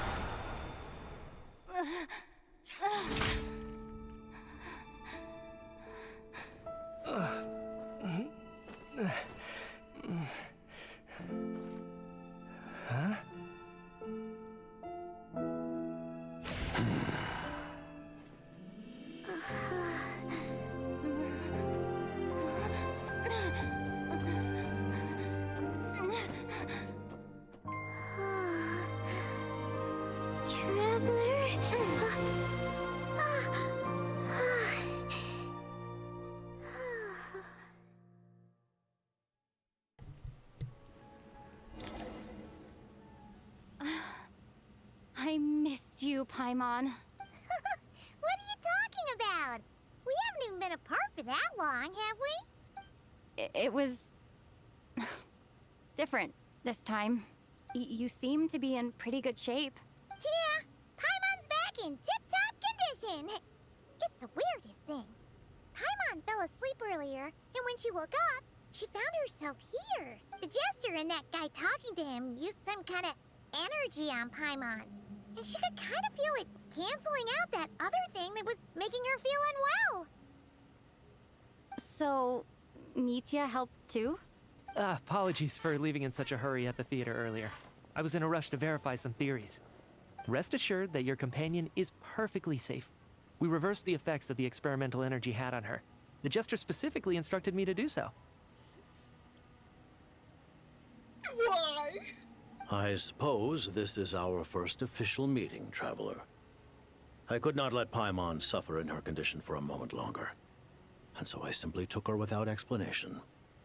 I hope you do not mind.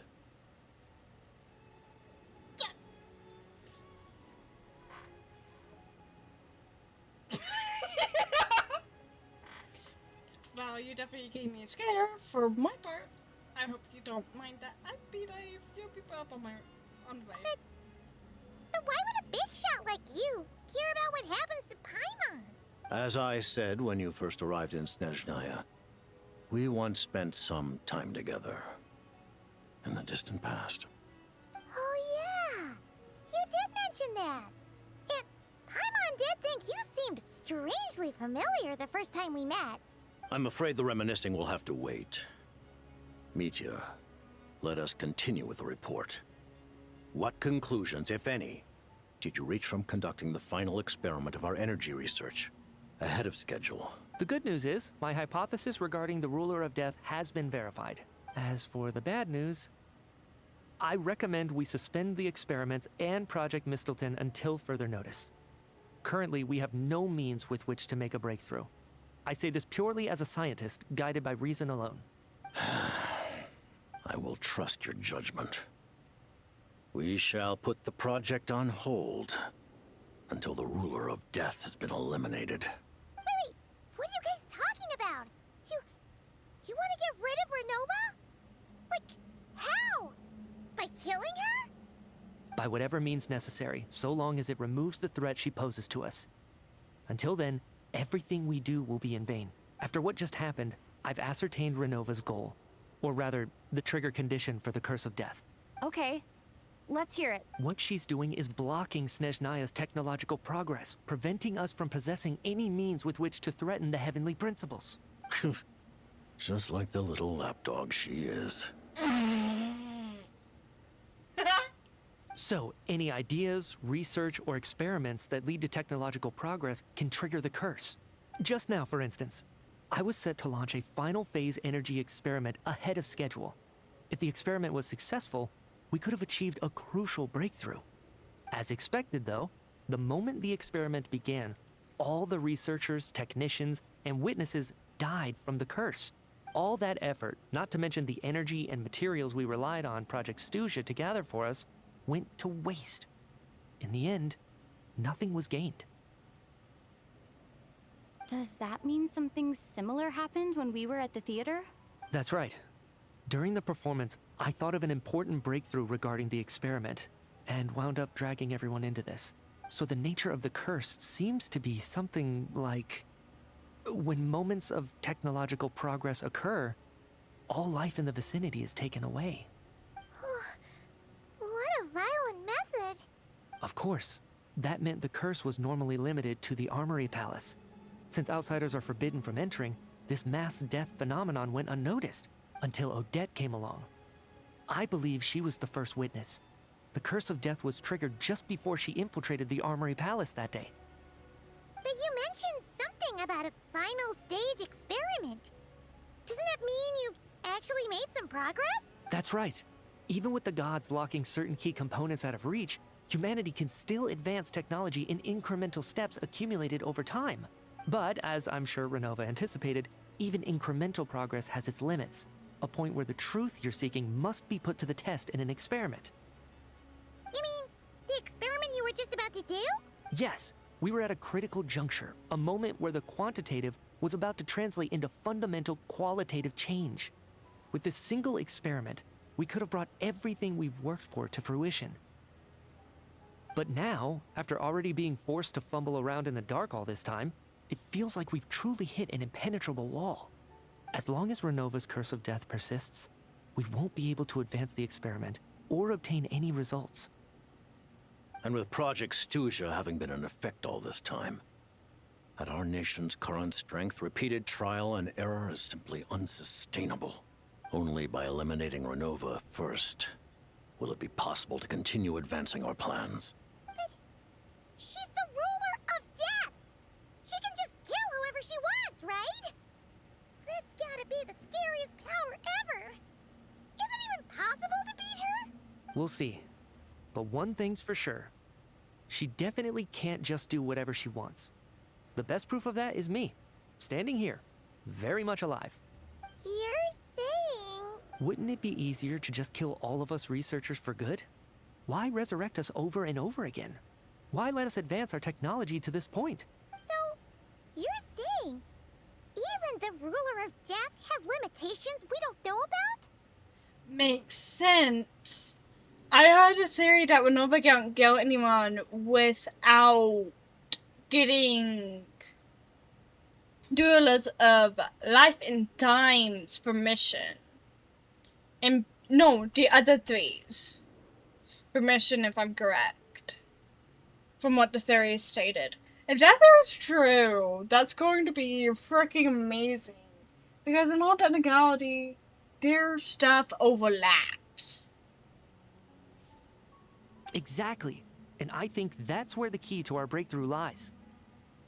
Regardless, the ruler of death has always been an obstacle we must overcome. Indeed, we must face life, death, time, and space. After all, our goal is the heavenly principles. The Fatui want to challenge the heavenly principles? For a long time, I've had a vague suspicion the Fatui and the Tsaritsa were targeting the heavenly principles, but hearing the Jester admit it is still a shock. No wonder the Tsaritsa's goal has always been kept a secret from the people. What kind of road will that lead Snezhnaya down? In that case... Lord Jester, I would like to request some leave. I'd like some time to organize my thoughts and go over the data. Granted.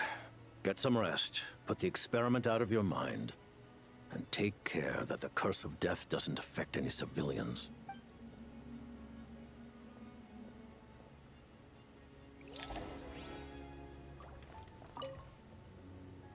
While there is yet time, allow me to offer you my hospitality, honored guest of Snezhnaya. Is there anything you wish to know? About your relationship with Paimon. Paimon really doesn't remember. He's basically a stranger. You gotta believe Paimon. Relax. You're freaking out over nothing. Allow me to explain. The reason Paimon reacted to the anti-Celestia energy developed by the Armory Palace is because she comes from Celestia herself. More specifically, she is one of its creations. Paimon? A creation of Celestia? I had another theory she might be a shade of reason because of a line Dory says. Oh, right. I was blinded by anger earlier, but thinking back on it, Renova also said that Paimon is a creation of Celestia, but she lacks Celestia's power or authority. As you know, the lunar fragments in Nodcry were pulled down from the sky using Fatui technology. But the first application of this technology was in Conria, over 500 years ago. I used this technology upon the heavens, and the response I received was none other than Paimon, descending from Celestia. I presented her to the Vinster King, but he took no interest in this gift, nor did it satisfy him. Paimon then took up temporary residence in my palace until, of course, the arrival of the Cataclysm. Wait, Paimon's a little confused. You're talking about things that happened in Conria 500 years ago. You're saying Paimon was there for that? That means Paimon's at least 500 years old. But Paimon doesn't remember any of that. Falling from the sky, being given away as a gift. None of it. Having lived through the Cataclysm, perhaps you too were burdened with some manner of curse. Although, losing your memories would indeed be the smallest price I've ever seen paid. But it's not just her memories from Conria. Paimon doesn't even know how she spent the last 500 years. She only has memories from the past few years. No matter how hard she tries to remember, what was Paimon like back in Conria? Did she know a whole lot because she came from Celestia? Was she super smart? Unfortunately, when you arrived in Conria, your consciousness was like that of a newborn infant. None could say what kind of being you once were in Celestia. During the time you lived in Conria, your personality was no different from how it is now. That's why defense tricking wasn't exactly taken by your charm. Like, this sounds like a very fly on the radar. Aw, man! Paimon's plan to get her memories back and become super smart is ruined before it could even start. You know, even though Paimon lost her memories, she still feels weirdly close to you for some reason. That must mean you took pretty good care of Paimon back then, huh? On the contrary, I completely ignored your existence. I was entirely focused on my struggle against Troptatir the Wise. But now, as I see it, it is as if you are the only sane thing that survived that era of insanity, and thus are worthy of protection. What?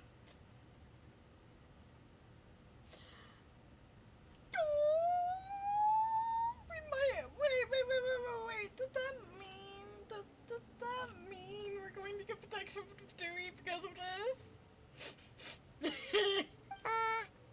Noted. Man, Paimon's gotta stop projecting friendship on everyone she meets. But, Traveler? Even though you know Paimon's some creation of Celestia now, you still want her, right? You're not going to abandon her? You're still Paimon to me, Paimon. Oh, phew. That's a relief. Paimon's just learning about this, too. She's barely even processed it. About the Tsaritsa of Snezhnaya. Her Majesty the Tsaritsa has embarked upon an expedition to vanquish a monster. Were it not for this, I imagine she would have been delighted to grant you an audience. Seems like the powers that be in Snezhnaya don't intend to hold my past conflicts with the Fatui against me. The Harbingers have been granted significant autonomy in retrieving the Gnosis. But by the same token, they do not completely represent Snezhnaya's official stance. Oh! You read my mind. Speaking of the Gnosis, Paimon's been dying to ask this question since forever.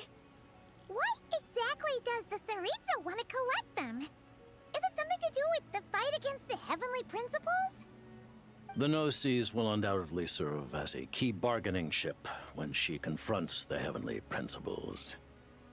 Beyond that, you had best ask the Tsaritsa herself.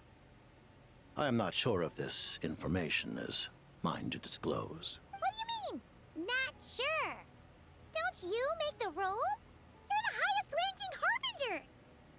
Ugh, never mind.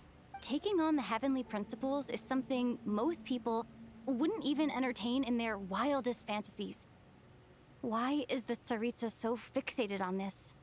In Tevat today, civilization is nothing but an illusion. Something whose very existence can be negated at any moment.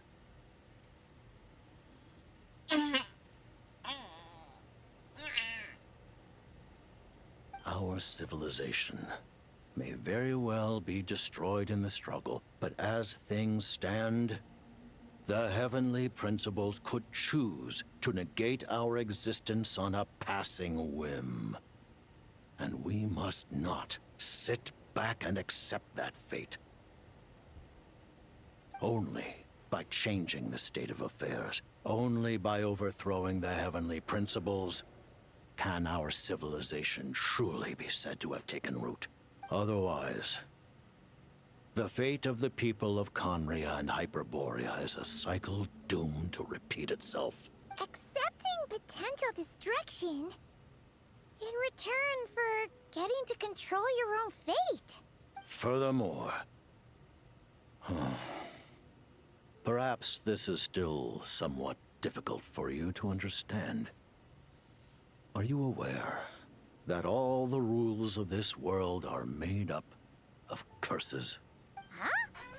All of them? Paimon knows about the curse of death you mentioned, and the curse of immortality that you and Dainsleif have. Then, the birth of the Hilly Churls, the rules of Natlan's Ode of Resurrection, those are curses too? Farina's long life seems to stem from a curse placed on her by Focalor as well. Yes. Even a god's love for humanity is a curse the heavenly principles inflicted upon the gods. What? The Tsaritsa has always had ample reason to hate the heavenly principles. If she can seize their authority, she will reconstruct the entire world, and when that time comes, humanity will be completely liberated from curses and lies. Look forward to it. It will be a world beyond your imagination. I love 753, I'm being honest. I mean, yeah, I do not really like Sandra. No, let's ignore one guess name. I really don't like some of the Harbingers, but why does being able to persuade me? Why? I've hated the Fatui for a good while. Though the ordinary people of Snezhnaya may not understand these details, in this frigid land locked in a ceaseless struggle against the environment, in this nation to which the gods have never shown favor, we all believe that standing in solidarity with the Tsaritsa in our shared struggle will surely usher in a new and better world. About Rozek Mistelin. I remember hearing the term Mistelton from Columbina. Yeah, Paimon wanted to ask about that when the name came up just now. What is it? Paimon's heard of Project Stuja, but not this one. As you know, Project Stuja is a series of measures enacted to consolidate our nation's resources, the greater purpose of which is to serve Project Mistelton. Many of the things you have encountered thus far are essentially for the advancement of that project. This includes the Kuvaki Experimental Design Bureau in Notcry. Researching Kuvaki was merely a facade. Its core objective was to use local resources and research findings to build Mistelton itself. And that's a weapon built for the final battle against the Heavenly Principles, isn't it? Huh? How did you know that? I was given some intel, and I made some deductions. Wait. You must mean that thing over there. Oh, Paimon's gotta take a closer look at this thing. Especially after you guys sent so many people to Notcry to work on it. Kuvaki alone will not break through Celestia's defenses, let alone challenge the Heavenly Principles. The Heavenly Principles are no doubt accustomed to combating the power of the Light Realm, and elemental energy is simply the power of the human realm, converted to that form by the Heavenly Principles themselves. Any attempt to use this power against its creator would be a futile endeavor. For now, therefore, we have set our sights on the form of energy associated with the Third Descender and the Stellar Linchpins. This may hold the potential to allow Mistelton to contend with the Heavenly Principles. You could say that by reverse engineering the Stellar Linchpins to extract the energy within, We have obtained a source of anti-Celestia energy. So this is the energy resets that Mitya is in charge of. The Kawagi Experimental Design Bureau, Project Studia, and the new energy experiments. Huh. So, Project Mistleton is what ties it all together. And it looks like your plan is almost complete. No wonder the Ruler of Death came after you.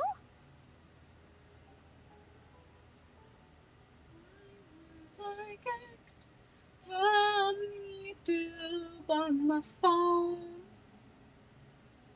I do that, so I have ways of seeing if people message me on, or comment, I should say. I don't have any more questions. Let's talk about what's next. Thank you for telling me so much. I'm a bit surprised, honestly. I didn't expect you to be quite so transparent with me. Given the circumstances, the Fatui need not hide anything from our allies. Wait, allies? Allies? To advance Project Mistleton, we must first resolve our issue with the Ruler of Death. And if I presume correctly, you have no intention of letting her actions go unpunished either, do you? That's right. Ever since she said she intends to reclaim Paimon when we next meet, I figured reconciliation was out of the question. Against an opponent of this caliber, deliberating over our allegiances would waste time we do not have. We must join forces unreservedly with whomever we can, if we are to stand anything like a fighting chance. You're going to challenge the Ruler of Death? Just for Paimon? But Paimon's only... I won't back down when it comes to you, Paimon. Thank you. Thank you. Oh, gee. Now Paimon doesn't even know what to say. Anyway, Paimon's super touched. The Tsaritsa will return in triumph in short order, and the Fatui shall hold internal discussions regarding the enemy. The time for us to meet again will come very soon. Got it.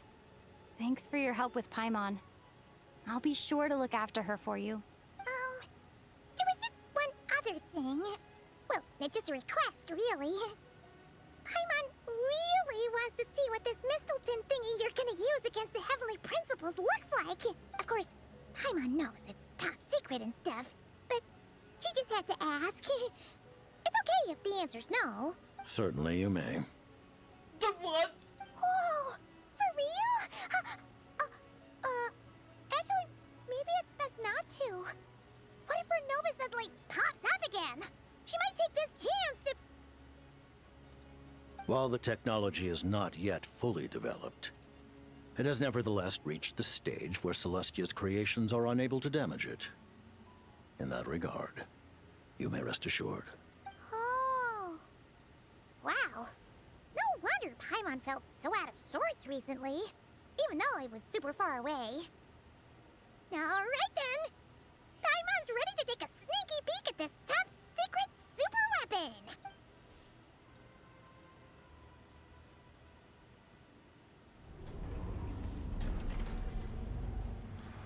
Doesn't mean that was holding down the detail. Wait, what?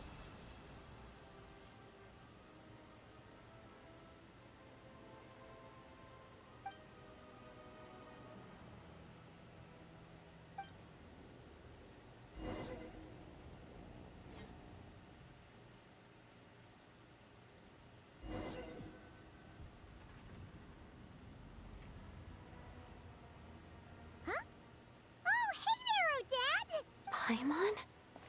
You're okay. Thank goodness. You look well. Have you recovered? Long story short, yep, Paimon's all better. What are you doing here? Were you waiting for us? That's right. When I woke up, I wanted to go in after you, but the guards had woken up as well. It would have been tough to take them on alone, and there was no easy way to sneak past them. So I returned the way I came and waited for you here. It was thanks to you that my soul found its way back to my body so quickly. Thank you. Huh. That actually worked? Nice. I just figured I'd try my luck when that ominous feeling struck me.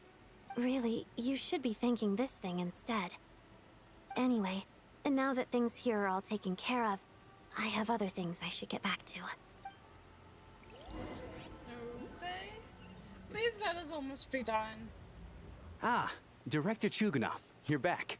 We just received notice that Project Stuja has been suspended, so we've convened an emergency meeting. This is the preliminary plan. In addition to expanding production capacity, we've also discussed feasible layoff plans to optimize revenue and expenditure structure. Our calculations indicate that the factory's profits will increase by at least 30%. Just give the word, Director. That won't be necessary. Leave the energy for those who need it. Whether they use it just to get by or to run a business, that's up to them. Start preparing to halt production and lay off the staff. Make sure the workers are able to land on their feet and that they are duly compensated. Thank you all for your hard work during this time. Am I hearing you right? Why? After all the tough times we made it through, now is exactly when we should start to turn a profit.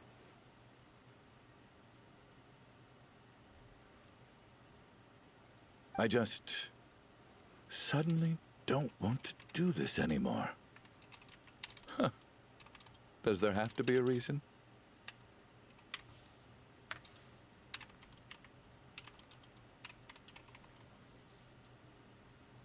Iskra, it's time to rest.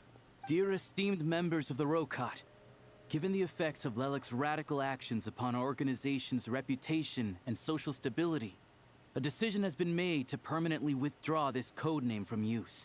Considering that Lelik did what they did for the benefit of the people, the Rokot has nevertheless negotiated with the authorities, ultimately securing a waiver for all penalties due to them. Lelik will be suspended for a period of time. Depending on their future performance, they may be allowed to adopt a new codename and continue acting as part of the Rokot. The purpose of this notice is to remind everyone once again that motives and methods are equally important when one operates in the shadows. Even with Project Stuja's suspension and our interim operational victory, we must guard against complacency and rashness and work to consolidate the progress we have made so far. We act only for the greater glory and solidarity of our nation. May the aurora shine ever on, and the tundra always stand firm. We act only for the greater glory and solidarity of our nation. May the aurora shine ever on, and the tundra always stand firm. Looks like it's finally over. You mean for us? Just thinking out loud. I've never seen the Snezhna Grad Vecha so lively before. Okay, what's happening now? I never once thought I'd come here. But I understand everything now, Rosaline.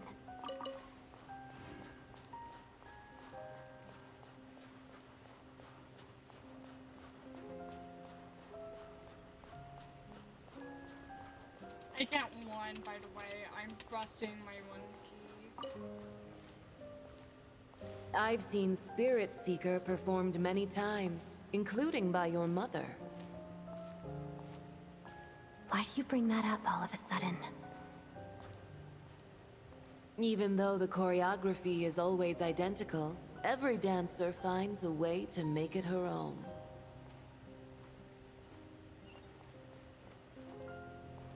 So you actually want to talk to me about ballet? I just think it would be a pity if the dance was lost to history. She didn't teach it to you, did she? That was an unusually subtle taunt for you.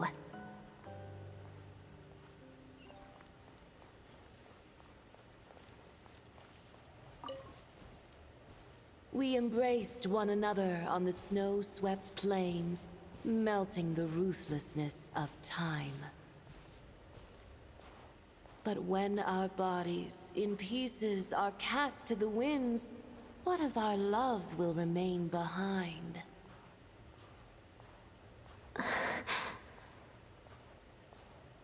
Don't tell me you can't sing. Shush.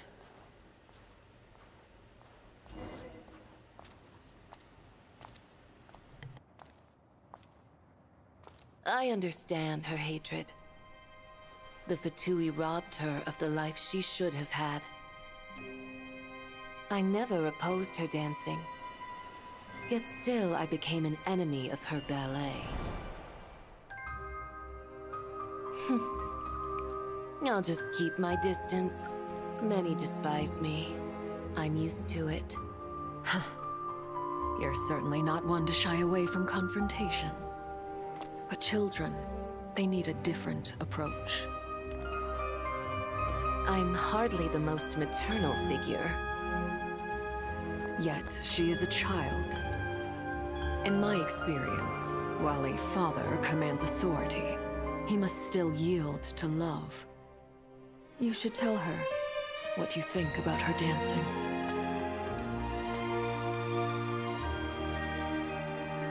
Odette will soon take the stage at the Koralyevsky Theater. This could be your chance. Geonosis secured. It went smoothly. I'll be there. Have them send me an invitation.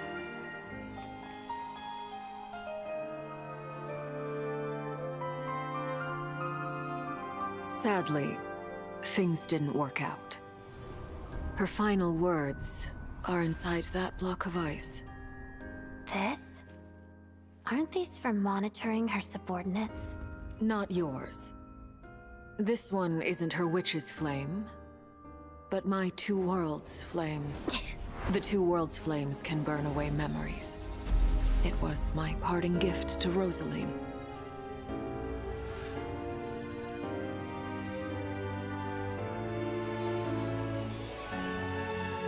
If all goes to plan, she and I will both live to see the Tsaritsa succeed. I believe she'll find peace. But if anything happens to me, she needn't follow in my footsteps. The cryo-energy will fade away in time. Then the two worlds' flames will burn away all memories of the Fatui. She'll be free to dance. She deserves this. I will handle the aftermath. The choice is yours, child.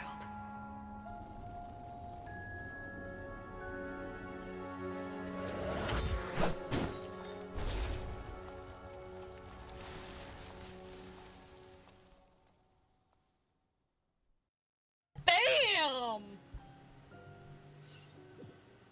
Playtime are nearing the end. Fresh air at last! Paimon's head isn't spinning anymore, and the fever's all gone. Paimon's finally free to fly again! Oh, it's nice to finally know where Paimon came from, too. It did make Paimon a little nervous at first, but it's such a relief now. Like, who cares if Paimon's a creation of Celestia? She's probably not anyone that important. Probably just the fairy of food and fun or something. And like you said, this doesn't have to change anything between us. You're not gonna just... Hey! Hurry up! Why are you walking so slowly?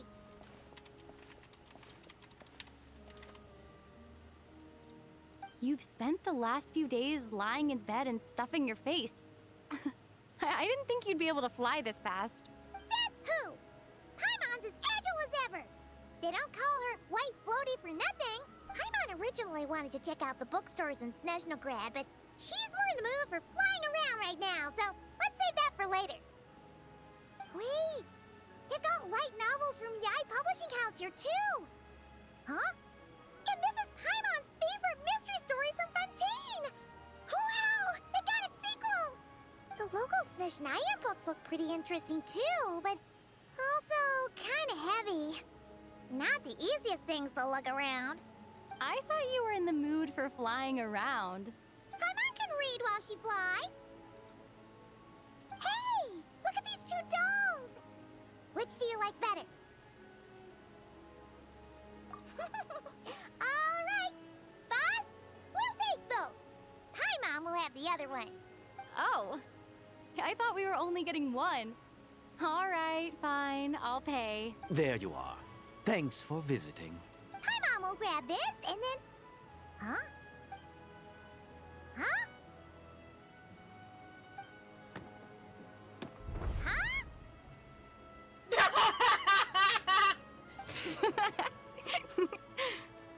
How many layers does this thing have? And what are you laughing at? Huh. You knew all along, didn't you? A whole bunch of people are gathered over by the plaza. Hey, look! That looks like Tartaglia! Hey, Tartaglia! I know that voice. Of course. If it isn't Paimon and my old comrade. You're looking well, Paimon. All better? Yeah! The jester knew what was wrong and fixed Paimon right up! Thanks for sending someone to keep Paimon safe, too. Oh, yeah. About that. That was... kind of embarrassing. Who could have known that our director would go looking for you in person? So sorry for the misunderstanding. Oh, right. Let me introduce you. This is my little sister, Tonya. Hello, Tonya! Hello, hello! Firstly, I'm really sorry about my brother. Sounds like he's caused you no end of trouble. Hey now, why'd you have to start with that? Not that it isn't true, of course. So she's the real Tonya. She said you two didn't manage to meet up at the theater. She waited ages for me, and when I didn't show, she got a little worried and went outside. Wait. You mean you didn't even tell Donya I would be going in your place? I know, right? He didn't bother to say a word to me. I searched up and down the city for him, and he only told me about it when I finally caught him at the gates of Glupov. I've been rushed off my feet lately, so I didn't get the chance to go home. I just figured the Traveler would fill you in when she got there. Well, the snow was bad, and you're never late. So I was really worried about you. How was I supposed to know that you'd stood me up?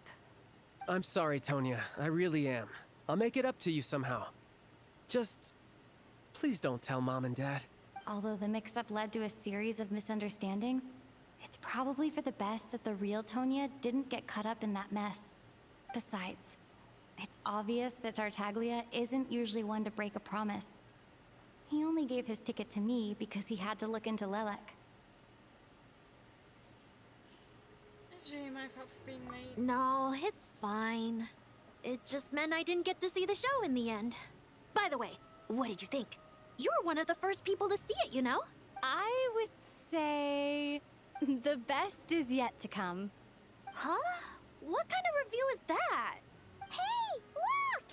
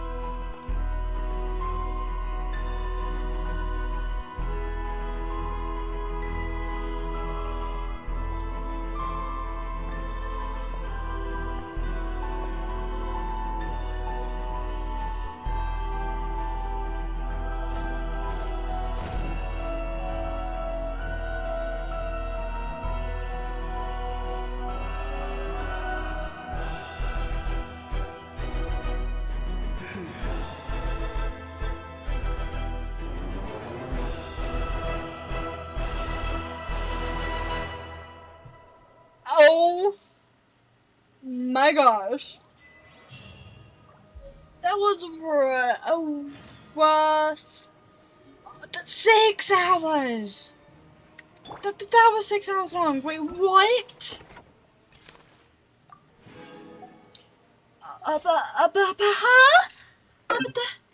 And I still have these to finish. Are you kidding me?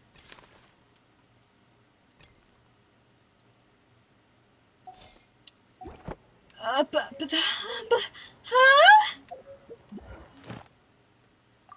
Like that? Go here. Lame. I still need to collect that knee. Enough.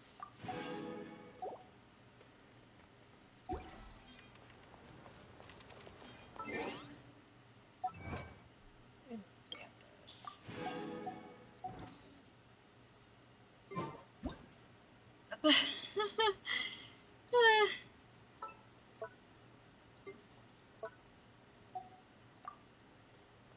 I guess I will have to leave it there for tonight. This is my longest stream yet. And my streams will only get longer from here. Though, yeah. I am so sorry for any technical difficulties I have had this stream. I wasn't expecting any. I also apologize for the factor of I had to go be right back for about an hour. And I'm so sorry I had to possibly hear my conversation with someone. I apologize for that. I will see you when I post again. Or whenever I decide to post or stream. I will talk to you gemstones later. Bye.